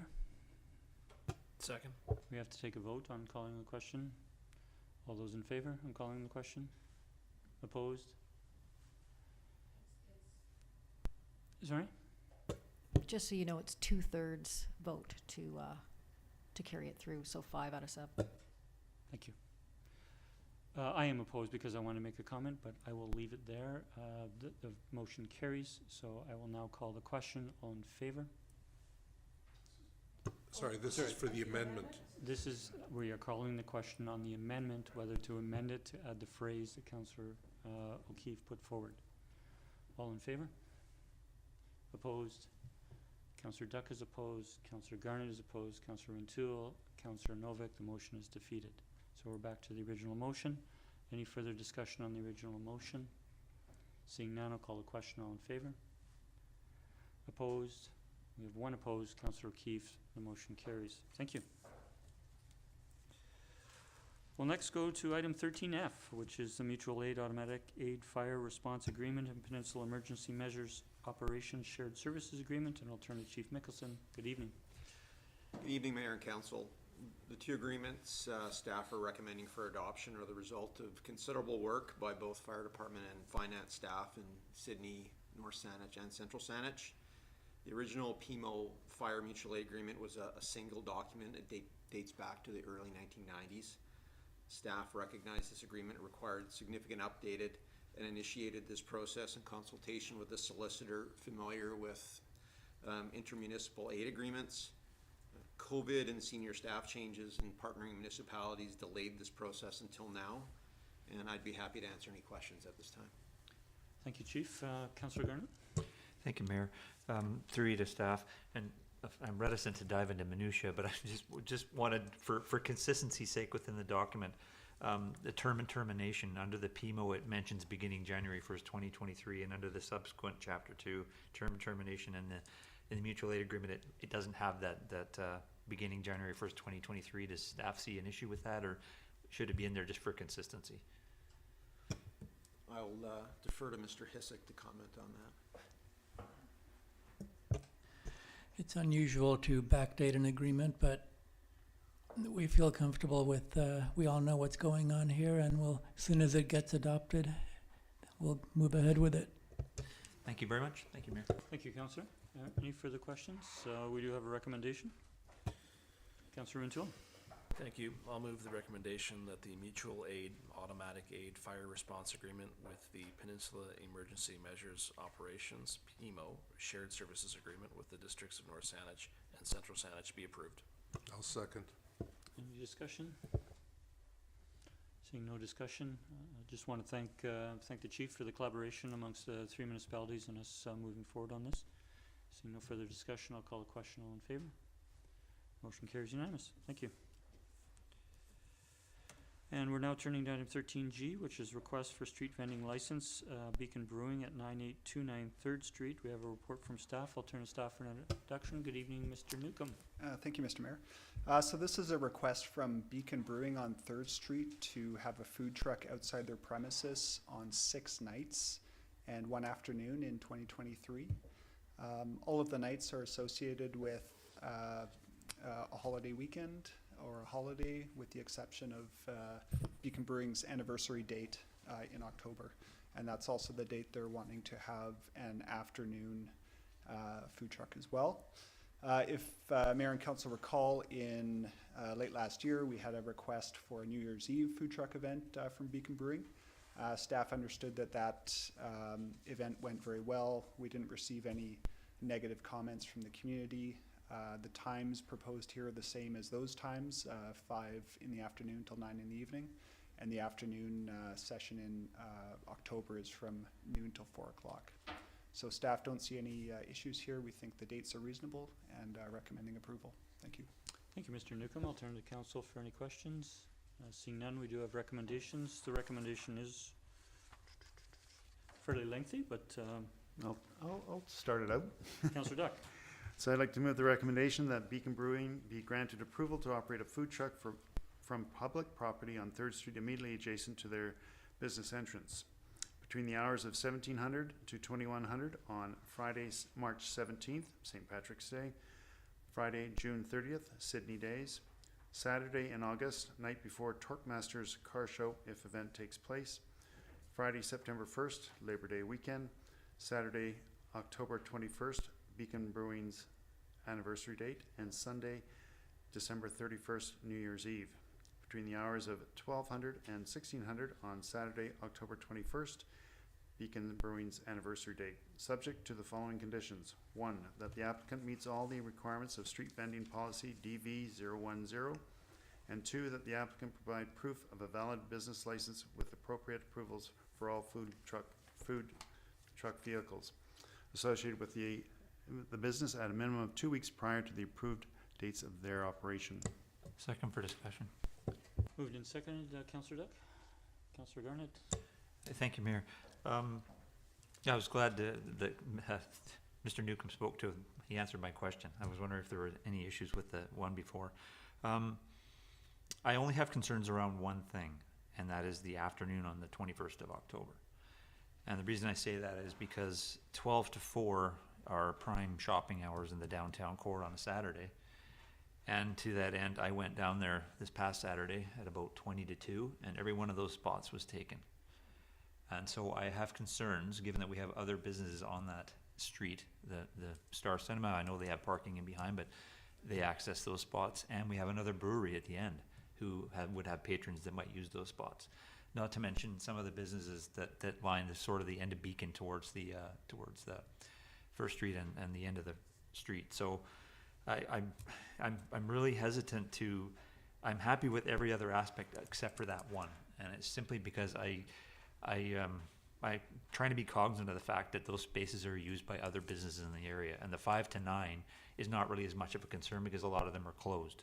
So I think on principle of that alone, I would vote against the recommendation, just because I'm not supportive of those particular hours, those spots being taken. Thank you, Councillor Garnett. Before turning to Councillor Duck and Councillor Duncan, I will offer the comment that in the first part of the motion, where it says between the hours of 1700 and 2100, it does have a Saturday in August, and it does have a Saturday in so on Saturday, October 21st, it's looking to do it from 12 to 6, and then from 1200 to 1600, and then from 1700 to 2100. I'm not sure why they're leaving the gap of an hour there. But you could consider, if you wanted to test the floor, Councillor Garnett, you could propose an amendment to this, rather than voting against the entire motion. Sure, I'll do that. I'll move an amendment that the 12 to 1600 hours be removed from the motion. Second. Do we have a seconder? Did you wish to deliberate further? No, I think I've spoken to it already. Okay, Thank you. Councillor Renton. Yeah, I'll support the amendment. I may have some concerns with the motion as amended at any rate, but I'll address those later. Thank you. Thank you, and I'll turn to Councillor Duck and Councillor Duncan, who were on the original speaking list, even though this is an amendment. Yeah, I'm speaking to the amendment and to the concerns of Councillor Garnett. We often have street closures for special events, and this would be another one. I think it's respecting a business's anniversary, and that's the intent of them doing it, so they're having a little bit of a celebration. I think that they will advise neighbors in the area with sufficient time to allow them to celebrate it. It is a Saturday in October. It's not like we have a lot of street traffic at that time, and I think it would be a good thing to kind of have a little bit of a celebration there. Thank you. Thank you. Councillor Duncan. Thank you. I would vote against this amendment. I have trouble imagining that the other businesses are going to, as Councillor Duck said, this is off-peak summertime. This is kind of a shoulder season, and this would be causing, I'm guessing this is going to be a celebration event, and what they're going to be doing is actually driving traffic into the area and boosting the attendance of all of these businesses, of actual customers. And we have no idea whether on the average Saturday in fall, the parking lot is actually full. We know that people are parked on the street, but that doesn't tell us that they're parked there because the parking lots were full. It just tells us they found a convenient opening and they parked there. There's no reason to think that losing those two parking spaces means that now there are customers who are not going to be able to attend these businesses. I think what's going to happen is all of these businesses are going to have more attendees that day because they are putting on a special event. So I'm in favor of trying this, and if it turned out that there really was a problem and that somehow those two cars that couldn't get there for those, I guess it would be a maximum of 4 cars if they each parked there for the 2 hours, that somehow affected the businesses negatively, we will hear about it, and then we will know not to approve it next year. But overall, I think what this will do is actually increase the business environment. So I'm in favor of it as the original stood. I'll turn to Mr. Newcomb, and then I do have Councillor Novek. Thank you, Mr. Mayor. Just a thought that might be a bit of a compromise approach. If council were to require Beacon Brewing to put out a sandwich board sign in front of the food truck directing traffic into the public parking lot behind the building, that might take some of the pressure off the street parking. Thank you, Mr. Newcomb. I'll turn to Councillor Novek. Thank you, Mr. Mayor. I would vote against this amendment. We're talking about one day in the year. And I totally agree with Councillor Duncan. Events like this drive traffic, they don't take away traffic. And I can't imagine other merchants being upset over having more traffic on the street. That's something that any merchant would want. If they were asking for this every Saturday afternoon for the year, I would take a different approach. But again, as Councillor Duncan suggested, I think we should approve it as it was requested for this year. And if we get an outpouring of grief from the neighbors, then we'll certainly reconsider when it comes before us next year. Thank you, Councillor Novek. Sorry, is there any other first-time speakers? Because I do want to speak for a first time on this. Okay, so I won't support, I will support this amendment. I think that in some respects we are setting precedents. Every business in the downtown will have an anniversary. And I think that businesses celebrate their anniversaries now and can have very successful anniversary celebrations without a food truck in front of their business. I've supported the food truck that request that came that was in the evening. And I support the other evenings that they want to do this in the evening, but there is a difference between the business community downtown on a Saturday afternoon, and that is 6 weeks before Christmas, and it is very busy downtown, sort of thing. So, quite frankly, I don't want to set a precedent for setting food trucks in parking spaces downtown during the middle on Saturday afternoon. In evenings when the majority of the businesses downtown are closed, I'm comfortable with that. So I'll turn to second-time speakers. Councillor Garnett. Thank you. I just want to supply some more information for clarity. The parking lot was full. I did go and look, so I forgot to add that piece.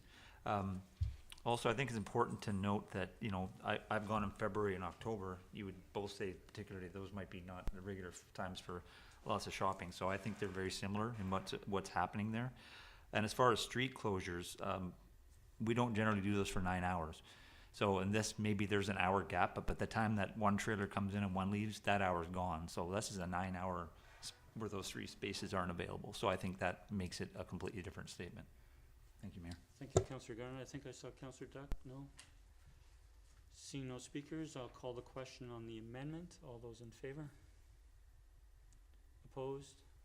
Councillor Novek opposed. Councillor Duck opposed. Councillor Duncan opposed. The amendment carries. So now we have the amended motion on the floor. Is there any further discussion? Councillor Rintoul. Yeah, thank you, Mayor. I guess, my concern coming into this was did it feel like a slippery slope? And I only say that because, I think there are other businesses who perhaps, don't have kitchen facilities that, could well look to this as an example of how the town could react to similar applications, and I think I've heard from staff that it went well on the last occasion when we had approved this. My concern is for those other brick and mortar businesses that compete in this space that have a larger footprint, more rent to pay, and I think given that it's a fairly limited number of occasions, I'm inclined to now support this motion, but I do want to hear back from brick and mortar businesses, and I do want to hear what the feedback is from, residents that live in that building and from adjacent businesses. It's one thing to create a buzz on New Year's Eve. Arguably, some of these other events they're looking to mark, such as Labor Day, I don't know that I see it as in the same light. So I have some concern with this. Thank you. Thank you, Councillor Rintoul. Seeing no other speakers, I'll call the question. All in favor? Opposed? One opposed, Councillor Rintoul. The motion carries. Thank you. Point of order. Sorry, I'm just, Councillor Duck, I'm just going to call a recess for 5 minutes. Okay. When we come back, Councillor, we're going to have to pass a motion to extend the meeting past 10 o'clock. And I want to thank those staff who've been here through the meeting to this time. We'll reconvene at 9:55? Thank you.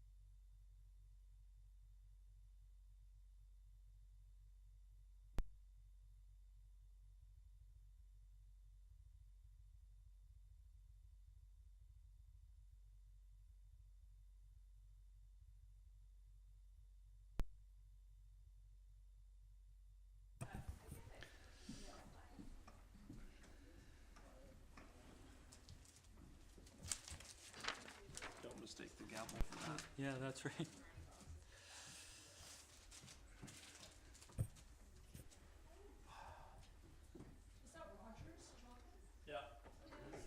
Okay, thank you. We'll reconvene now, and we're turning to item 13H. Council, I have just touched base with staff, and we do have two rather lengthy motions to move forward, and I've understand from staff that we can move the first part of the recommendations, and then after it says subject to the following conditions, we can move as per the staff report. So we're looking at the Peninsula Celebration Society, 13H, Peninsula Celebration Society 2023 events. Does staff want to introduce it at all? Mr. DeMayor. Thank you. Good evening again. This report, the purpose of this report is to bring forward a request from Peninsula Celebration Society for the use of town property and for road closures for their 2023 community events. which includes the Sidney Days events, the Summer Sounds concert series, Treat Street, the Sidney Sparkles Christmas Parade, and the Polar Bear Swim. There's a recommendation of the report.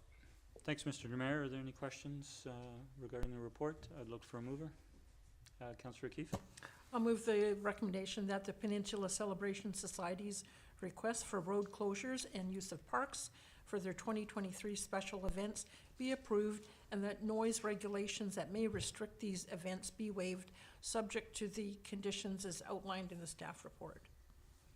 Second. Seconder, any discussion? Seeing none, all in favor?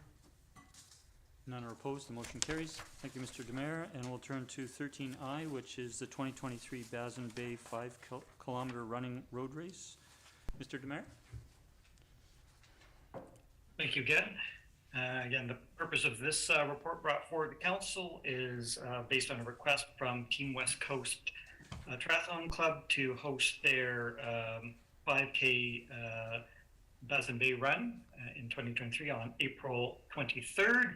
It does involve a road closure, as well as they do have some amplification of sound. So the report brings forward for council's consideration this event for road closure. Thanks, Mr. Demare. I'll turn to Councillor if there are any questions in the report. Seeing none, recommendation, Councillor Keefe. Sure. The Team West Coast Triathlon Club, the club be granted permission to use sound amplification into closed roads as per approved traffic plan between the hours of 10:45 a.m. to 12 noon on Sunday, April 23rd, 2023, for the purpose of hosting the 2023 Synergy Health Management Limited Basin Bay 5-kilometer road race in Sidney, subject to the conditions as outlined in the staff report. Second. Discussion, seeing none, all in favor? None are opposed, the motion carries. Thank you. Councillor, I would look for a motion to extend the meeting past 10 o'clock. So moved. Second. All in favor? None are opposed, the motion carries. Thank you. We'll turn to item 13J, which is the monthly building report for January 2023. Moved to receive for information. Second. Moved and seconded. Any questions or discussion? Seeing none, all in favor? None are opposed? None are opposed, the motion carries. And we're now going to 14, correspondence. We've moved items to correspondence under 14A. We have former correspondence for information 15.2 and 15.3, the letter from the Friends of Shoal Harbour, and the letter from the Roberts Bay residents. I'll turn to Councillor Garnett, who requested those be raised. Thank you, Mayor, and if I may, I have a proposed motion. Please read the motion.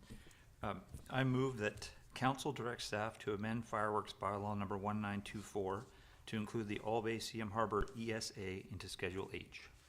Second. We have it moved and seconded. I'll turn to Councillor Garnett. Thank you, Mayor.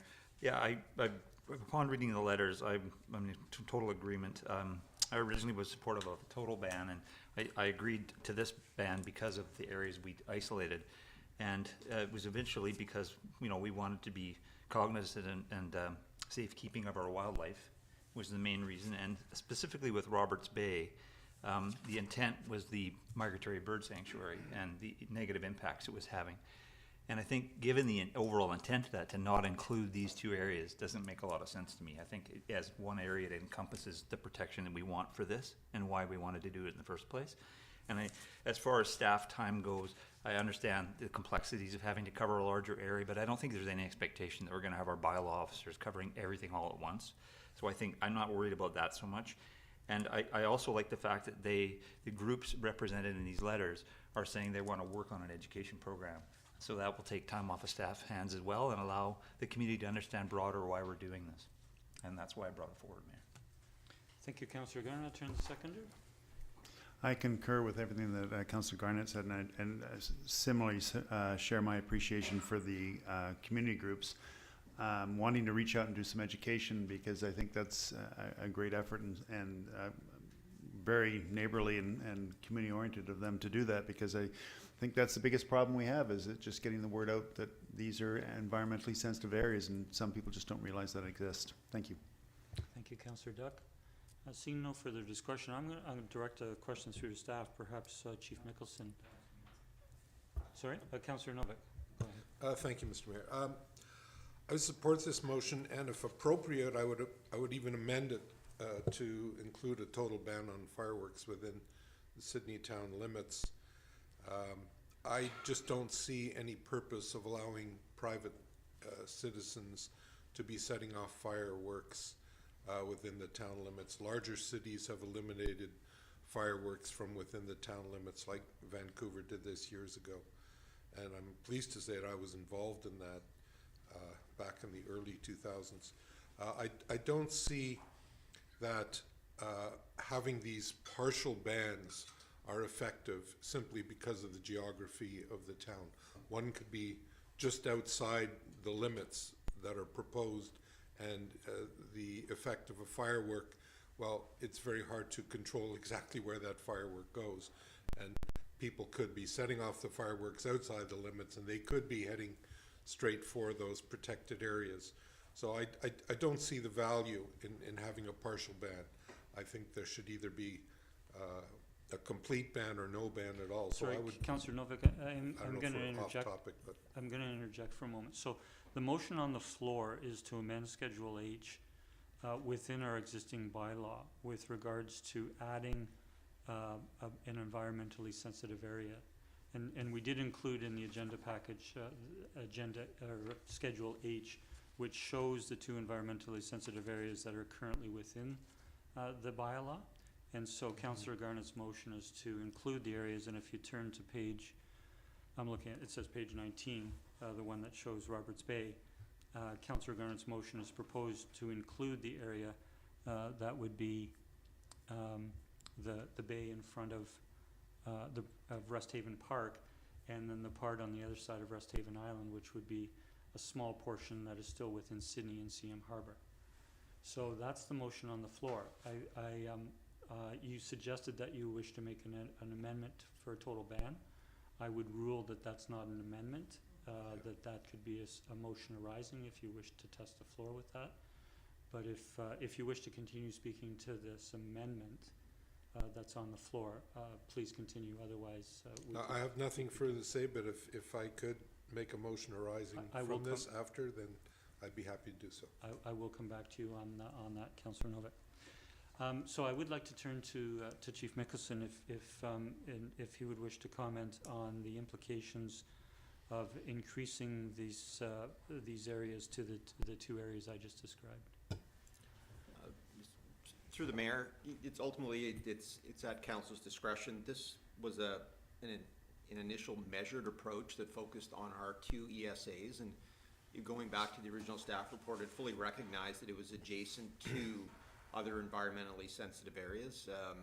Birds don't recognize municipal environmentally sensitive areas versus provincial or federal, but I think we should remain cognizant that Sidney's 5 square kilometers, and if our fireworks bylaws are not harmonized by our neighbors, it's pretty much, we're pretty much not accomplishing much anyways. So we have to recognize that if in the absence of working with our neighbors, we could exclude fireworks on Resthaven Island, and then directly adjacent or beside that, you'd have multiple fireworks displays that would be completely out of our jurisdiction or ability to do anything. So that's something that some context that I think needs to enter this conversation. I would also add that complete fireworks bans have been in place. Then again, going back to my original staff report, it provided a map of Metro Vancouver and the municipalities that have and had not instituted complete bans.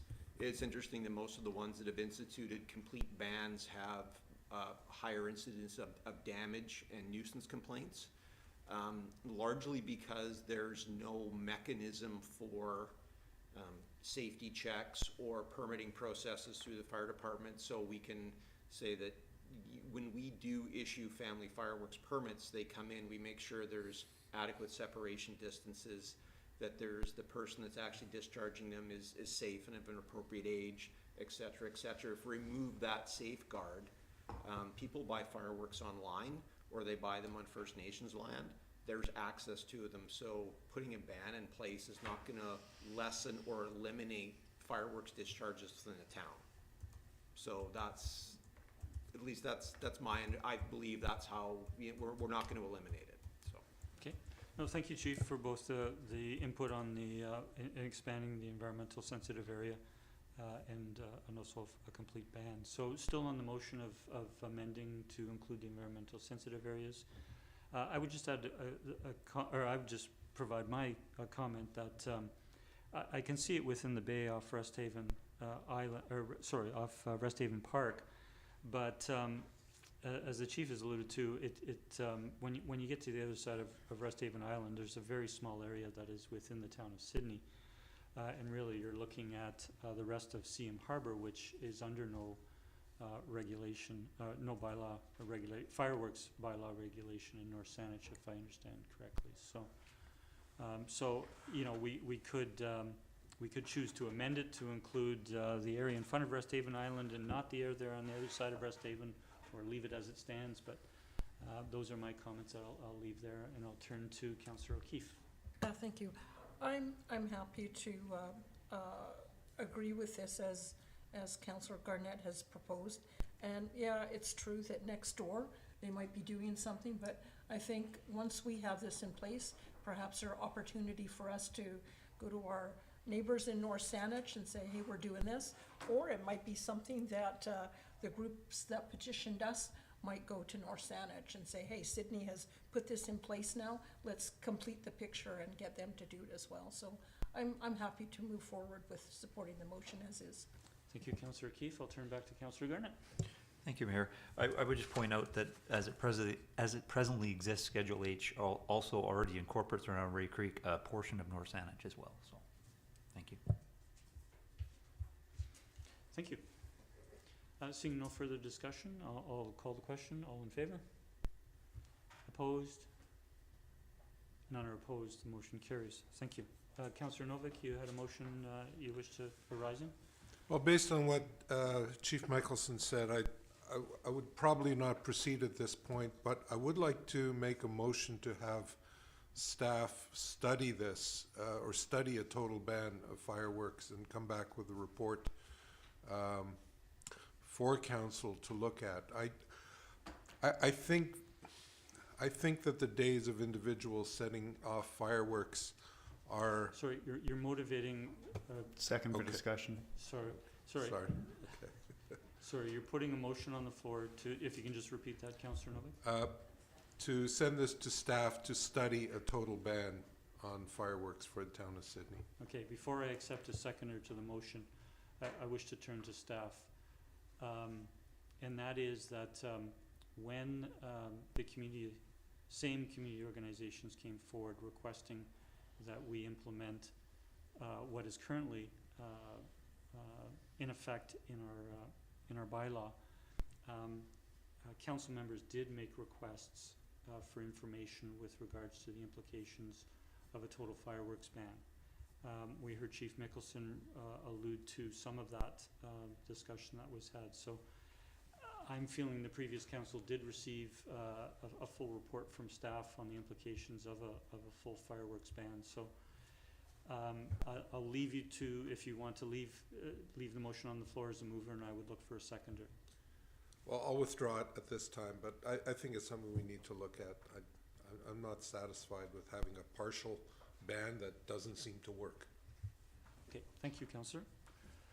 So we've completed this item, unless there's another motion arising, and seeing none, we will go to 14B, which was the items that I raised that were 15.5, and those were the 9 emails expressing support for Peninsula Soccer Association's request for funding for a turf field at Blue Heron Park. The reason I raised these for to correspondence is I'd like to pass a motion that these be referred to budget deliberations when we'll be considering the funding request. So moved. Second. And seconded. And just further in speaking with staff, that while we did receive these particular 9 letters of support and they came forward to this agenda, since this agenda was published, any letters that are received, and there have been additional letters been coming in, they will be going directly to budget deliberations in conjunction with these, and those letter writers are receiving responses that they will be considered at budget deliberation. So See no further discussion, I'll call a question. All in favor? None are opposed, the motion carries. Thank you. Which takes us to our correspondence for information, the remaining items. Move receipt. Second. All in favor? None opposed, the motion carries. That takes us to our revised notice of motion. I'll turn to Councillor Garnett. Thank you, Mayor. I'll move that it is in the opinion of council that the public interest requires that persons other than members of the council and officers be excluded from the meeting to consider confidential matters respecting personal information about an identified individual being considered for an appointment and a potential litigation matter pursuant to section 90.1A and G of the Community Charter, and that council continue the meeting in closed session. Second. Moved and seconded. All in favor? None opposed, the motion carries. And a motion to adjourn. So moved. Second. Moved and seconded. All in favor? The motion carries. We're adjourned at 10:13. Thank you, council. Thank you, staff. They're already on their way out. We'll adjourn for just a couple of moments before we commence within camera.